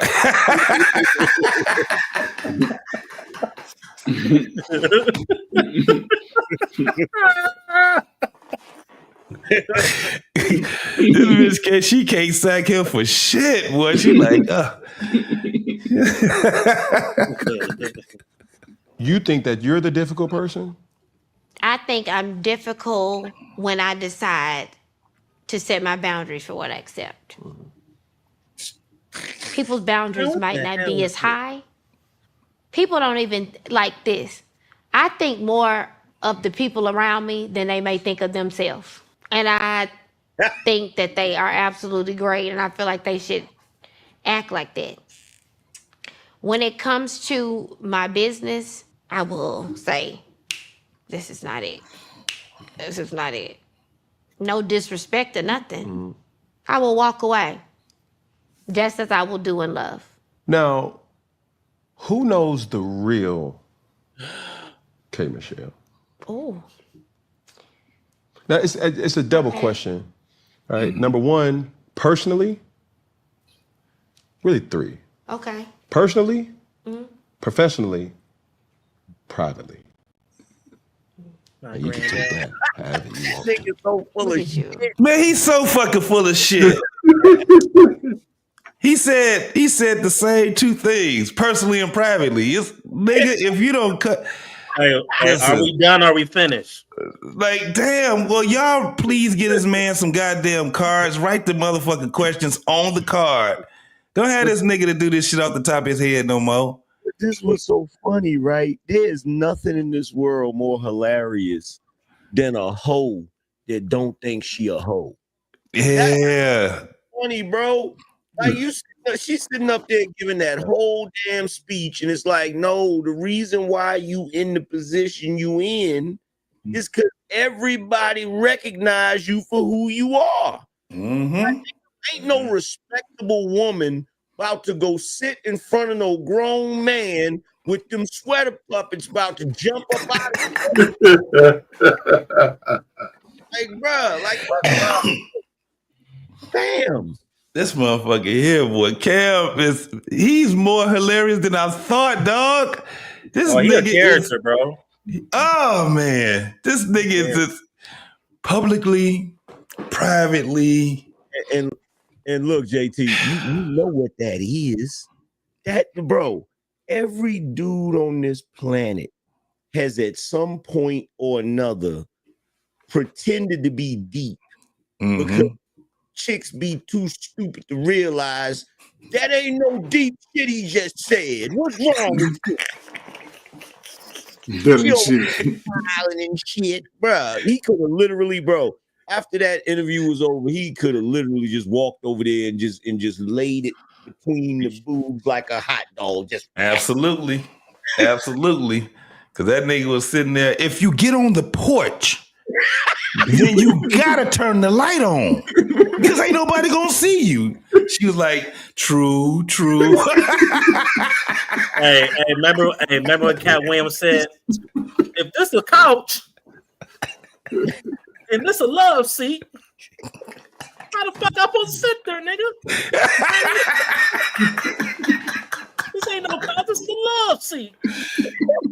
man, that's deep, man. That's this nigga. That's why I'm laughing because I'm like, come on, man. This is finesse 101, nigga. I was doing this shit in high school right here. You know what I'm saying? Sitting here just talking shit as if it's deep and shit because I put the emphasis on the word and shit. You can't be walking down the street like that and then expect other people to come out here and give you a drink of water. And you got a point when you do it too. You have to do right. I'm gonna ask you this question. You know what I'm saying? So, who knows the real K. Michelle? Wait. You're stupid, man. Follow me now. Follow me now. Free. Personally, and honestly, and privately. You see where I just went? She like, ooh. You can tell she thinking about it right there. Like. Cam probably asked her that because he knows she being a fake ass bitch right now. This nigga he finessing, dog, for sure. God damn. If that nigga had $5 in the bank, soon as he asked that question, she'd have been like, man, get the hell out my face with that stupid ass shit. Hell yeah. Boy, she would have said, boy, bye. Because that damn Newton, you feel what I'm saying? That nigga could have said some old goofy shit. She would have been like, oh. Right. Like she said,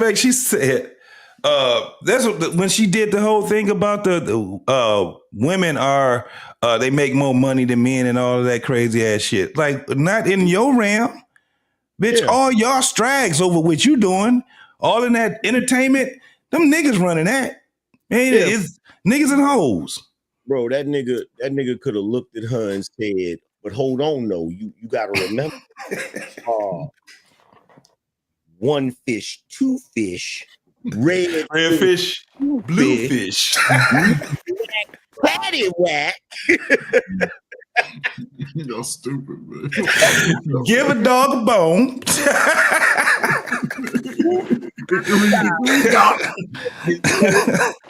Bro, that's crazy. That's crazy. She said women make more money than men, but bitch, who's writing your checks? I'm pretty sure it's a man. They love to tell that lie, bro. Look, women don't even make more money than men at the average level. You feel right? Me? Average, they don't even make more than men because that's why they always crying about it, the wage gap. Like, you know, right? That's why they cry about it. For real. Now these motherfuckers out here running scared because they done took a lot of these bras Section 8 checks. They like, oh, I gotta go to TikTok and tell them. You better. These bitches ain't they taking my money. They taking it all. But here's the thing, though. When they get up there talking about how much money they make and all that goofy shit, I can shut it down with one question. And this question always piss them off. In fact, I did it over there on DJ Witch Doctor. I said, but where is your nigga? Ooh, right. Yeah. Hell yeah. What you doing? You still out here like a hoe, ain't you? Where is your nigga? Bro, I kept saying that shit over and over. Old girl wanted to snap the hell out. Why does that matter? But where is your nigga? Right. You can't go past that. Yeah. But you know, especially over there, you already know how them girls be over there. Triggered like a motherfucker. Trigger. All you gotta do is just show up. Oh, here this nigga come with these smart ass questions. That's not typically something that, in my opinion, that's not typically something that gives a woman fulfillment. Right. Money. You know what I'm saying? Like it gives certain dudes fulfillment because it's a sense of accomplishment and shit. Like, in my opinion, I think women feel more accomplished when they get a nigga to spend his money more than they do spending their own fucking money. No, yeah. I think that's a cry for help when women be saying shit like that. Word. Yeah, it is. It's definitely a cry for help. A lot, man. But the thing is that we starting to call them out on the lies. Like they're straight out lying now. This is why they're getting so damn mad. K. Michelle, I don't know what to tell you because it's gonna get bad for another 2 weeks for her. It's just not gonna be good. It's not gonna be good. And then she's just gonna go ahead and have to go back to Nashville and try to hide out again. Cause I ain't seen her ever. Dude, she got an album out or something? What is she promoting?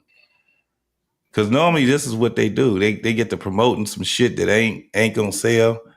You know, it's like, well, Don't I don't worry. know. Give it 30 days. Give it 30 days. It'll be a music video somewhere. Give it 30 days. I don't know, but Yeah. I tell you what, if Beyonce was catching hell trying to transition to country music, yeah, K. Michelle don't stand a shot in hell. Like for hell real. no. Not in hell. Hell no.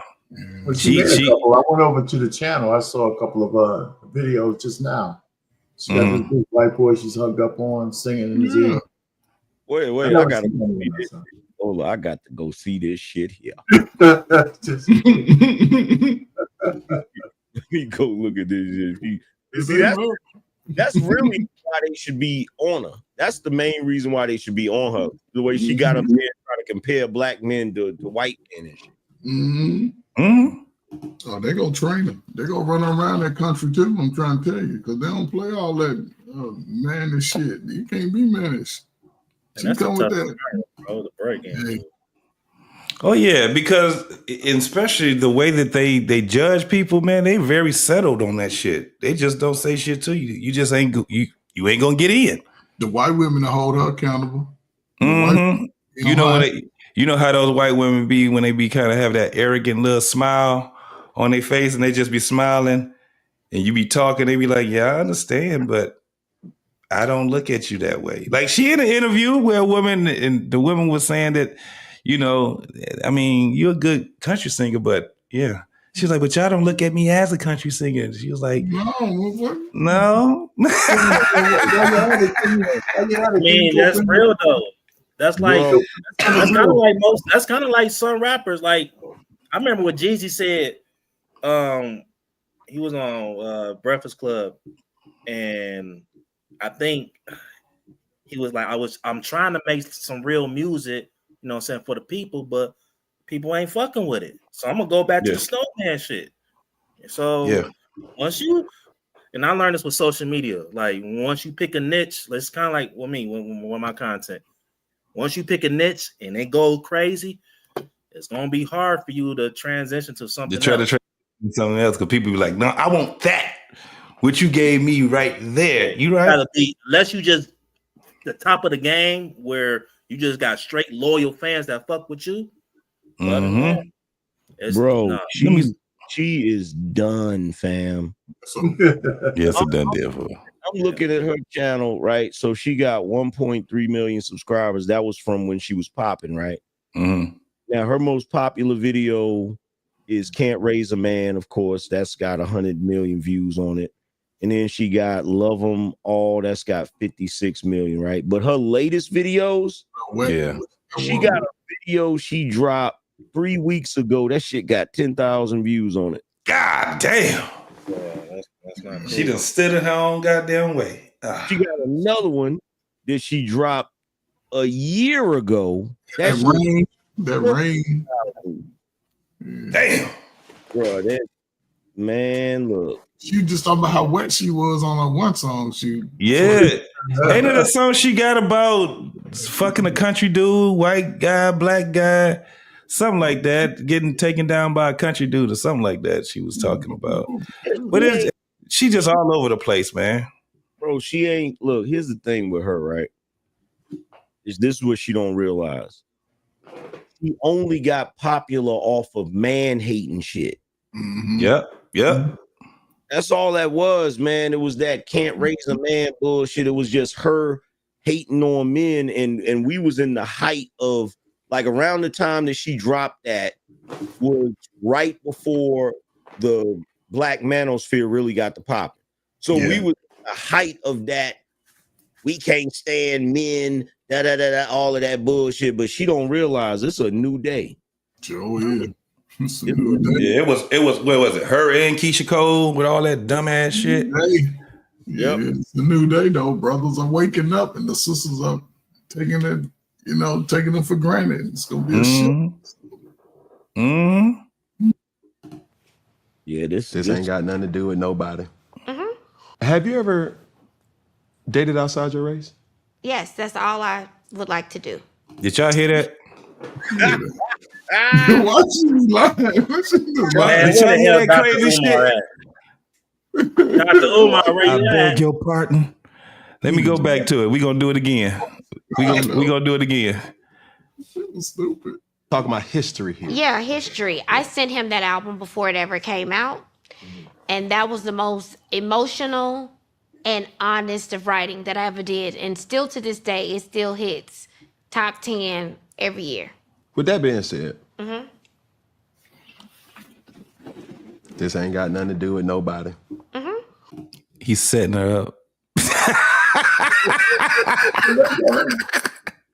Cam crazy, man. This is crazy. This is crazy. He's setting her ass the fuck up, and I'm like, she don't even see it coming. This ain't got nothing to do with nothing. So the hand was a throw off, and this ain't got nothing to breaking do the with eye nothing. contact. It was beautiful. Throw off with the break of eye contact. Well, all of this, 3rd and 10, in the third quarter. She should have thought about the question before she answered it the way that she did. Watch what he do. Have you ever dated outside your race? Yes, that's all I would like to do. Nigga, that's all. That part right there, Angry Man, all on IG. All on fucking YouTube. That's all I would like to do. And look, Granddaddy rolling his grave.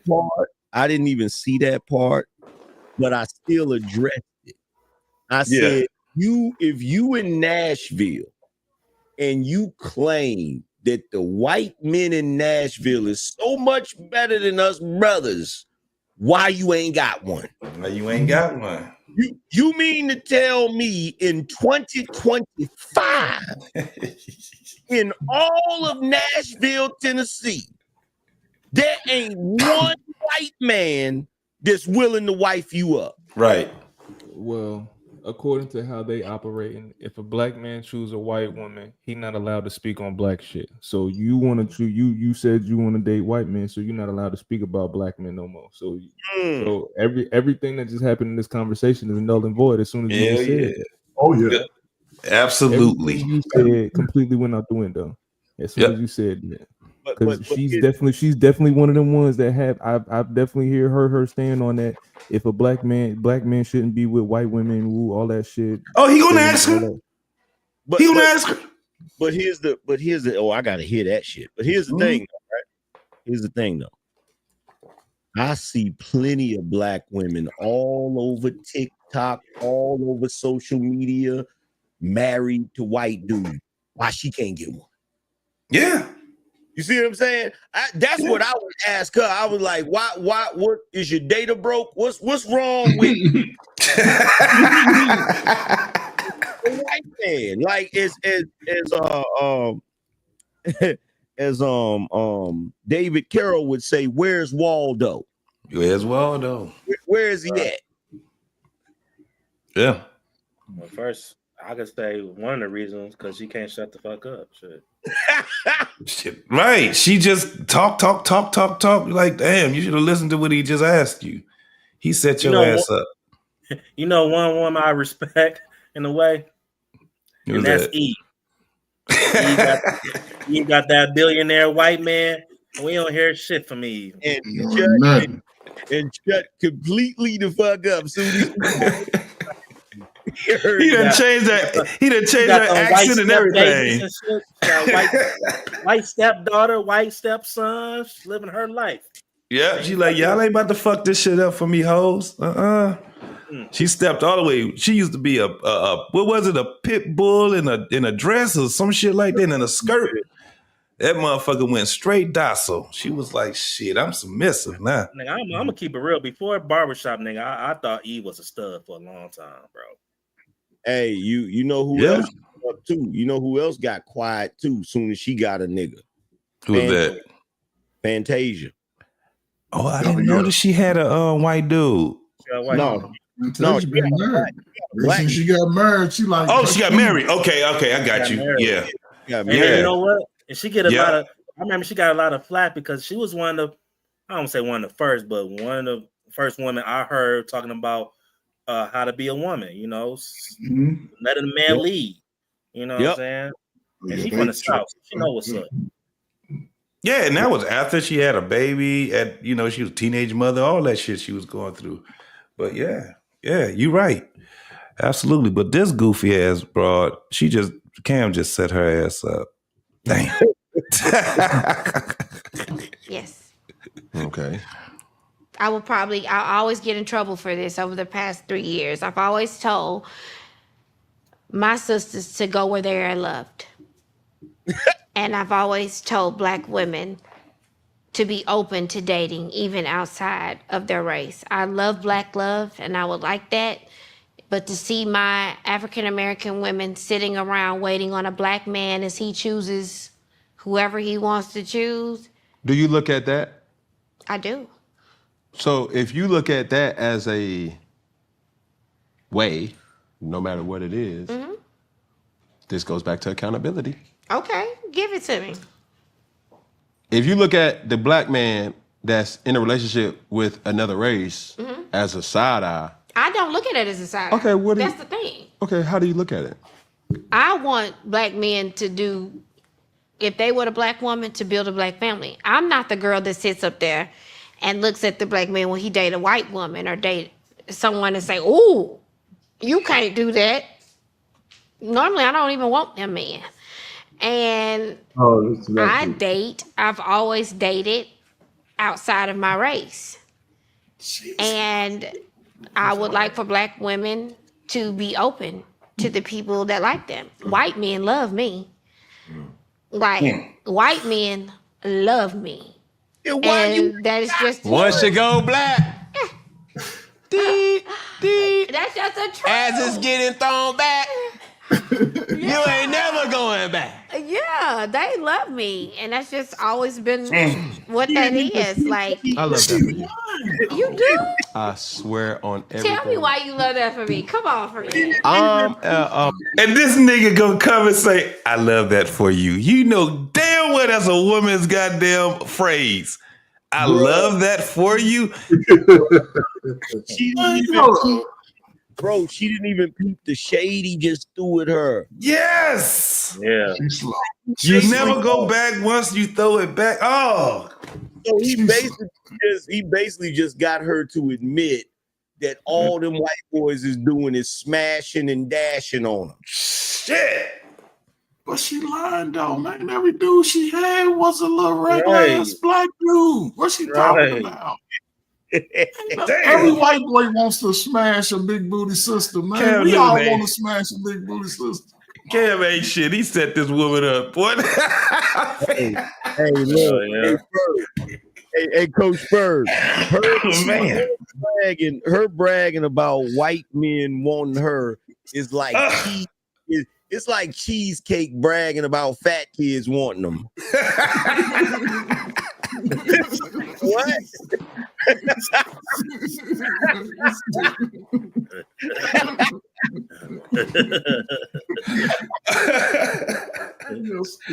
Oh man.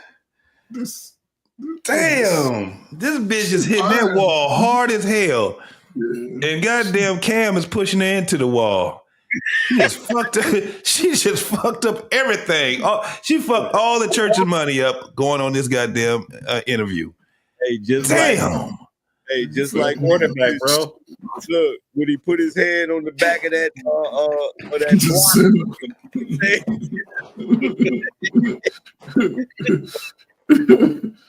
Oh man, he just ran out into the goalpost, man. She ran for it and ran into the goalpost. Oh man. Is that once you go Black and she throw it back? it's hard to go back. She's talking about.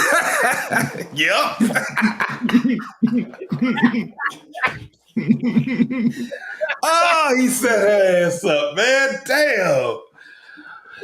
Okay. Damn, man. That's fucked up her country career. Yeah, them country folks ain't fucking with her. They like, nope. Hell no, gal. Hell no, them country You take your ass. Country white women like, no, they trying to steal our men. Nah, Shania Twain, all the motherfuckers. Shania Twain, like I told you. Imagine how much you don't fuck with your side chick that you done with her at 5 o'clock. Damn. Because she said they going back home to their wife. Yeah. Oh. Yeah. They ain't laying up like that. They keep them separated. Damn. Yeah, 5 o'clock. They go eat dinner with the kids and everything. Like, yeah. She really all right. This because this is about the other part of that. This shit is it gets boring, but this is the last part of this right here. Let me see if she gonna really hurt herself again. Component of happy. Yeah. Be happy. Go to, go do, go be with whatever, whoever, whenever, as long and as long as it incorporates happily. Yeah. Then whatever. There you go with that dumb shit again. Happy, and when you get happy, and you just keep going happy, and she, yeah, like, boy, do you understand this man? He trolling. Trolling like a motherfucker, bro. Don't tell me you married. I'm not. If you can't tell me that you're happily married, don't tell me you're in a relationship. Oh, but they gonna tell you they married. I've been married, but you are miserable. Yeah. It reminds me of Frost Bistro. It reminds me of the Rashida and Kirk situation. They've been married for forever and they are miserable. That is horrible. And I just remember her yelling out saying, "You'll never be married." Well, not to that bullshit. You is right. You know? Don't just be married to be married. And that's what I want for black women. I'm all for black love. Can I stop you right there? Stop me, come on. No, you're not. That's what my home, my nucleus was. I don't want to be married just to be married. You want to be happy. Thank you. Proceed. Okay. I just feel like that.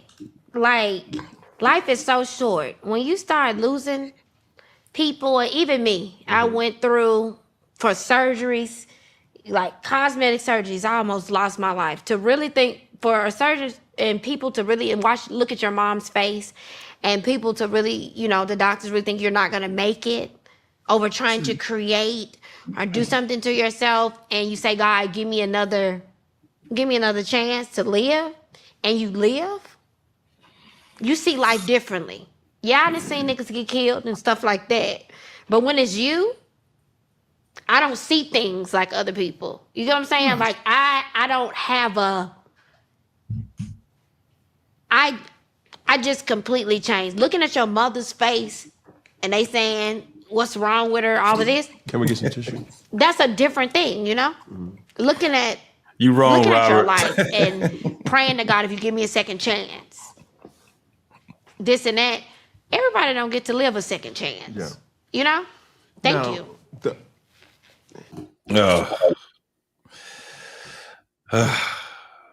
Go ahead, fellas. Anybody. I mean, look, that what she's saying, she's right. I mean, I think about DC Young Fly, like his girl.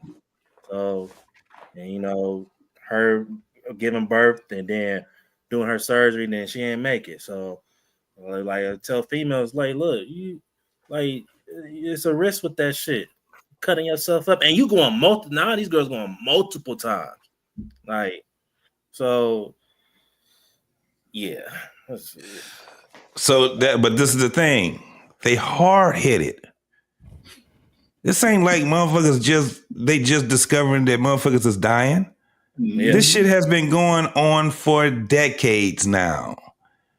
Motherfuckers done lost legs. They done caught all kind of different diseases because they putting dumb shit in their goddamn body. Yeah. Do you really need somebody to tell you not to put no fix-it flat in your body? Foreign objects? They don't give a fuck.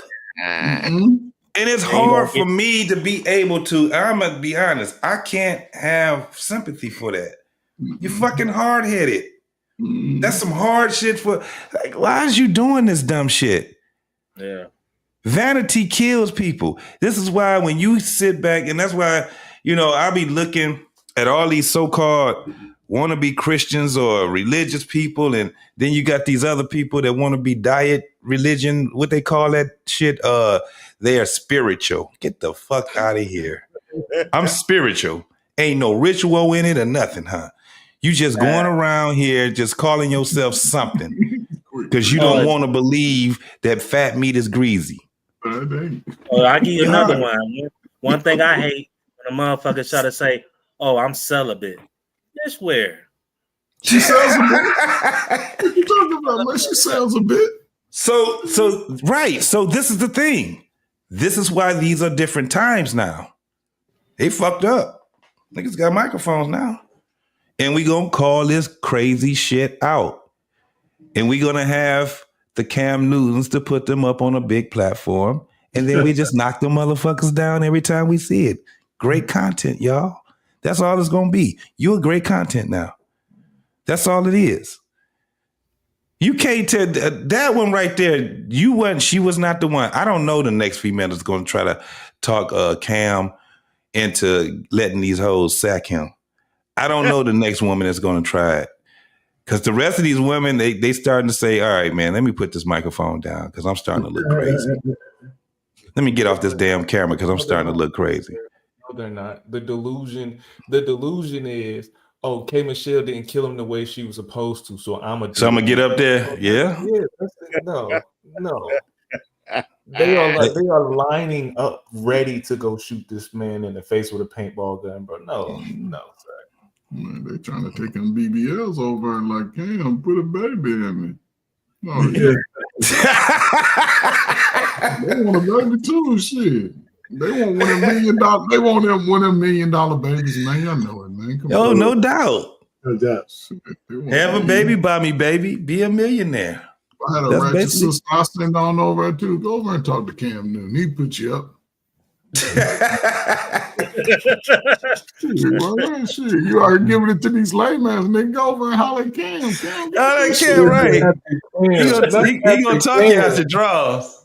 He gonna sit there and make you think that everything you saying is gold, and he gonna be right along with it. He gonna be like, listen. Let me give you one of them autographed jerseys while you over there. Right, sitting over there looking like Bram Stoker's Dracula. You remember the movie when he was dressed up nice?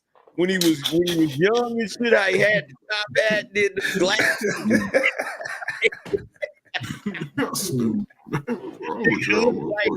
Like Vlad and Taylor. Yeah, man, these bros, they listen. It's just weird on how they don't know how to take that dude. I can honestly say that they don't know how to take him. Gonna sit in front of this nigga. You can't even take him serious because you like, I can't. That hat, nigga. that hat with that hole is bothering the shit out of me, bro. Why don't you just put some? That's why you can't. That's why. That's why. Right. Hey, 100, you got one of those? And this ain't no little bitty dude either, man. It's a big ass nigga dressing like this.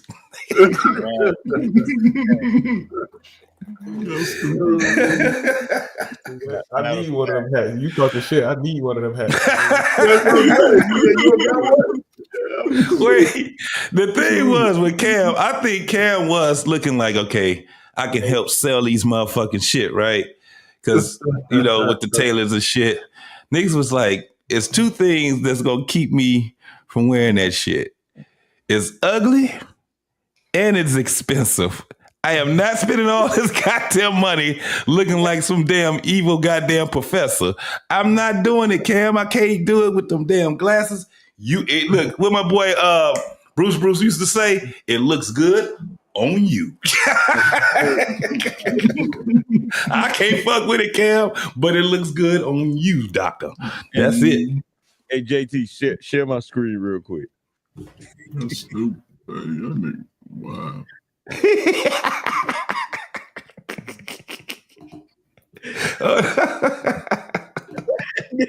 Oh, hold on, let me get this. I'm gonna take this down. Let me take this down. Oh man. See, that's where that nigga got his style from. I don't care what nobody say, bruh. Yeah, yeah.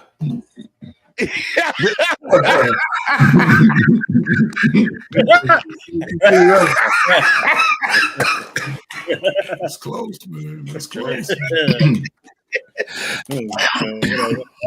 how that nigga be dressing. That's how that nigga be dressing right there.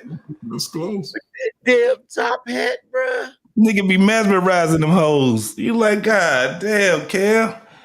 Cause you know ain't nobody told that nigga he was sharp. He was he walked out the house, his homeboys was like, really? This is what we doing today, bro? You like, nigga, this that shit right here.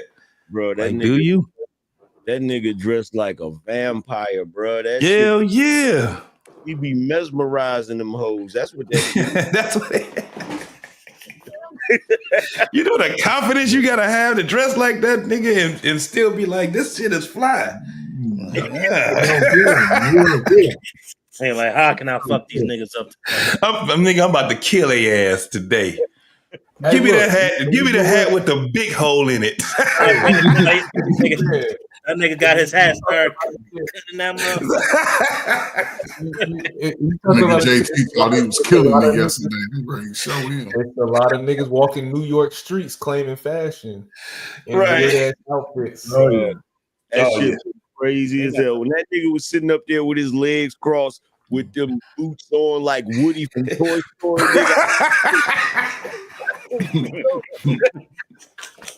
Woody from Toy Story. Yeah, that motherfucker. You like, man, come on, man, with the dangling boots. Bruh, if I did an interview with that nigga, he was sitting there with the boots on, I'd have told him, I said, bruh, if one of them boots got Andy written on the bottom of it, we gonna fight. You know his team be like, that nigga come out the dressing room, they be like, no, come on, Cam. Not today with this bullshit, man. You just look uncomfortable every time, bro. You can't tell me you like this shit, man. You look perfectly comfortable with that shit. That nigga, and then he had the pastor come up, man. What you think about that, angry man? The pastor came and told that nigga he had them pretty legs. Man, that was crying, right? That was ass off, bro. That nigga, and it threw him off. He just did that. I'm like, you see, sometimes you just gotta let a motherfucker know that you ain't with that dumb shit. He said, the pastor said, you got some pretty legs, my man. He said, huh? He said, no, I'm serious. You got some pretty legs. They all laminated. That nigga said, oh man. We been on that time, man. That nigga didn't know how to respond. This only response was, oh man. You know that nigga, if this was in the 90s, everybody would swear up and down he done lost his damn mind. Hell yeah. Yeah, sure. When he went to that place for the football players, and that nigga had with the tutu. Dress, yeah, not even the 90s, the early 2000s too. What the fuck is wrong with you, man? Put me in, coach. Like,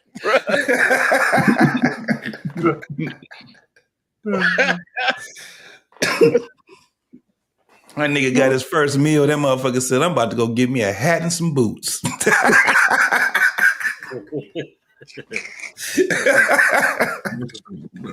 gonna go try to find the most weirdest hat. Even when you had old boy on there, Corey Holcomb. And Corey Holcomb was still looking normal. He was looking Corey was looking like, God damn. I thought I was trying to outdo you, nigga. You still.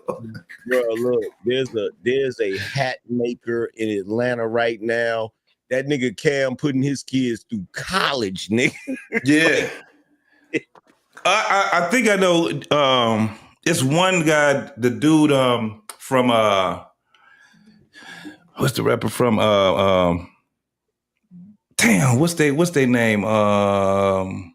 His name Sean Paul, the rapper Sean Paul. Yeah.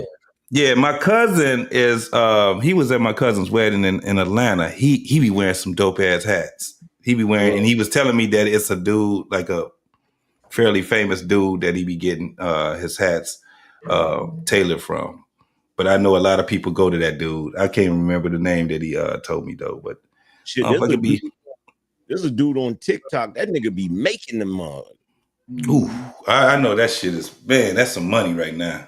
Like he be taking them. All right, gentlemen, I'm out. Y'all seen him? All right, Payne. All right, man.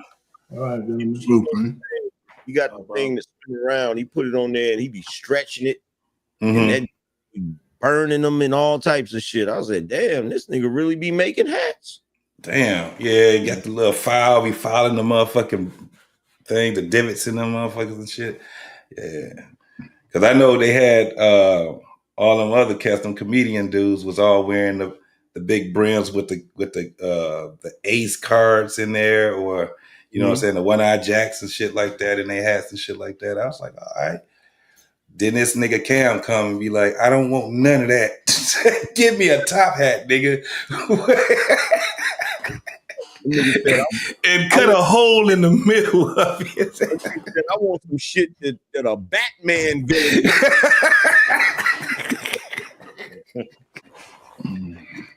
A nigga say, you see Darkwing? I want that hat, nigga. That's the hat I want. Want all that other fly shit, nigga, they ain't gonna have shit on the hat I got, nigga. He got some nasty ass, and this is crazy because I got dreads, but the dreads that he got, I don't like them bitches, bro.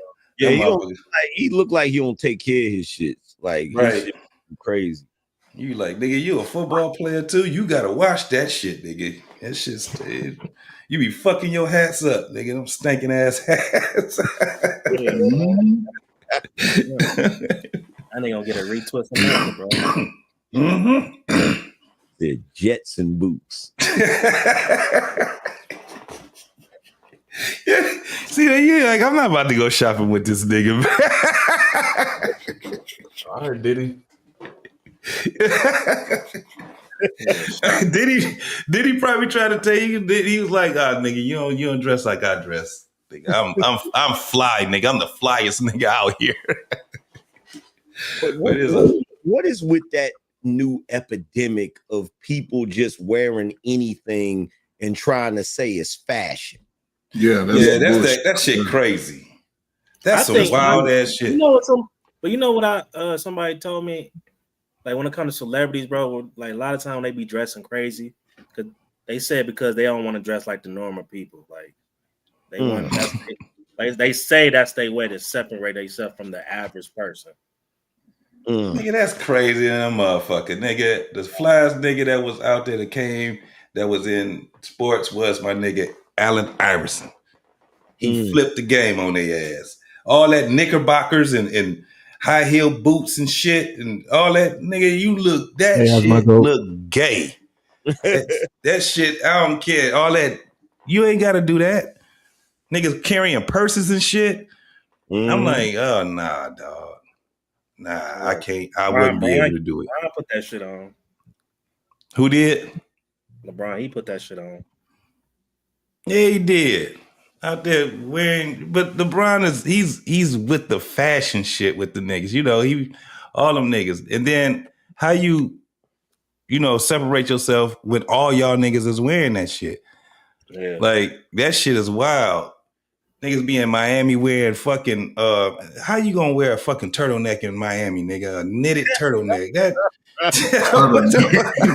Miami. It's 90 degrees, 98 degrees outside, and you got a fucking turtleneck on. What the fuck are we doing? You gonna get dehydrated, nigga. Be fucking me up, bro.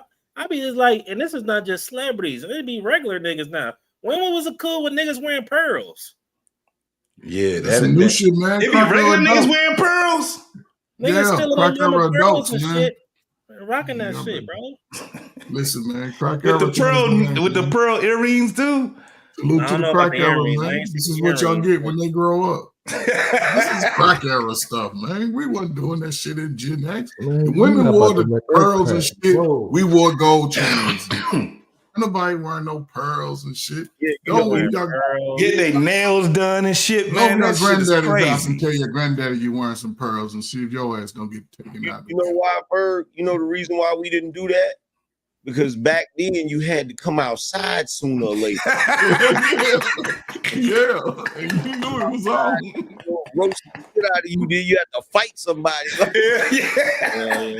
Hell yeah, especially you walking down the street, everybody on the porch and shit just waiting for your ass to come down. They like, look at this stupid ass nigga. They wouldn't even recognize they niggas is conjuring up all they jokes right now. Cause as soon as you come, niggas done sung songs talking about your ass. You gonna have to fight somebody. Cause now you there. Now look, angry man. Now you there. You can't walk away now. That be, earrings be like, dangling and shit. when you walk out the house knowing you fucked up, that'd be a long ass walk to the bus stop. Like you be Yeah, walking nigga. up there just knowing they about to fry your ass up. You like, Damn, fuck. that'd be a long ass walk. And some niggas just can't hold their mule, dog. They see your ass coming down 2 blocks down. They be like, look at this Jiminy Cricket looking motherfucker come down. You got on his mama's pearls, and they Got his mama's pearls on. They come pearling. They call you Pearl. When you get Pearl. Now you can't get rid of the name. Now it don't matter if you wear them again or not. Now your ass for 20 years, your name Pearly. He wouldn't, and he wouldn't be talking about how much trauma he went through. He was just, Nah, nigga, you gonna have to be able to cap back. That's just. Let me ask you this: was it hard, like when you see a guy like, well, y'all was all grown by the time Prince was like popping, right? No, Prince came up with shit. Prince was Okay, older so than growing us. up, Yeah, Prince so older than us. growing up, seeing Prince, like, did y'all give him a pass because he was just a great? Yeah, we get Prince always got a pass because Prince was like him and Michael Jackson, they was like next level famous. So we just look at that like that's theatrical stuff. That's like, you know what I'm saying? They performers, so that's why they dress like that. But you couldn't be no regular nigga trying to wear that. You was a regular nigga come out there with that Captain Crunch jacket that Michael Jackson had on. Niggas go roast the shit out of that. Gonna roast your ass. You better not pull up nowhere with a Prince blouse on. Nowhere. Hell nah. And, you come up with you could wear the red jacket with the zippers. Yeah. Yeah, the beaded jacket. Yeah. Yeah. You wear that back then. You feel what I'm saying? But even that, after a certain amount of time, you gonna get roasted. You wear that Thriller jacket if you want to, nigga. Thriller jackets last about 2 summers? About 2 summers. 2 summers. And if you ain't had no Jerry curl, it don't work. It ain't gonna work for you. You can't have a fitted cap on and a goddamn Thriller jacket. That ain't gonna work for you. For everything, though. It didn't work for everything, though. Because like you could wear the jacket, but nigga, you better not be wearing the Michael Jackson shoes. And you can't have no good on your socks, nigga. You better not. It's like, it was a jacket. You wear them penny loafers if you want to, nigga. If motherfuckers with a dime. High waters. When I come out there with them high waters and some loafers on, no. Now, some of Prince's best costumes was when he was really rebelling against the music industry. Like when he wore his cheeks out, he was rebelling. Yeah, he was rebelling like a motherfucker. Yeah, that's and again, at the same time, you couldn't. The thing about Prince is if you wanted to roast him, you couldn't because he stayed with the baddest. Yeah. To do like that, like his roster is legendary, bro. Yeah. Ain't nobody fucking with him. This nigga 5'3", pulling up the bad bitches with heels on. His heels is taller than the woman's. Yeah. Yeah, you had to, because you had him, you had Rick James, Michael Jackson. And then you got to remember also Prince was never like R&B or nothing like that. He was more of a rock star. Him and Rick James was on that rock star shit. And then they started doing the funk and all of that stuff. So when you look at how they were dressed, shit, you had the rappers was dressing like that shit too. That shit didn't last long. You had Grandmaster Flash from Furious 5. And then you had goddamn, what's their name? Dressing like goddamn warriors. What's his name? Planet Rock. My nigga that did Planet Rock. These niggas dressed like Hebrew Israelites. You know, that all these niggas had that shit. So we didn't really have, unless you come from New York, you know, Detroit and stuff like that, the way that we was dressing, that's where it started to change. You know what I'm saying? All of that. Because motherfuckers used to wear slacks and motherfucking, you know, different types of shoes, dress shoes and shit like that. And by the time our generation came out, man, that shit, we was like, all right, all that shit with the bell bottoms and the butterfly collars and shit like that, you still had the older men that would do it. And that's only when they was going to the clubs and shit.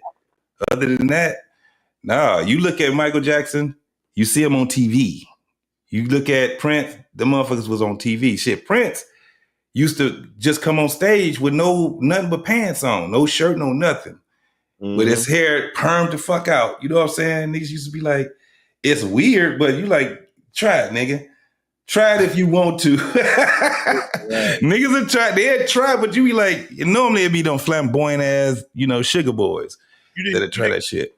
You didn't care because the music was so good. They were so freaking talented that you really didn't even think about that shit. You know what I'm saying? Yeah.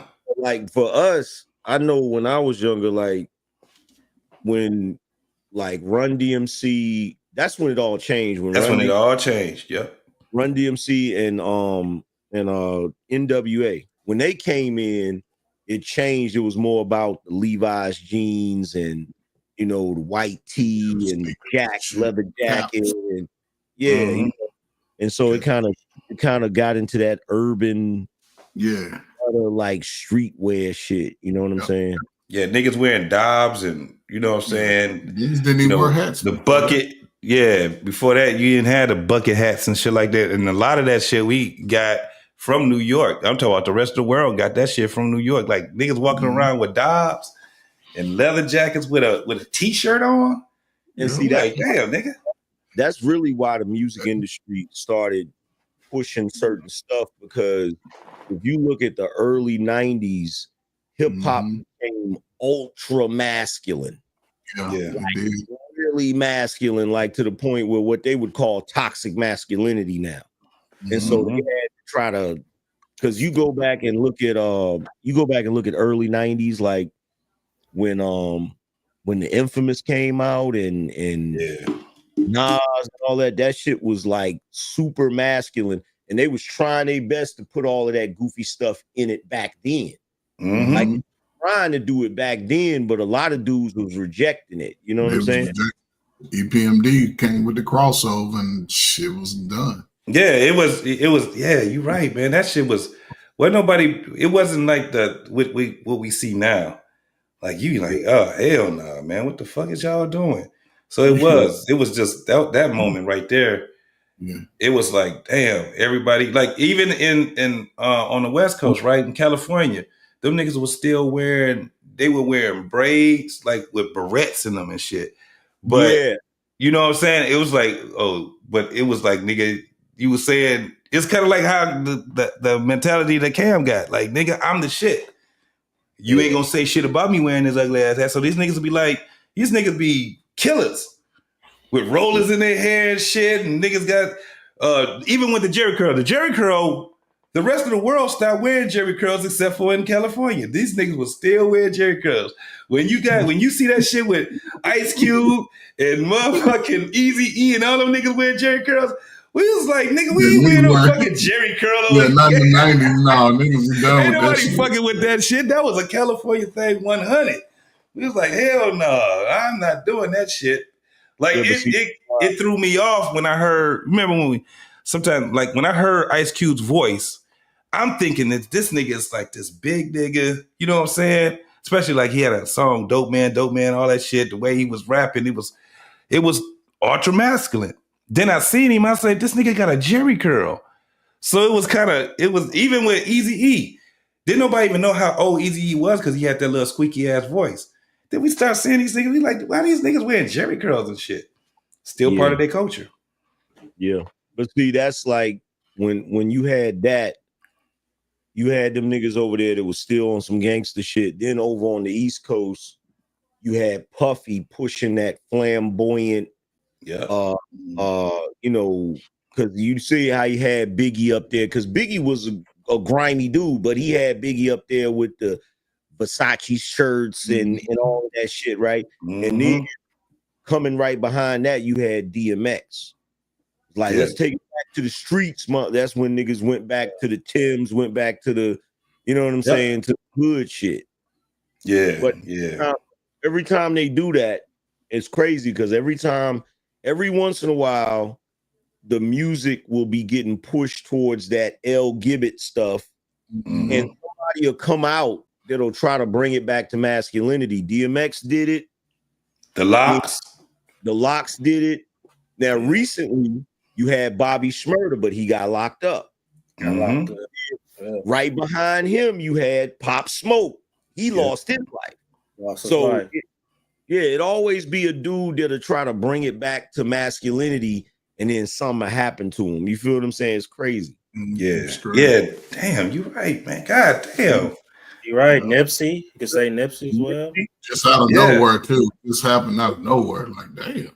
All the real niggas, man. Shit. If you notice, like, look, I'm not trying to come up with no conspiracy theories, but if you notice, the safest dude in hip hop is a dude that's on some fruity shit. Like, nothing never happens to none of them. It's only the masculine street dudes that always be getting up out of it. Yeah, and I didn't even realize how many of them sugar boys is in the industry and nothing. No drama, no nothing. You like, wait a minute, how the fuck is this happening? Nothing. Absolutely. Damn. But meanwhile, you got Nip losing his life, Dolph losing his life, Pop Smoke losing his life, Bobby Shmurda getting locked up, Stack Bundles losing his life, Chink Drugs losing his life. Bro, it's so you could keep going down the list. Yeah. Like, it's crazy. Remember Beans got locked up. Like, all of them, bro. That shit is crazy.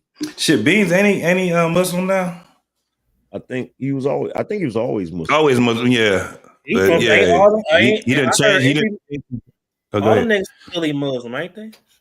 Yeah, most of them.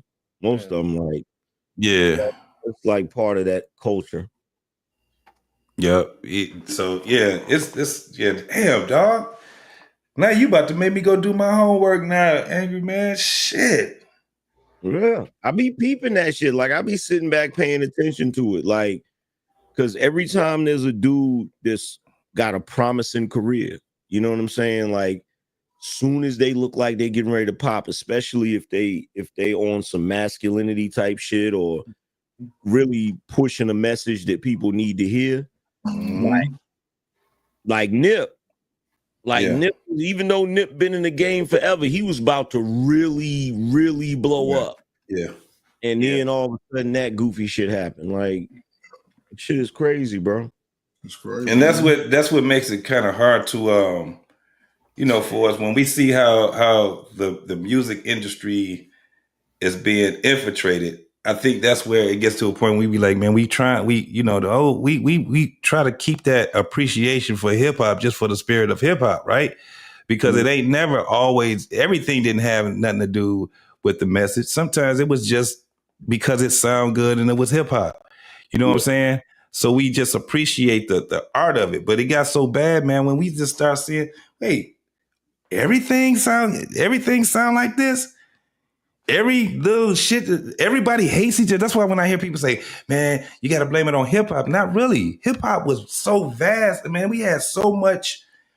It's like this world that is just so much to it, bro. That's why I used to love being a DJ, because I'm like, man, the way that I appreciate music, man, it makes me get out there, do my homework. Like I love doing like samples. If you actually take a song, and you can probably look it up, most of this stuff up. But if you look up some of these songs, man, and see how the song was created and stuff like that, where it was sampled, what point was sampled, nigga, it makes it that much funner. You know what I'm saying? It's not just about the rapper. You got the DJ, you got the producer, you have collaborations, you know what I'm saying? Inspiration. How did it come? Who had the song first? Right? Because you got to talk about the writers too, right? You like, damn, I was supposed to have been doing something on this joint right here. Or it was written for me. And you hear people talking about that, you be like, damn, dog. That's why it's so fun for a lot of people, because the art. But when you just got nothing but motherfuckers just talking about killing, or you got what we got right now, you got these goddamn girls know nothing about hip hop, nothing about how to create music, nothing about anything, nothing about the music that they rapping over. Mm-hmm. They don't know shit about that song that track that they rapping over, right? But these are our forefronts of what hip hop is right now, and it's very small now. So that's why people just be like, we like this dumb as shit. Yeah. It's some dumb shit because it's so much, man. We can study ourselves, bro, and be dope with it.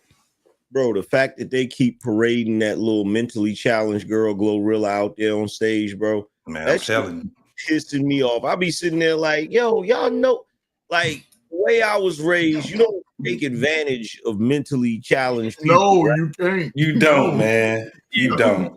They keep bringing her out there like we don't know. Like I'm not gonna call it an R word. Let's be real, bro. Like let's be real. You could look at that woman and tell like she's one chromosome away from like my uncle said she got that bad chromosome. Yeah, she won away, man. You could tell it in her smile. She got that smile right there. You be like, yeah, that smile don't wipe away at all. It's yeah, and you don't parade her. Like they done messed around and made the fake gospel community mad. Bro, that's one of them full of shit, bro. That's one of them kids that was in that class that had like 5 kids in the class. 5 went to lunch early and shit. Look, they be in there. Look, that one had a little bit of talent, so they be singing or rapping or doing some kind of dance. And go, the teacher's encouraging her. You is doing good. Doing good. That is a good song.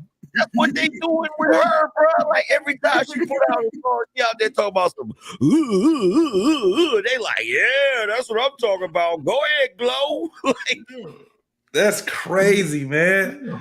Like it's like, damn, that is crazy, man. Because she ain't never. I seen her in interviews and shit like that. She ain't never said nothing that made me mad at her or nothing like that. I just be like, y'all taking advantage of that girl. No, because she's not. I'll give her this. She's not a person. If you look at her interviews, she's not a person where you be like, ooh, I don't like her. Right. Like she seemed to have like a pretty cool personality. Yeah. But when have you ever seen somebody that was like that? It didn't have a sunny disposition. It didn't have a. You know what I'm saying? Like, but here's the thing: you listen to her talk, and you be like, "Yeah, she ain't." Elevator don't go to the top floor.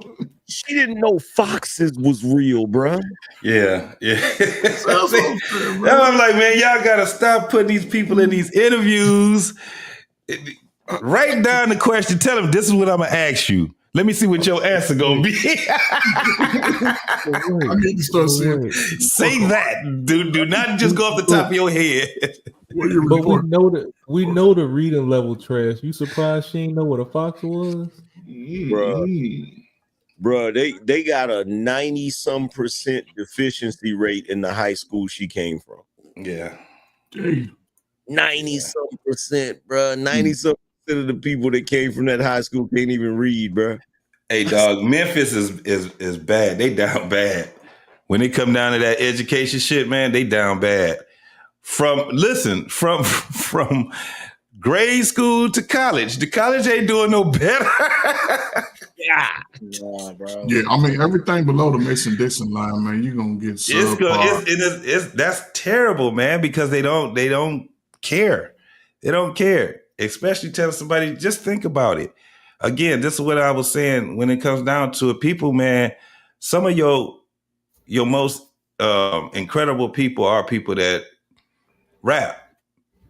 The English language, to take the English language, man, and be able to do what we did with that shit, bro, that shit is dope as fuck, man. That's why when I listen to certain rappers, man, they just good with the cadence. They ain't really saying too much or nothing, but you be like, all right, I can rock with it. They got the voice for it or whatever, right? But then you have other cats, man, where they got it all. You know what I'm saying? That's why a lot of people like Jay.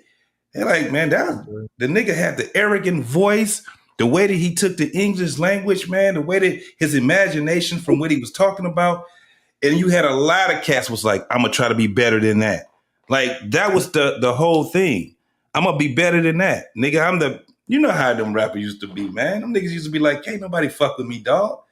You get them niggas in the studio, they be like, I'm already ready. You know, that was the arrogance that that music had. I'm already, nigga, I ain't gotta write it down. That's why you had cats was like, I ain't gotta write it down. They done wrote so much, all they gonna do is just pull from their brain, just it makes it fun. Unlike now, you got freaking Meg Thee Stallion out there. I don't know what the hell she be talking about.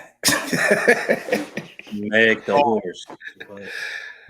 Garbage, bro. Like pure garbage. Man, it's crazy, man. Yeah, but here's the thing. So they gonna still give her a pass from the bullshit. Ain't that gonna happen to her? Yeah, but see, here's the thing. This is what it is when it comes to this, and it's sad because anytime I get into a debate back and forth with women about talent, it's one thing I can always pull out of my hat. For them, they have a limit on their talent. I don't know if it's because of their mentality or if it's just some sort of mental block. But if you notice with the music, it's just like with the comedy. Yeah. If you notice, it's limited. Yeah. Limited. If you notice female comedians, they gotta tell some vulgar jokes about sex. Yeah. And it's the same thing with rap. With rap, they gotta try it. I don't know if it's them trying to do their best impersonation of a dude or what. When you look at rap, you might have one or two female rappers that's like really nice with it. You know what I'm saying? Same thing with comedy. You might have one or two female comedians that can tell jokes without having to tell, vulgar, jokes. You know what I'm saying? They can still be funny and tell jokes or whatever, right? So I don't know. I don't know if it's them just trying their best to impersonate men or whatever, but I feel like they don't really tap into their true potential because everybody makes excuses for women when they don't live up. They don't cut the mustard. I look at both of those arts the same way. Like every once in a while you get one or two of them that you be like, wow, they shit is solid. You know what I'm saying? But for the most part, it is more of a, it's kind of limited. You know what I'm saying? But that's why you have the guys, especially in comedy, they kind of like, they try to push them, right? Yeah, the guys, they write for them, and you know what I'm saying? It's a lot that they be doing. But just like Corey Holcomb say, a lot of these niggas ain't got good integrity, so they gonna be trying to fuck you. They take you on the road, you're gonna be busting it open for a couple of these cats, right? You got to get some solid dudes to be able to do it. And it's the same thing with rap. The same thing. Yeah, I mean, you out here, you hang around a bunch of niggas, they gonna try you. Somebody gonna be trying your ass. That's what I told you. What's that one? Young M.A.? Yeah. She can try to act like a dude all she want to. Somebody gonna try her ass. They Oh yeah, nigga. they gonna try to fuck the butch out of her, boy. Look, nigga, you studs be like you still don't give a fuck how much you call a nigga bro, brody, all type of shit. Bitch, they ain't gonna stop you getting fucked.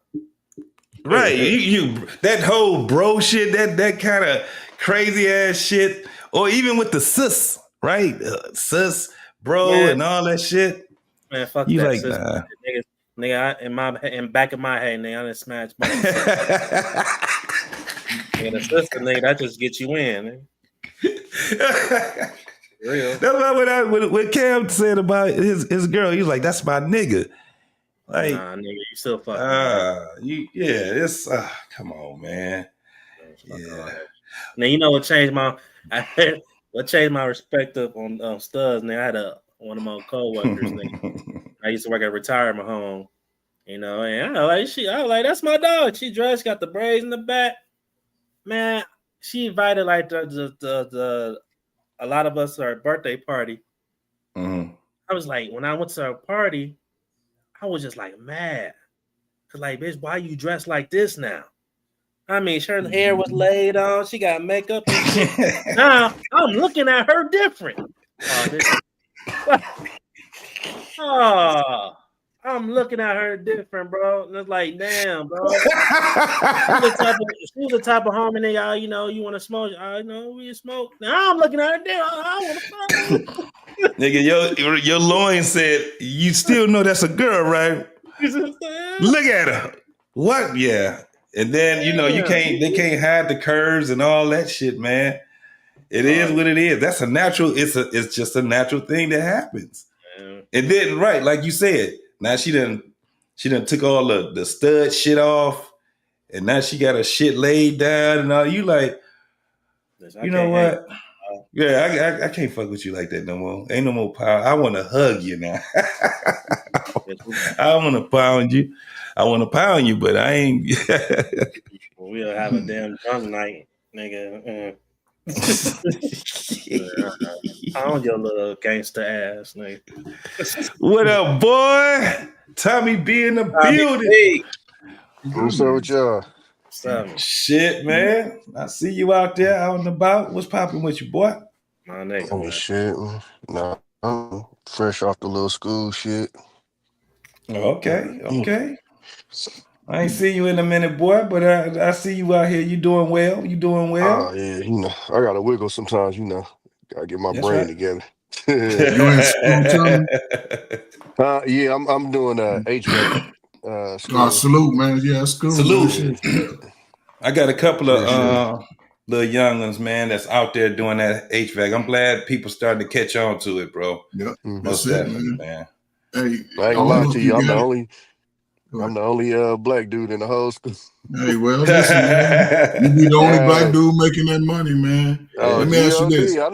What's up? It's a little gauge thing. I don't know how far you're in your class, but it's a little pressure gauge thing that you pressure have gauge. You gotten to that part yet? Yeah. That with the fridge. I'll be right back, y'all. Do you have one? Yeah. All right, come with the school. Yeah, they give us a whole tool bag. Oh, okay. So we get pressure gauges, do. we get wrenches, we get pay for. Well, my shit getting paid for by the military, but you know it's paid for with the tuition and all that shit. Oh yeah. What you ain't using the GI Bill, are you?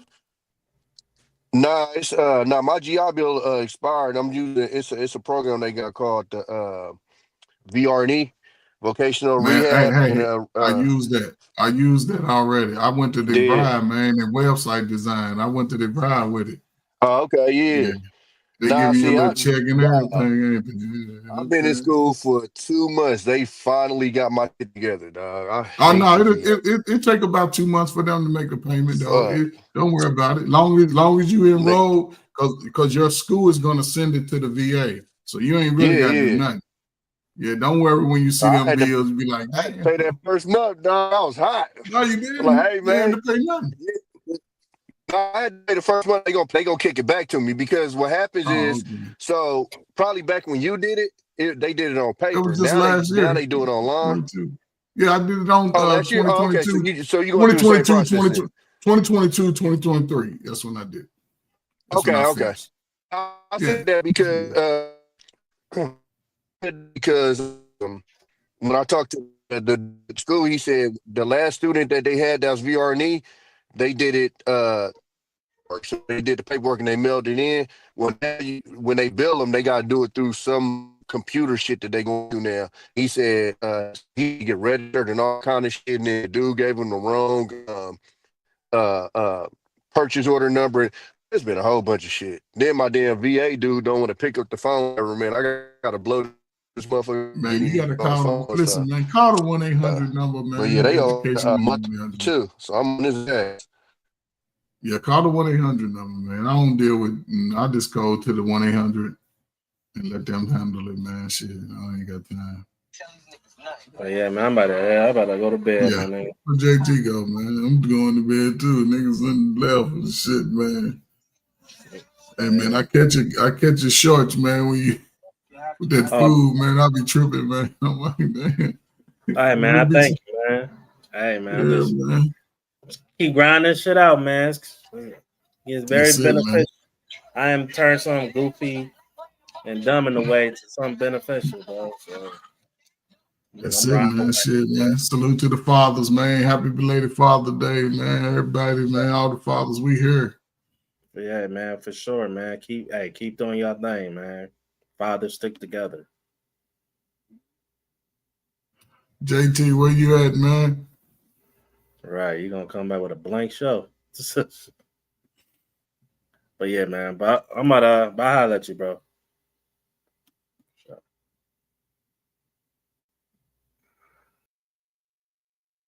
Look like it's me, man. See the world. This is me, man. Salute, man. I had a great Father's Day. I'm gonna read something to y'all. If y'all don't mind. This came from my son on Father's Day. I told him it almost brought tears to my eyes. So he's out doing his thing. He's in school too. So he's doing truck driving school. So he texted me and said, Happy Father's Day to the one and only great enthusiast, motivator, highly blessed and spirited, God-favored man. Thank you for being you and being able to beat all odds in any given situation and have the willpower to pursue on. Don't let negative energy take away from you being a great dad and person. So salute to my son. He's 22. He looked a little better than me, but, that was a close race. So salute to all the fathers, man. Be the best y'all can be. JT, I'm the only one up here, man. So I just read something about my little son. My son sent me on Father's Day a little text. And can't hear you, man. I think Tommy's in You already read it? Yeah, I just read it, man, since I was the only one up okay. here, man. Just a little text that he sent me and shit because he's out doing this little thing. Shit. So I'm glad you're back up on Wednesdays, man. How old is your son? Was that the one you brought up on the panel? Yeah, the one y'all seen before. Yeah. Oh, okay. Yeah. I'm 22 now, man. So, They growing up, man. Man, shit. Growing up. I remember when he was that big. Mm-hmm. Hell yeah. Now he, he a growing man. Out here having these conversations, bro. I'm like, yeah, man. Shit, that's how it was with my daughters, man. It's just seeing them growing up. They out here. I'm glad they, out here actually trying to make a difference. You know what I'm saying? Mm-hmm. They's helping the people out of, all those other things, man. But damn, that's why I wanted to. Rob, you left already. I wanted to promote his shit. Let me see if I can see it before we get up out of here. Show the people. Rob, Big Back for Life. My nigga be doing his thing on IG, I think TikTok. He got a YouTube channel also. I know his presence is hell of a on right here on on IG. So let me see if I can pull this shit up right quick. But what you doing tomorrow, bro? What's tomorrow? Thursday? Oh, I don't know, man. I'll be on a couple of panels tomorrow. One with Evolution and one in Sparta. Oh shit. My bad, bro. What's going on? John. Oh, okay. Yeah. Tripping. Yeah, so yeah, I ain't doing nothing, man. Gotta go. Yeah, man. Just trying to take care of a few little things. And, man, it's hard right now because everybody being all stingy with what they're trying to do. So, Hey. you know what I'm saying? So, Y'all but see, you know, y'all see Tucker Carlson whooped Ted Cruz ass. That shit should be illegal the way he did Cruz, dog. Did he? I didn't even You ain't see it. No. Dog. Hey, JT, did him bad, dog. Did him bad. Hey, look, JT, I'm not lying to you, dog. Like that shit, it's so bad. I think they put clips on it. Was it TMZ? I think they put dog. It's bad. I want to watch the whole interview now. Yeah, I gotta watch the whole I don't thing, even man. watch shit like that. I don't fuck with politics like that. But he whooped his. I'm talking about face to face. Yeah, They literally yeah. sitting in chairs right across from each other and just he asked him because Ted Cruz was saying how he wanted to Okay, bro. Most definitely. Give me a call tomorrow. he wanted to topple Iran and what he basically take the powers that be down. And so he asked him, he was like, what's the population of Iran? And he was like, I don't know. And he was like, don't you think you kind of need to know, like, wouldn't you be informed or something like that? Because basically you're saying you don't know nothing about Iran, but you want to, topple their shit over. And so then Ted Cruz got huffy puffy about the shit. Then they was talking about, then he said some shit about he went to school. And when he went to church growing up and yada, yada, yada, it's something in the Bible that said that if you do good things for Israel, then basically you'll be looked good upon or whatever. Yeah. Basically yeah. saying that's why the United States should be backing them or whatever. And so Tucker Carlson was like, so what verse is that? Or what part of the Bible that's in? Ted Cruz like, I can't tell you off the top of my head. I can look it up. I'm like, damn, then this is the cold part about it. Tucker Carlson go, oh, it's in Genesis. I'm like, damn, dog, it's bad. He was like, well, I'm gonna have to watch it now, dog. God damn, I'm gonna have to watch it now. Oh, my mama, dog, that shit. You said they got clips on TMZ on it too? Bro, that's how bad it was, JT. I mean, dog, cooked them. That shit, it's embarrassing, dog. Man. Embarrassing, dog. You already know. He's like, well, how could it say that in the Bible, and you don't know where it would have been geographically back when the Bible was written? Because remember, Israel ain't been there since what, 1943, where that actual land was called Israel. So, hey, look, man, hey, watch that interview, dog. That shit, hey, that's gonna be entertaining as hell, dog. I'm definitely gonna watch that. Definitely cooked him. That shit was crazy. Absolutely. Hey, Rob, if you still there, bro, put your link in the chat, homie. Let them dudes know where they can find you. This Rob shit right here, nigga is doing. He got straight up presence on here, man. Nigga got motion. Look at him. This nigga got motion going. Daddy, are you gonna come to Red Robin this Father's Day? That's right. You forgot to pull out. Now you get to eat out. All daddies get one free meal this Father's Day. Fuck them kids. This day is about you, daddy. Only at Red Robin. Oh, I know you fucking lying. Oh, my back. Oh, what the hell is going on here? See, a big back imagination ain't shit. If y'all invite me to a barbecue and y'all make these, I'm moving in. I know you fucking lying. Sir, what the hell are you doing? I'm wait a minute now. Oh, god damn, sir. Give me 500. Oh, I know you fucking. Oh, I know you fucking lying. Oh, buddy. Yeah, I guess that's what Beyonce meant when she said dangerously in love. This all cute and all, but it's too damn dangerous. Like, who gonna save us when this bitch flip over? Oh, My I know. nigga, man. That's my boy Rob, man. Most definitely. Look out for my homeboy, man. Most definitely. Rob got motion in these streets, boy. Straight up got motion in these streets. But yeah, man. Did you see any the show? Nah, I just jumped on. Oh, okay. Yeah. You know, we was same shit, that K Michelle shit we broke down. Oh, yeah. Yeah. Her goofy ass, man. But it was funny, man, because that nigga Cam Newton, dog, that motherfucker set her ass up. We was sitting there while I was like, damn, why didn't he say this and why?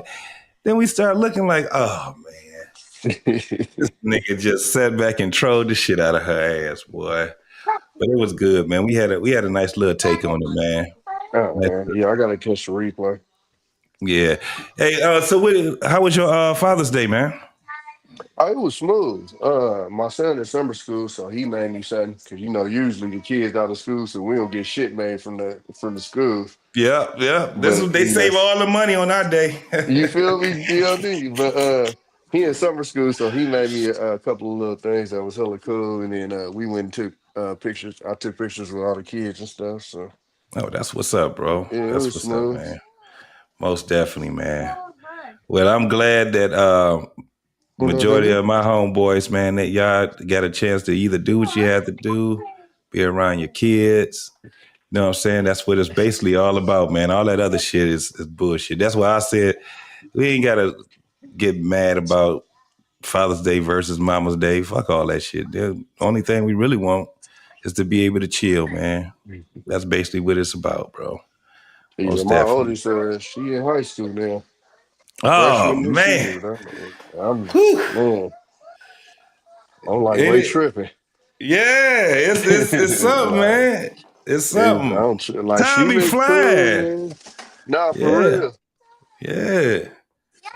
Should She been I cool, though. She ain't, 8th grade or whatever. It was a couple of boys that was trying to pop, and she wasn't with it. Right. Hey, listen, I tell people all the time, I done got so lucky with this girl. Like, literally no problems. You know what I'm saying? Like, that's what's up, man. And I tell people, like, she's spoiled, but she not a brat. Right. You know what I'm saying? So she get a lot of shit. She asks for a lot of shit, but, if you can't get it for her at that time, I'm not listening to a whole bunch of crying and whining and all that. You know Right. That's what's up, man. Damn, that's what's up, bro. Yeah. Glad to hear that, man. Well, I'm about to go ahead, man, and I'm about to shut it on down. Shit, this weekend I might still pop out again, do something. Because I got a lot of shit to talk about. 10 next week. Yeah, man. Yeah. Dude, when I met Rob, his wife was pregnant with his oldest child. That's how long we've been knowing each other. Yeah, man. Yeah, that's what's up. And then he had 2 more after that. Yeah, man. Lady D, don't you start? It's too late for all of that. You know we respect y'all. Y'all don't respect us. My boy would pull out a parking lot after that first one. Nah, he was like, "This is how we got to do it." That's what's up, man. That's what's up, man.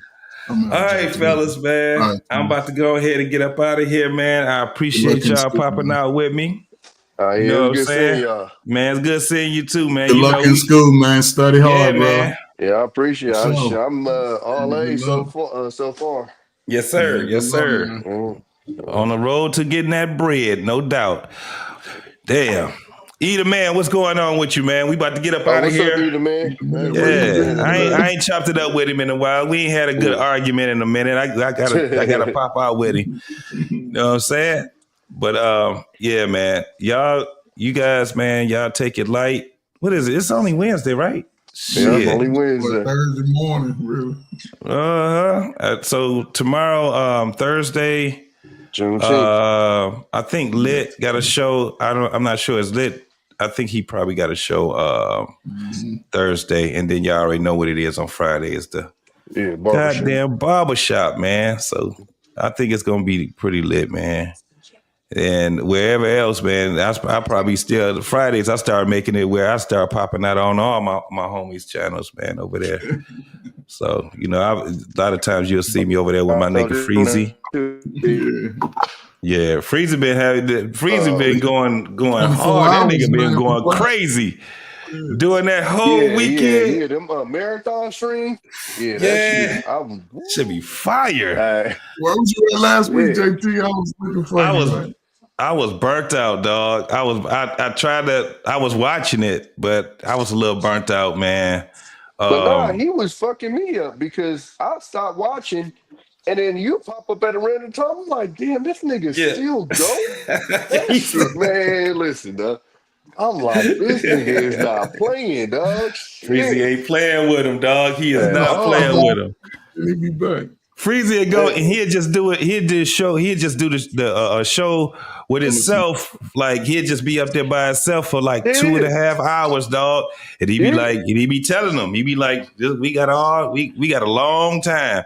And then but he'd do 2 shows. He'd do one for 12 hours, and then he'll bring it over to another, and you ain't even got to move nowhere. You just change it over, and then next thing you know, you got that second half, and you got my man, what's his name? Next Level. Next Level coming and rock with it, and then World Class will come. So he got it popping, dog. I'm proud of my boy. Proud of him. Yeah, Freezy don't be he don't be bullshitting, and them conversations be all over the place too. They be all over the place, and everybody be stopping through. 1 minute is on fire. Niggas arguing with each other. I was like, I don't know who it was that was arguing with each other. I said, y'all know I could just call Hamp right now, nigga. We can go ahead. Y'all ain't got to talk about whooping each other's ass. We can set this shit up right now. We can set it up right. Niggas get quiet. Tommy, they get quiet now. Niggas get quiet now. You start talking about, y'all ain't gotta talk about it. We'll set it up. Niggas get quiet, dog. They don't want that smoke for real. You know that happened with Act. Word?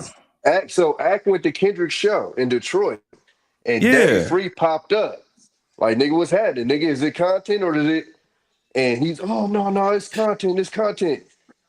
Oh, I heard about that shit. You know, Kendrick, that nigga Kendrick was parlaying in the D, dog. Yeah. He was all on the river walk. He was, you know what I'm saying, riding bikes and shit. I'm like, damn. I keep telling people that people took Good Kid, Mad City the wrong way. Yeah. Like, that shit didn't mean it's sweet over here. Kendrick a real one, and that's what niggas don't understand. Yeah. I was on somebody's show, and one of the little dudes in the chat was like, Kendrick's a nerd like us. I'm like, dog. Nope. That's not what Kendrick is. Nope. That nigga was parlaying in the D. Like, you know, you a real one when you do that, nigga. And that's exactly what I'm about to say. Yeah. So you got him. Shit, that nigga, Gilly. Yeah. Gilly was in the hood, nigga, racing niggas. Yeah. They in the street, niggas drink. I was like, Gilly out here in my old hood. I was like, oh yeah, they fuck with the people. You know what I'm saying? So, you know what I'm saying? So yeah, I didn't know Act was got his car pulled. Now, I mean, listen, they got a whole little situation going on behind it because when Act told the story, Act tried to make it seem like it was just sweet.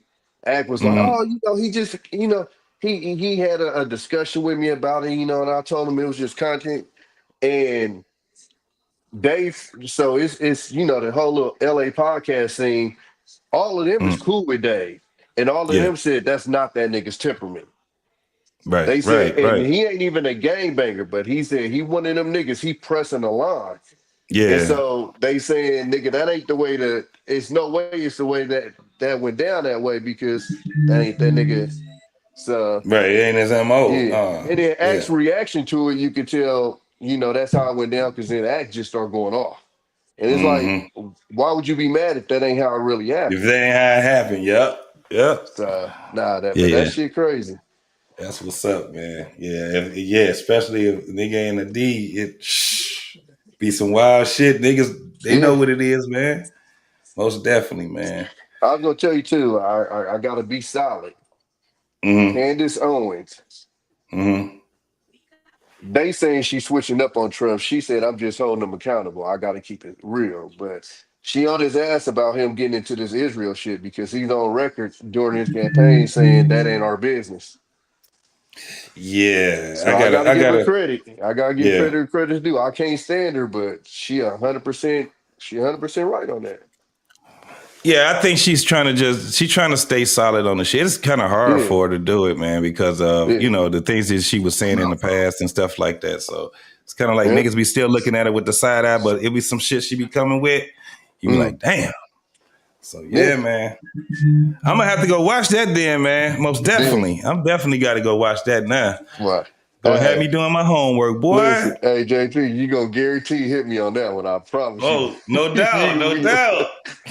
That shit is that shit is it's comedy. Yeah.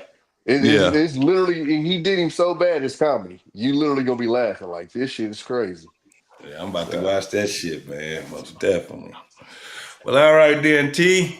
All right, big dog. I will get back with you in a little bit, man. And everybody else, we about to get the fuck up out of here. I'll holler back, man. Most definitely. All right, fam. We about to go ahead, close it on down. I appreciate everybody from coming over here.